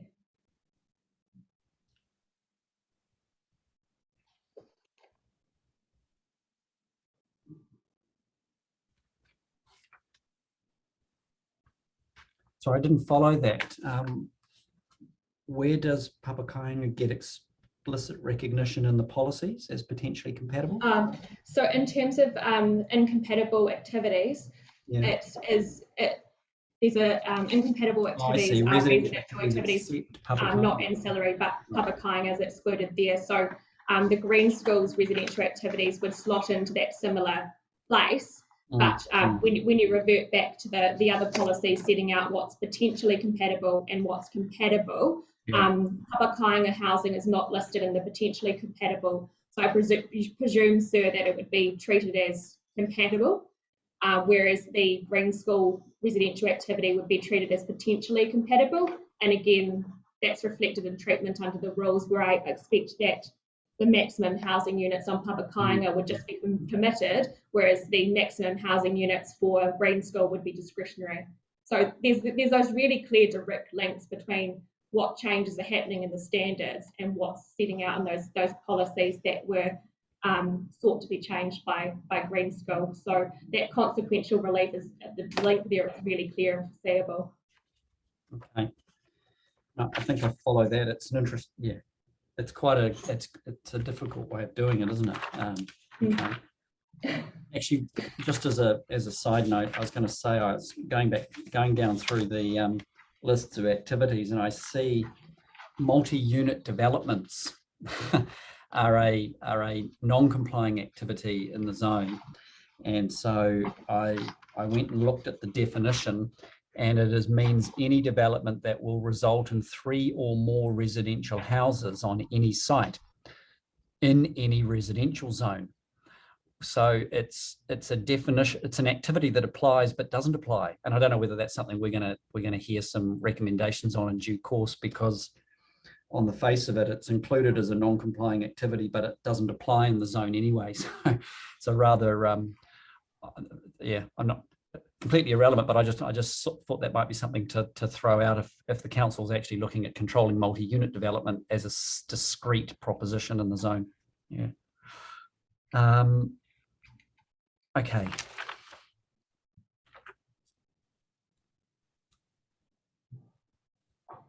Okay. Just one last thing while I've still got you. Is there a nesting table for residential activities? Can anyone point that out for me?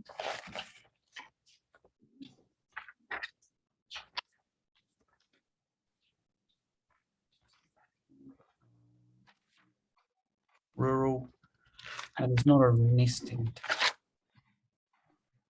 There's not a nesting table which has residential activities and then a range of different ones. Okay. All right. Okay. So prima facie, residential activities are okay and compatible in the rural zone, unless they are for activities that are not Papakainga or rural lifestyle living that are ancillary to rural activities. So there's some residential activities that are compatible, but others that aren't, as I read that. Okay. Cool. Yes, right. and it seems referring to that incompatible policy, that really the reality of it is that the compatible residential activities are simply those ancillary to rural production, but it's unclear why it doesn't specify it at that P1 level. Well, it would be residential activities associated with rural production and Papakainga. Correct, sir. Cool. All right. Thank you, Mr. Chair. I think I've put a lot of people to sleep with that, but thanks for providing the assistance. Yes. Thank you, Kit. And I mentioned, I see Mario, you've got your hand up. I'll come back to you. I won't forget about you. I mentioned how I enjoy architects' evidence, but these legal submissions are really interesting to me because they traverse these issues over a range of time where the courts have sort of grappled with these same old issues. So the skill of sort of the legal teams sort of bringing this to life in some understandable submissions is a great skill. So like Kit, I really appreciate the efforts you've put into this. I do have a couple of questions, and before we go to Lauren, is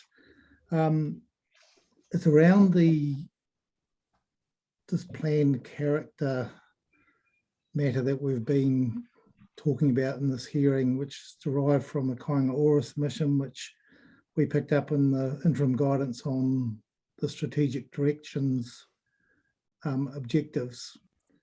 And what I've been turning my mind to is that in terms of planned character, the council has deliberately looked at, I think, 7 or 8 rural lifestyle areas, and they've identified these after looking at a range of criteria, and we've been told that there's sort of between 108 and 180 lots available across those 8 areas, which are zoned for that particular purpose.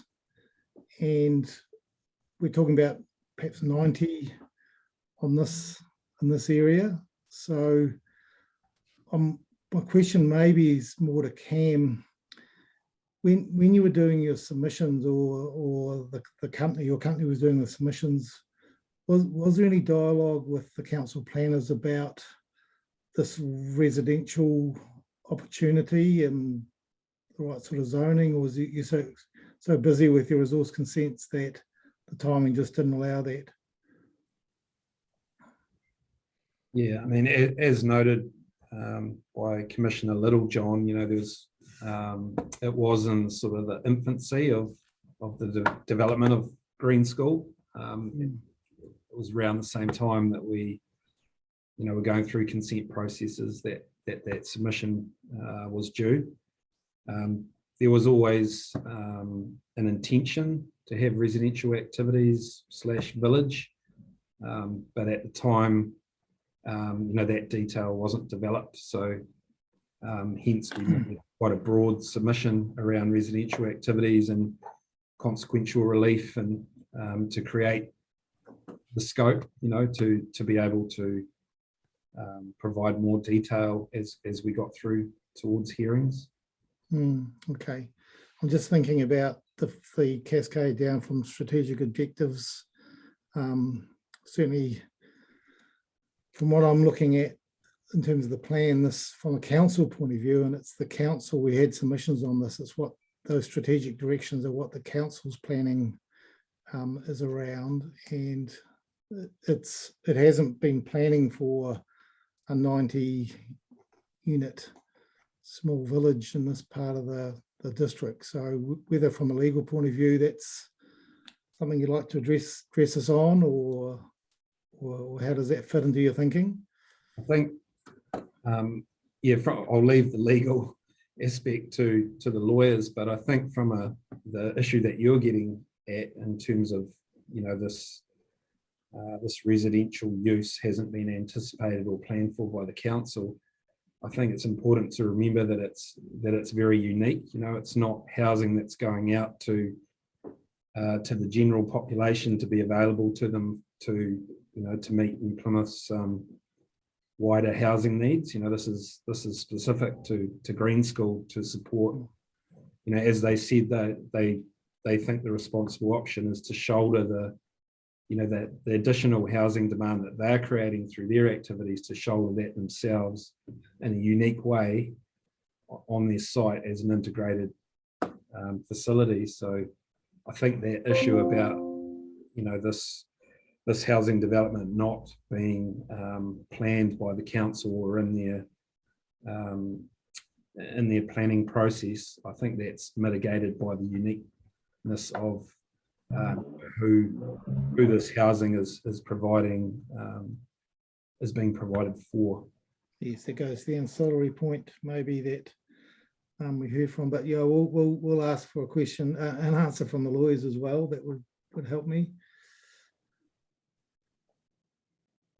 So in terms of the question that we've been asked to address with the scope, our understanding of the evidence was, and the original submission was, that the Green School was looking to work with the rural production zone, and being part of that environment is fundamental to what they're trying to achieve. And you can see that in the policy changes and the consequential relief sought and put into more detail in Mr. Twigley's evidence that what they have requested is to stay under that umbrella of the rural production zone because it's how integral to how they intend to undertake this development. Okay. My second question was really around, I think, Cam, in your evidence you mentioned Kohanga Reo had a different line. Educational facility, my knowledge of Kohanga Reo is the smaller, but can you just clarify how they flow through the process in the rural production zone? Yeah, they just had a specific exclusion, from that non-complying activity status, and also the incompatible activity list. So it was educational facilities excluding Kohanga Reo, which the Green School initial submission was that that same sort of exclusion method could be applied to educational facilities at the Green School. In my knowledge of Kohanga Reo around the country is that they're very often associated with marae and Maori housing areas, so they're part of a wider community, aren't they? Yeah, that's right. You do often find them in rural areas. Okay, well, that's all I have. So perhaps Lauren, if you'd like to give us any further advice you have on top of your written submissions. Yes, good afternoon, everybody. Thank you. I don't have anything formal to reply with. Thank you,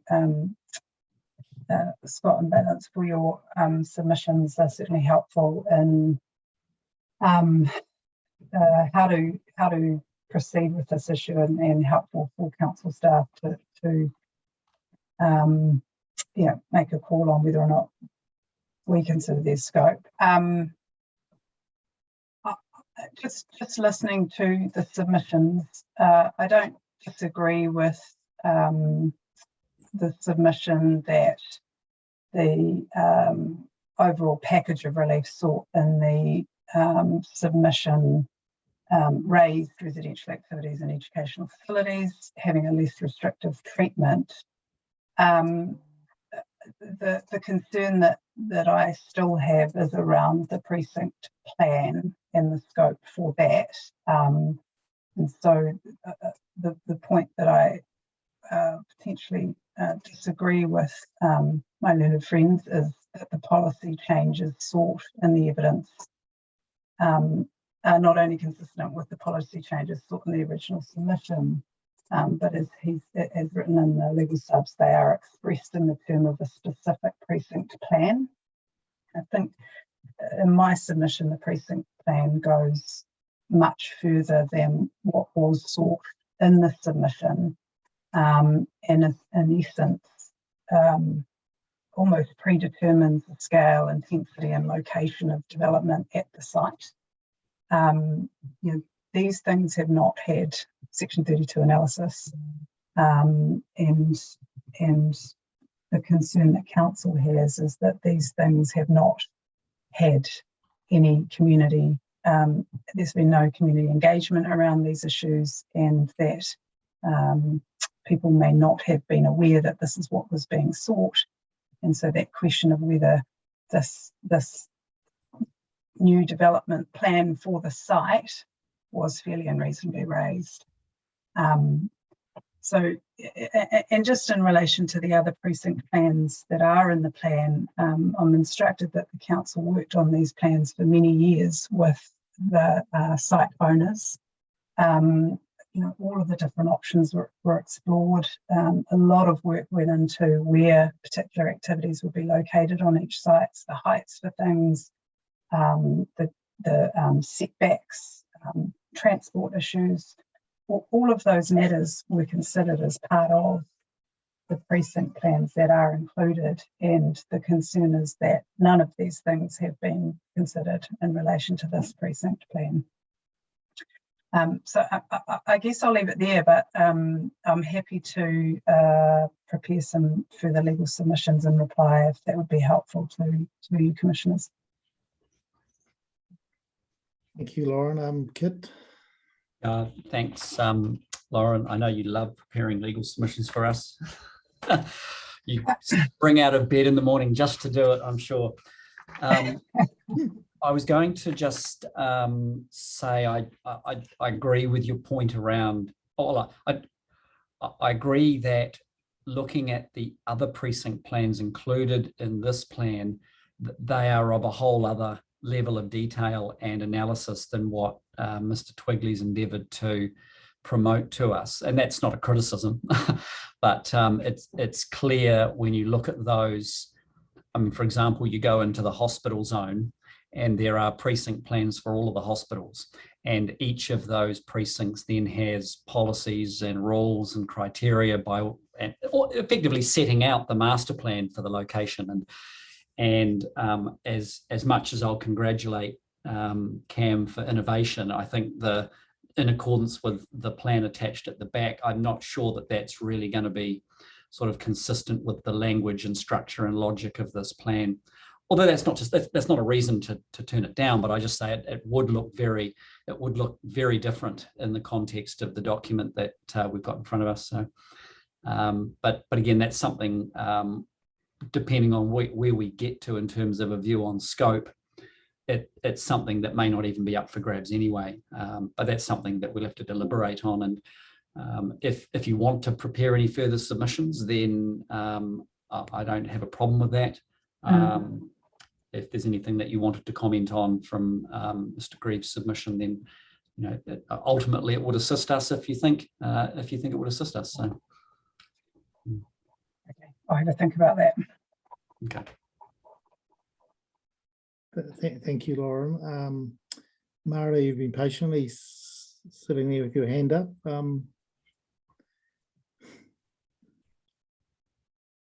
Yeah, kia ora. Just wanted to comment on Papakainga and the use of, I guess, the comparison between Papakainga and the residential activities proposed as part of the precinct. And I just wanted to note that Papakainga is defined in the plan as being linked with the land tenure of Māori-owned land under Te Ture Whenua Māori, and so I think, I think it's quite a different situation to the circumstances here. So I just thought I'd raise that point. Thank you, Maria. Right, Cam, I think we've come to the end of your submissions. Is that right? Yes, that's it. Unless Michael and Rachel, did you want to add anything at the end there?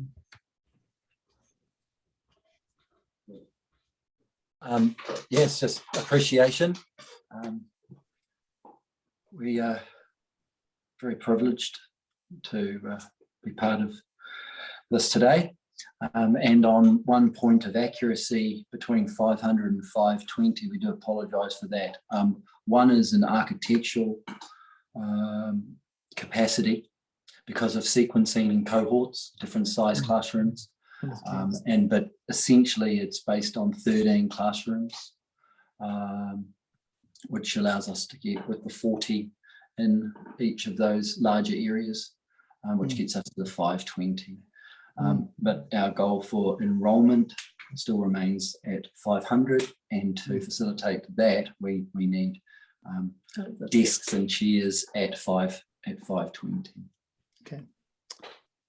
Thank you for that clarification. And Michael and Rachel, just wanted to say what an amazing journey you're on. It's a real privilege for us to hear from you and James and Glenn and Cam and Scott and the team.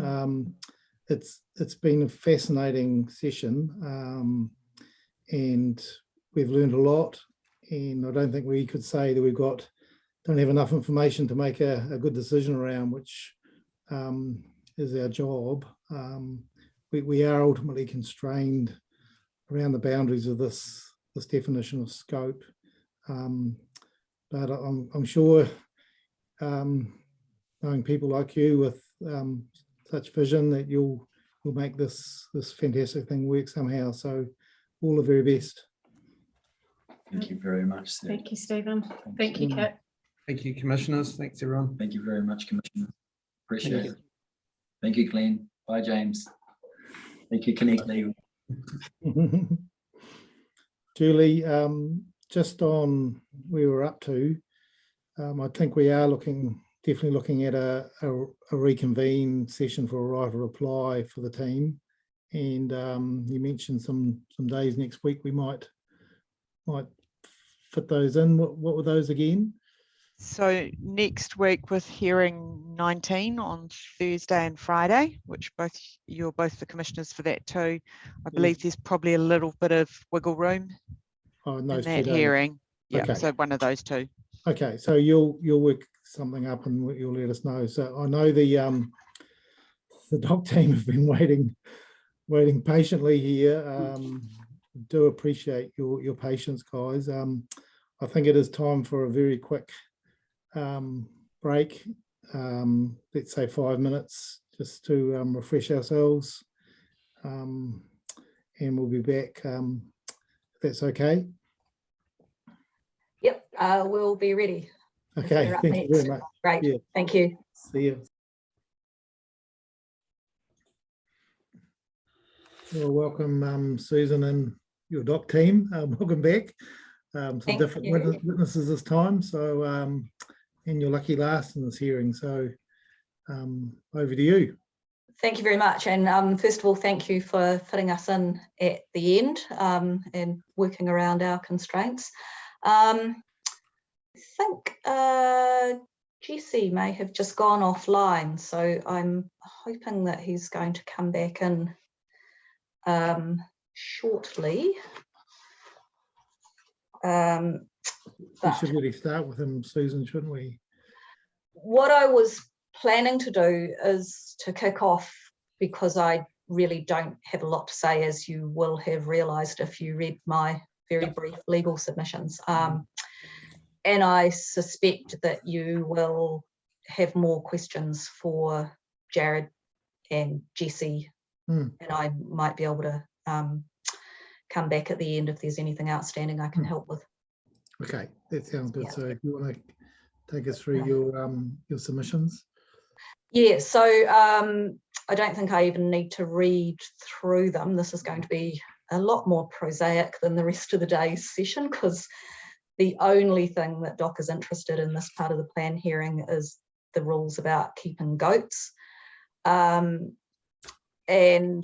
our interest is really because of the work that has been done to control goats on the national park and also in the area up to the north, which I'm sure the commissioners are already familiar with around Paraninihi. What we're seeking is a set of rules to ensure that goats are appropriately managed near those areas so that they don't reinvade after the work's been done to eradicate them from the national park in particular and the other areas where intensive control work is being done.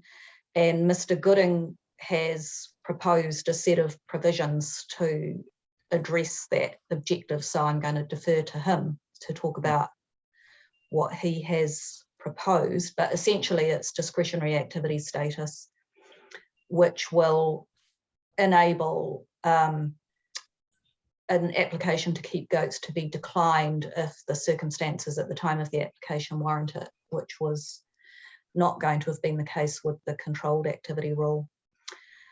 Mr. Gooding has also noted that despite that proposal to change the activity status, it might be appropriate for only the Director General to be notified of applications because of the particular interest in goats reinvading the areas that are managed at the moment. But I do note that there are other parties that are also doing work, so I would suggest that notification ought to acknowledge those other parties if that's the case. Susan, that was one of my queries, I think, certainly with the partnership around the Maunga project. Yes. If there was a notification advice note that it should be pretty inclusive of the iwi and the partners involved as well. Seems a very joined up process from what I can hear from the evidence through this hearing. That's definitely the case, and I think it would be appropriate for those parties to be notified, and for the parties that are working in the Paraninihi area to be notified as well, if it would affect that area. So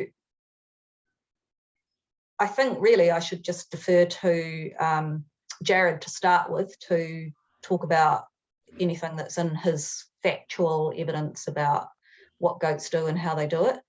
And then Jesse will go through his planning evidence, and I'll just stay here ready to help if I need to.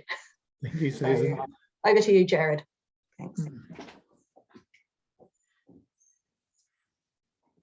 Welcome, Jared. Thanks for your time. I'm Jared Coombs, so I'm the Biodiversity Supervisor for the Taranaki Department of Conservation team. Part of what I do is manage the region's ungulate control program on public conservation land. One of my pet projects being the goat eradication from Mount Taranaki. We now believe the mountain has been eradicated of goats and deer and pigs, making Mount Taranaki the first and only ungulate-free national park in the country, which is a pretty big deal. The last wild goat came from the park a year and a half ago. So I don't have much to add on top of my evidence, but I just wanted to touch on the thinking behind the 2 kilometre rule in an operational sense. A couple of reasons. One being based on the last 2 feral goat populations that existed outside of the national park. 2 kilometres is a distance that seems to halt reinvasion. So we removed the population 2 years ago, exactly 2.2 kilometres from the national park boundary, consisted of 25 wild goats and an isolated pocket of bush near Tariki on the eastern boundary. If these animals were migrating into the park, they would have been found between the York Track and the Mangamawhiti stream. In the last 8 years, only 1 goat was culled from this area, which suggests this population wasn't reinvading. The second area was on the western side of the park and consisted of hundreds of animals directly adjacent and up to 2 kilometres from the park boundary. This area was a constant source of reinvasion, with hundreds of animals culled within the park in this area. And lastly, on the 2 kilometre thinking, 2 kilometre is a practical distance for Mount Taranaki in particular. 2 kilometres means about 300 landowners, which is a manageable number from a compliance perspective. Obviously, more landowners as the distance increases, about 2,000 landowners at 4 kilometres. And just for a bit of broader context, in terms of what we know about the current situation outside of the park, no feral animals now. 2 years ago, we surveyed tethered and farm goats bordering the national park. Within 2 kilometres, we found no goat farms and only 11 tethered goats. So the mountain is our first completed ungulate eradication project in Taranaki, and to be fair, probably the first on mainland New Zealand. Paraninihi, Mount Messenger is likely the next. Definitely in Taranaki, it'll be the next we have a look at. Eradication is only successful if we can ensure long-term success by preventing reinvasion. So that's me, I guess, between that and my evidence. If you've got questions, I'll do my best to answer. Good. Check, yeah. No, thanks, Jared. I didn't have anything in particular except to say well done, really. Massive effort. I take it when you said in your evidence that you was a very polite way of saying it. Where was it? You were actively involved in it. I take it that means that you're actually out there hunting and getting rid of these things? Yeah, not so much actually, not so much these days. So I project managed all the hunters and contractors. I get you. Okay. But yeah, not so much these days. Okay. And did I hear you say that in a recent survey you didn't find actually any goat farms within 2 kilometres of the Maunga? Yeah, that's correct. Okay. Yeah, that's correct. Okay. And what have you done a similar exercise in relation to Paraninihi? No, we haven't, but I know from personal experience, I know there's one, but I'm pretty sure that's outside of 2 kilometres. Okay. He might be able to speak better for me, but it's about 3-4 from Mount Messenger. Definitely a long way from Parananahi itself. Okay. And so the goats you found were just the odd farmer with a tethered goat keeping the weeds down. For Mount Taranaki? Yeah. Yes. So the 2 feral populations, do you mean? Okay. No. Did you find any unfarmed goats? Like just landowners that have a goat? Yeah. So just tethered goats, side of the road, just typical Roma. So the last 10 years, we've picked up a dozen or so, with a collar on them or just remnants of a chain. Yeah. I suppose they're broken off and got up into the national park, and some a long way up into the national park. So they're definitely getting up there. I think what it comes down to, just my opinion, is goats being a typical animal. If they've got a good food source and they've got a mate, they're generally pretty happy and stay within their home range. Tethered goats being tethered individually, they don't have the mate, so they're off looking. So that's what makes them travel, which makes them a big risk being anywhere else. Okay. All right. No, that's good. Thanks, Jared. Easy. Thank you. Yes, Jared, I live in Hawke's Bay, and certainly we have a pretty impressive goat population, particularly in northern Hawke's Bay, Mahi Peninsula. They're incredible. They seem to be incredibly agile and robust animals. So just reflecting what Kit said about what an incredible job you've obviously done with all the other partners on the Maunga project. And that Paraninahi area is so special. I know it pretty well. And if we can, the royal we can look at, having that ungulate free as well, that would be fantastic. You did anticipate my only question, which was why 2 kilometres, and that seemed to be a behavioural thing that you just explained about. If they're living in a certain range, comfortable, that they're not really looking for moving house too much with long treks. Is that really what you see as a behavioural science from your experience? It definitely does seem to be that way, but often that is based on animals that are born and live in that particular area. There's a whole area that we've been wondering recently with animals that have been released to a site, how they move and how they act.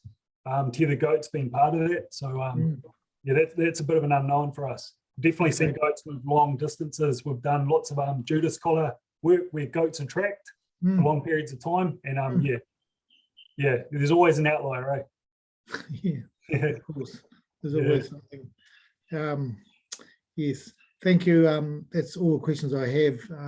So perhaps Jesse, we can go through your planning evidence.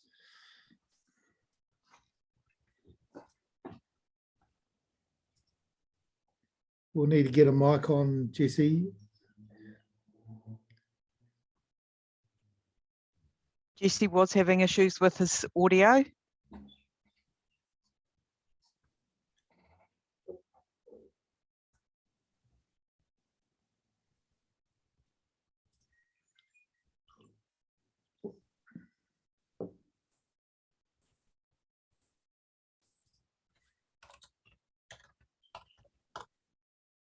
It's normally me and my boomer colleagues that have these sort of problems, but Everyone's allowed a technology fail. I've done mine today.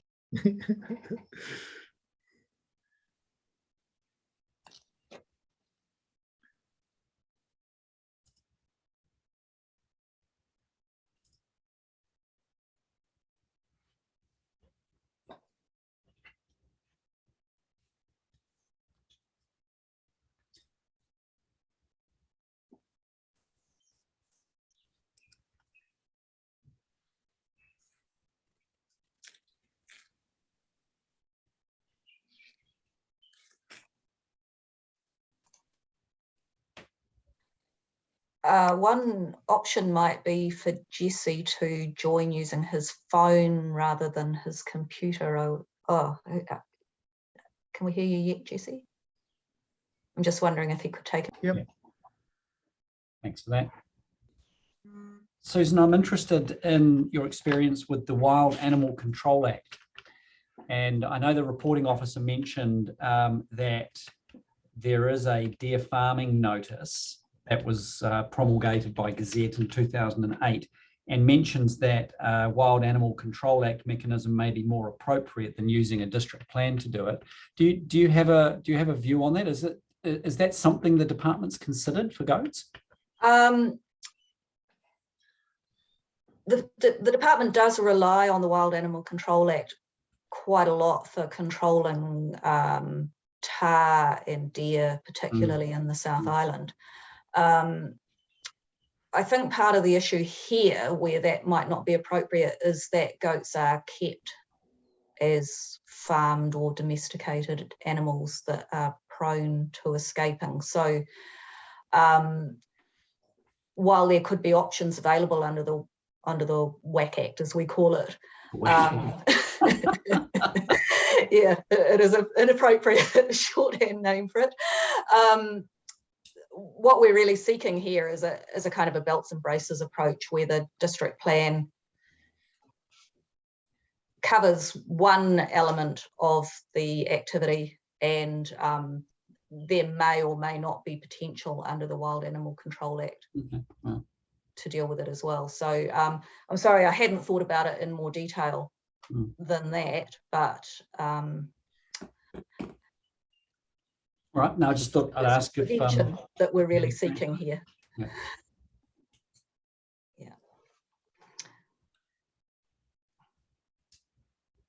You there, Jared? No, sorry, not Jared. No, we're looking for, who are we looking for? Jessie. Jessie. Hey. Jessie. Jared, thank you.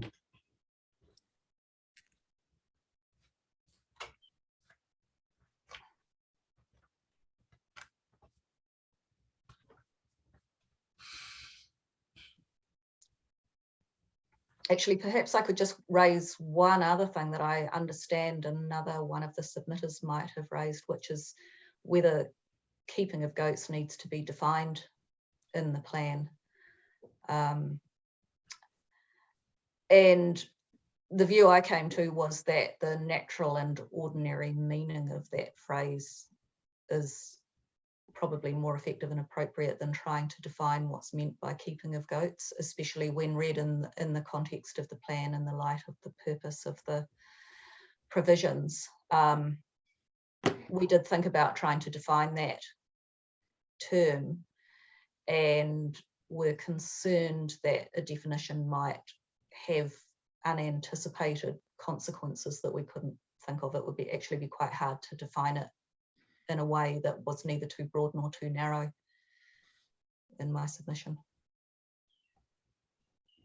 The pig farmers have tried to give us, or have suggested lots of different definitions for their operations, but yeah, I agree, Susan, it can get a bit of a never-ending circle if you chase a definition thing down the rabbit hole too far. Well, what do you say then is the ordinary and natural meaning? I mean, I take it from the phrase keeping of goats that keeping one goat is okay, but does having two goats on your property mean that you're keeping goats? I would have said it encapsulates keeping one goat as an activity. Okay. And my understanding was that the argument about it needing to be defined was an example where a farmer might round up a whole lot of feral goats. Kia ora, this is Jesse Gooding. I don't know if you can hear me. I've just dialed in my phone. Yes, we've got you loud and clear, Jesse. Oh, my apologies for the drama. Don't worry. Most of that green school presentation, etc., with no issues, and all of a sudden I can hear you guys and can hear me. No sweat. This happens to us all, I can assure you. Jesse, Susan was just completing a question from Kit, so if you just stand by and we'll introduce you when we're ready. Sorry, just to finish that question, I gather the situation was raised where somebody might round up a whole lot of feral goats, put them in a yard, and then put them in a truck to go to the works the next day. And I think that a purpose of interpretation would say that that's not keeping of goats. It's actually part of the process of getting rid of them. But if you rounded up the goats and kept them on the farm for a year and fed them and looked after them, then that would amount to keeping. So I think it's just an element of sensible interpretation in light of the purpose. Why wouldn't you? What do you? Well, I'm just trying to think. We don't. We farm animals, but we keep goats. Is that just a convention that's followed? Why don't we farm goats, or are we farming goats? I think we both farm them and keep them. So the tethered goats are probably not farmed. They're more used as a lawnmower. Okay. So, all right, you're extending it to be more than just farming. So, yes, I guess to that extent, if you've just got a goat that's mowing the lawn, you're not actually using it to create some form of animal byproduct for subsequent sort of sale or use. So, okay, I see. Yeah, exactly. Yeah. Keeping is broad. Keeping is bigger than farming. You might be Yes, keeping goats, but not farming them. I get it. All right. Yeah. Yeah. All right. There we go. It's definitely getting late in the day when we're doing that. Right. Thank you. I'll leave it to Jessie now. Please, can we talk to Jessie? Yes, Jessie, if you can just take us through your highlights to your evidence. We have read it, and we'll then go to questions. Yes, we'll take the bulk of it as read. Really, I did just want to pick up on the gist of my evidence is that we are supporting the recommendation of the 42A report, and so far it recommends there be a 2 kilometre barrier, if you like, around Papakura or Taranaki, and that a restricted discretionary activity would apply, would be a restricted discretionary activity to keep goats within that area. Where we depart from the 42A report is that we want that provision applied around the Paraninihi area as mapped and described in my evidence, and that we would also like to introduce a notification statement into that rule. In my evidence, I set out the planning basis for this, such as the higher order documents and the outstanding, the classification of these areas either wholly or partially as natural landscapes and outstanding natural features, the values contained within there, and the obligation as a matter of national importance for the plan to protect those values. We consider that this rule would bolster that protection. Yeah, that is the gist of my evidence. I'm happy to answer any questions. Jessie, we'll start with questions from Kit. Thanks for that. 77.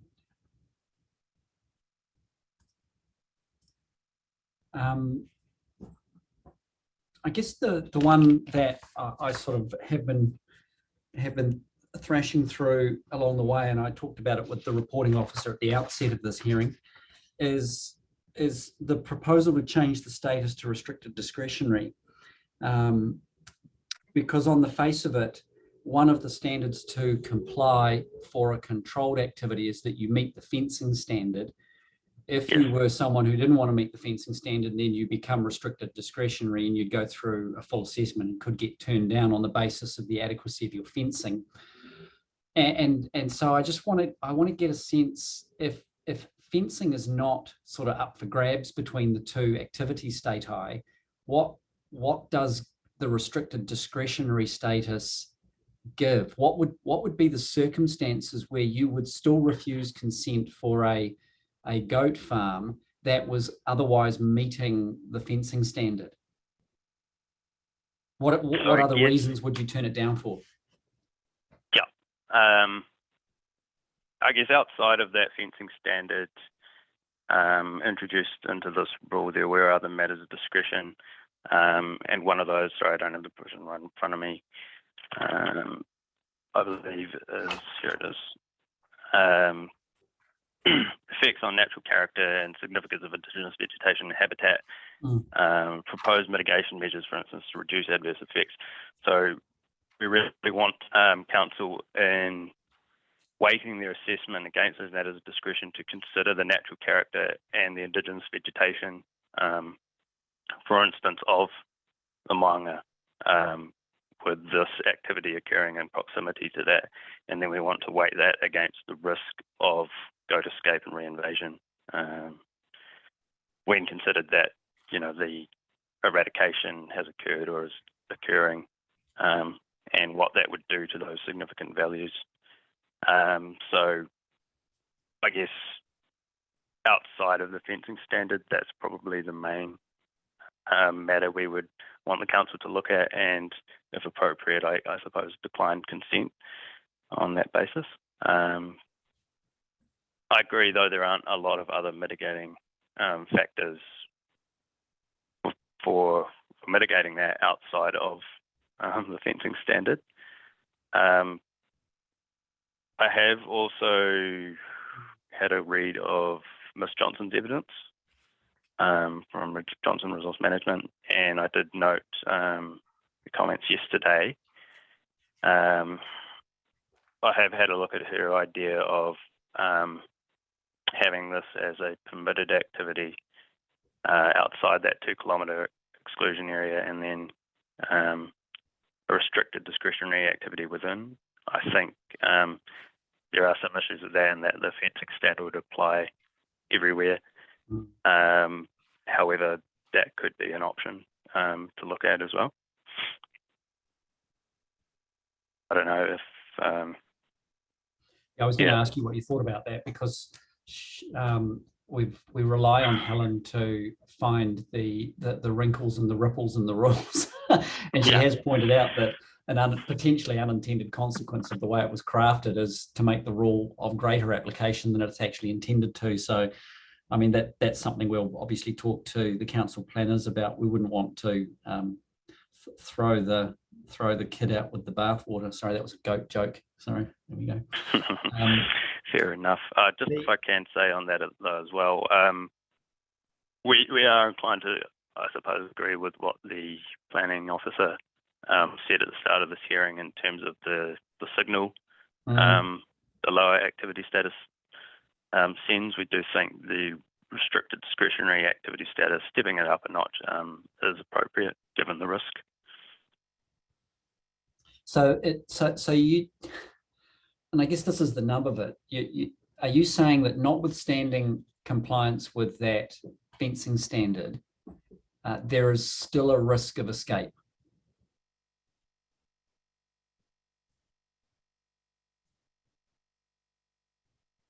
I hear what Jared you're might saying. want to weigh in there because he's probably seen a lot of fences and a lot of goats. Yeah, that is probably a good question for you to answer, Jared. Yeah. Yep, I can comment.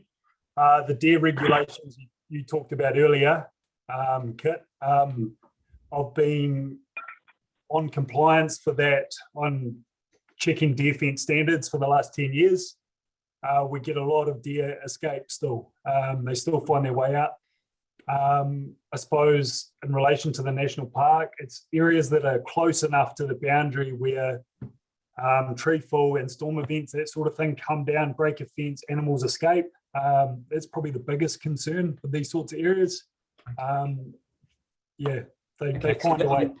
That in itself almost, I mean, does really provide a rationale for restricted discretionary then, doesn't it? Because you could effectively say, if I want to use the back fence of the property that's just right on the Moonga, and I'm going to set up a little goat farm, even though I've got the required fencing standard, you still might say, well, look, that's just not smart.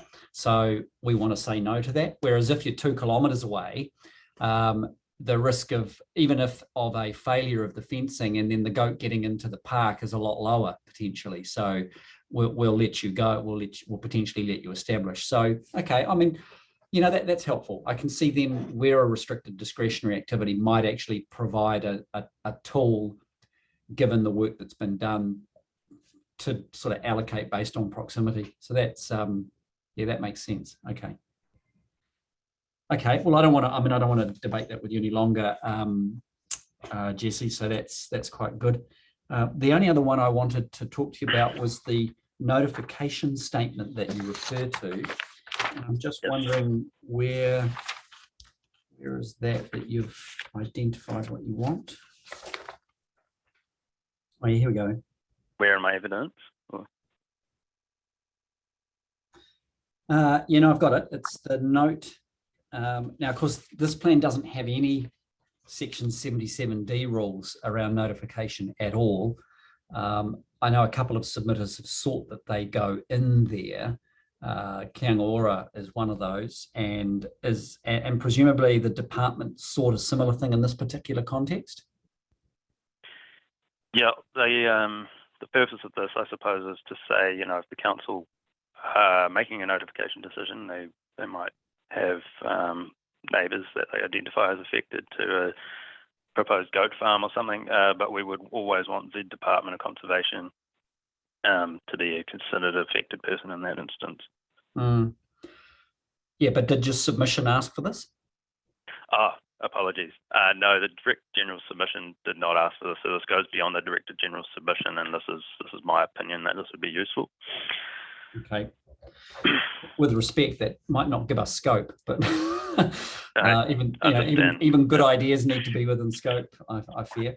The question I was going to ask you, and it may be that Susan can jump in, my reading of Section 77D is that it gives a plan authority to make a rule that specifies those activities for which consent must be given public notification, or be precluded from public notification, or precluded from limited notification.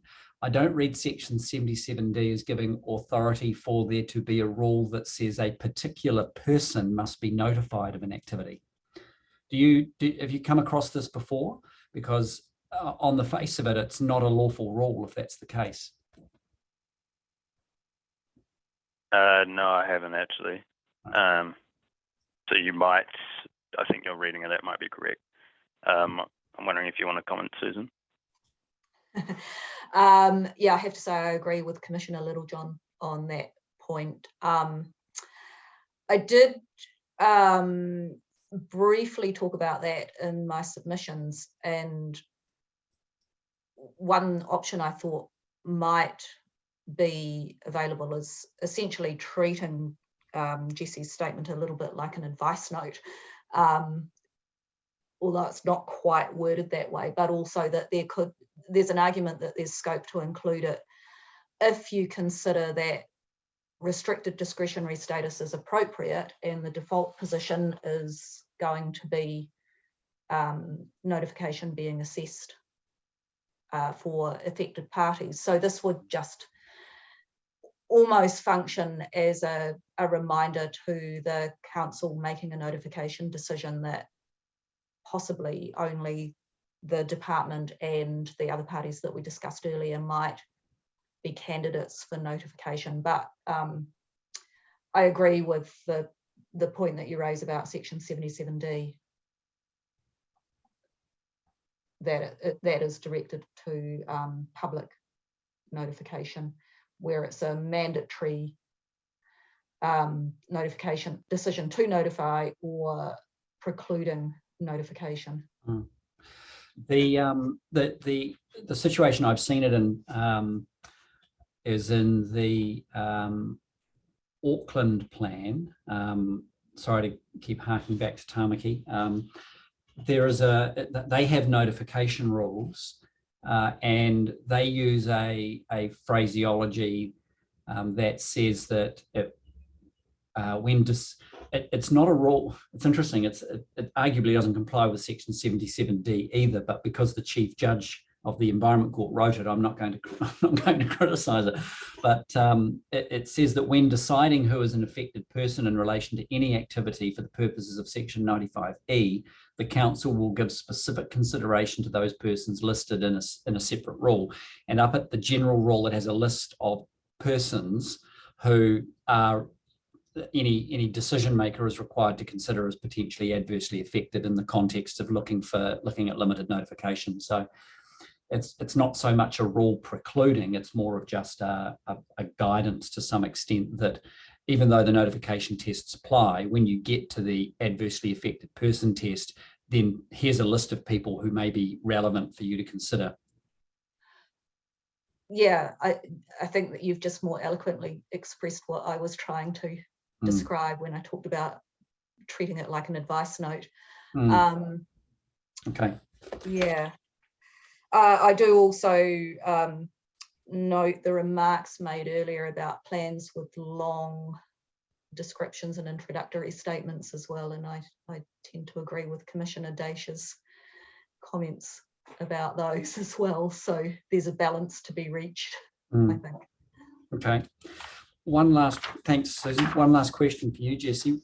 Is there any reason why the Minister has dropped its request for relief for there to be a similar control around all other sort of significant natural areas in the district? Is it just because it becomes a bit too hard or too big to map, or is it really just a case of saying, well, look, let's go for the ones of greatest significance and leave it at that? Yes, to be honest, that is really again on a risk basis.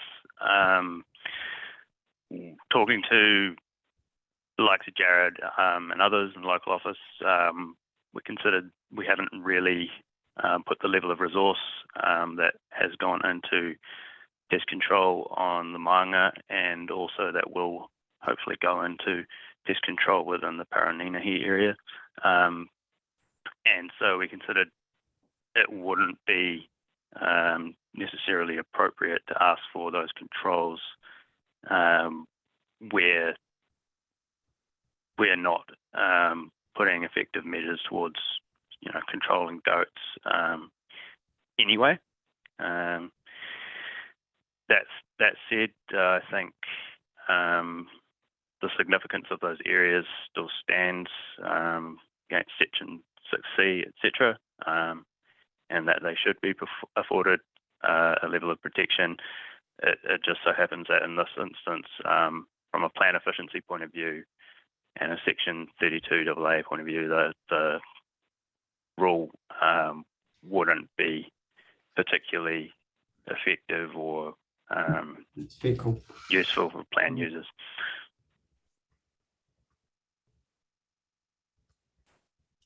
Does that answer your question? Yeah, it does. No, thanks for that. I've nothing further. Thanks for your evidence, Jesse.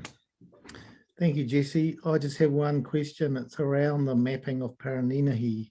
You've added some beautiful maps at the back. As a map lover, I thought they were very, very helpful.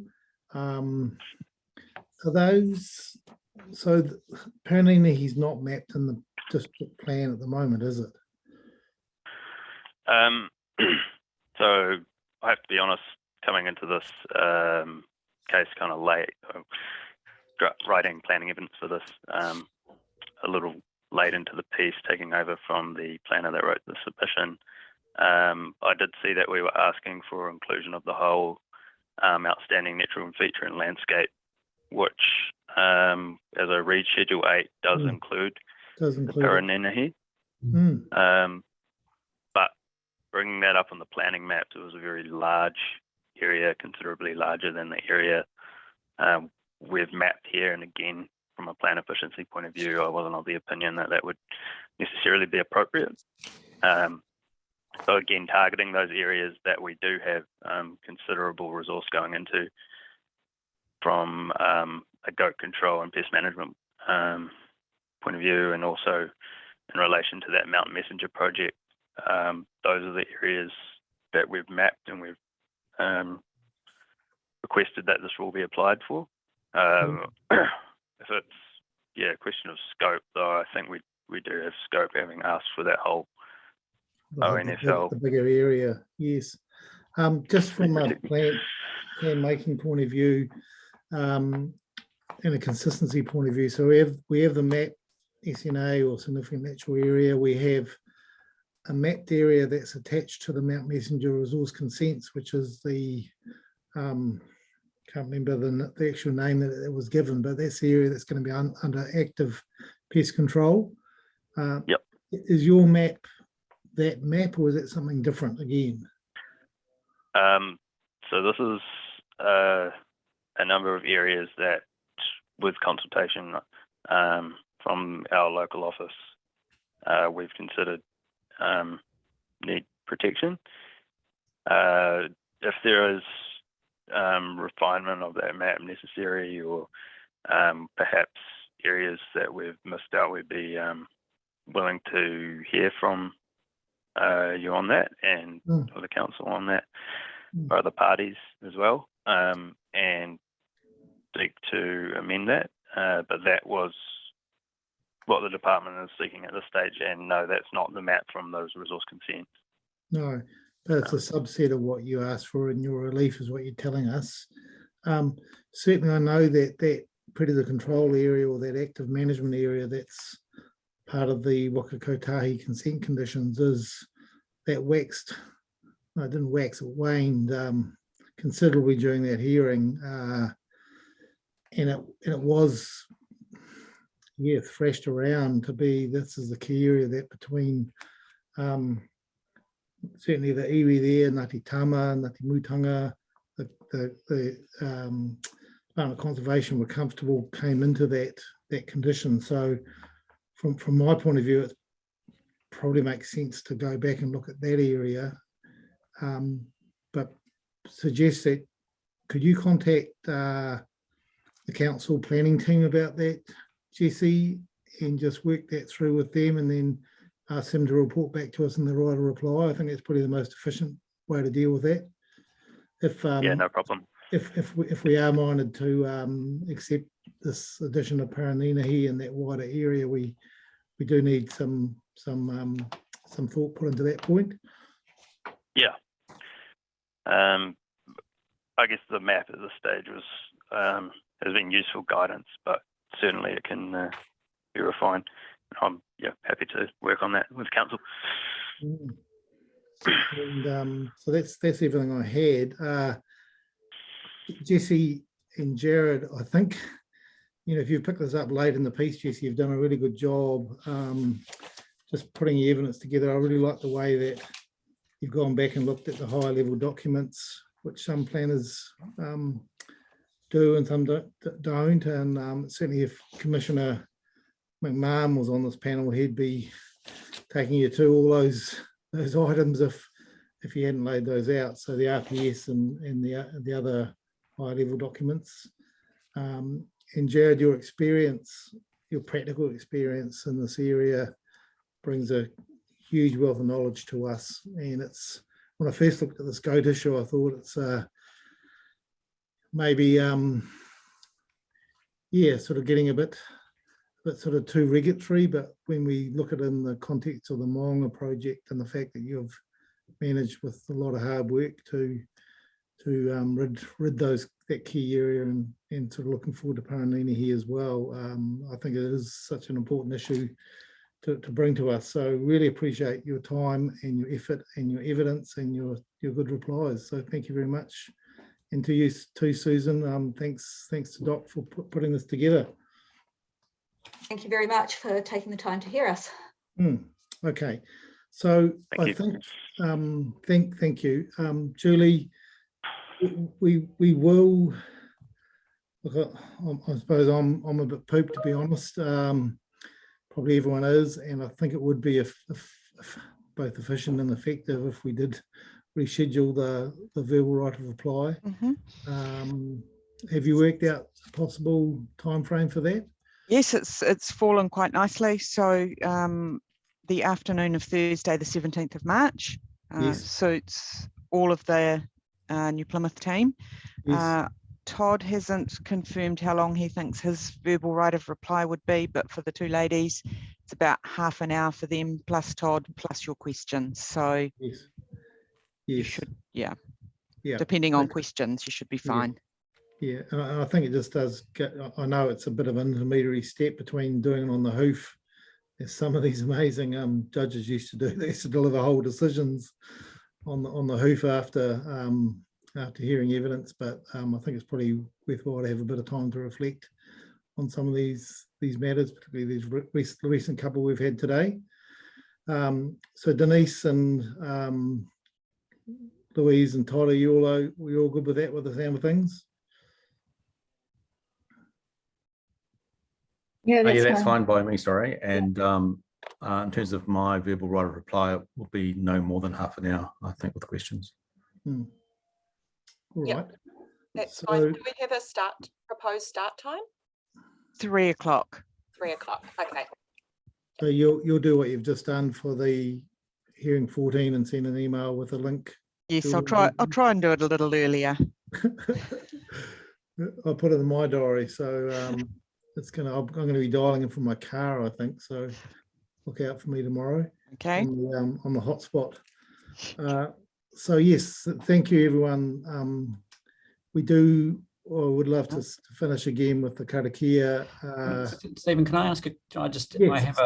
Sorry, Kit. I'm channeling our planning geek from the panel, and I just want to ask a question. It rises from something Maria mentioned around the comments you made around Papakāinga.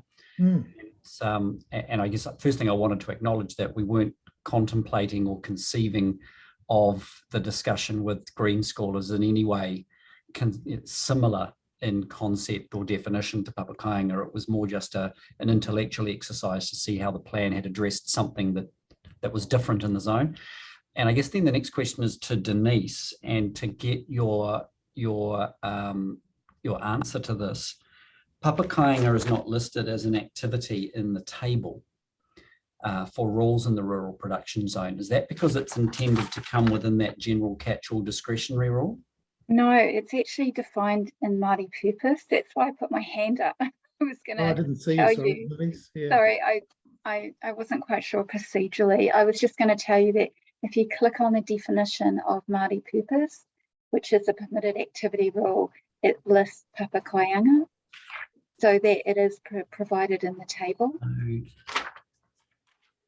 Oh, So- in Māori purpose activities. That's Yeah, where it's got it. yeah, Right, okay. sorry. Oh, that makes sense. Yeah. So it's permitted, and any buildings Yeah. associated then would just have Yeah. to meet the general performance standards, except the number of units. Got it. Okay. No, that solves it now. That's good. I was just thinking that's there was a missing. Cool. So thanks, Stephen. Sorry to hold everyone up from getting home. That's all right. I think someone's got a haircut coming up too. So sorry. Yeah. So karakia to finish us. Graham or Sarah? Sarah? Looks like it's you, Sarah. Maku whakakapi o tēnā tātou. Kia pai te pō, he karakia whakamutunga, ki runga, ki raro, ki roto, ki waho, rire hau, tāna rire. Thank you, Sarah, and we'll adjourn the hearing till 3 p.m. on the 17th of March. We will have the officers' right of reply. Thank you very much, everybody. All right. Have a good evening. Safe travels.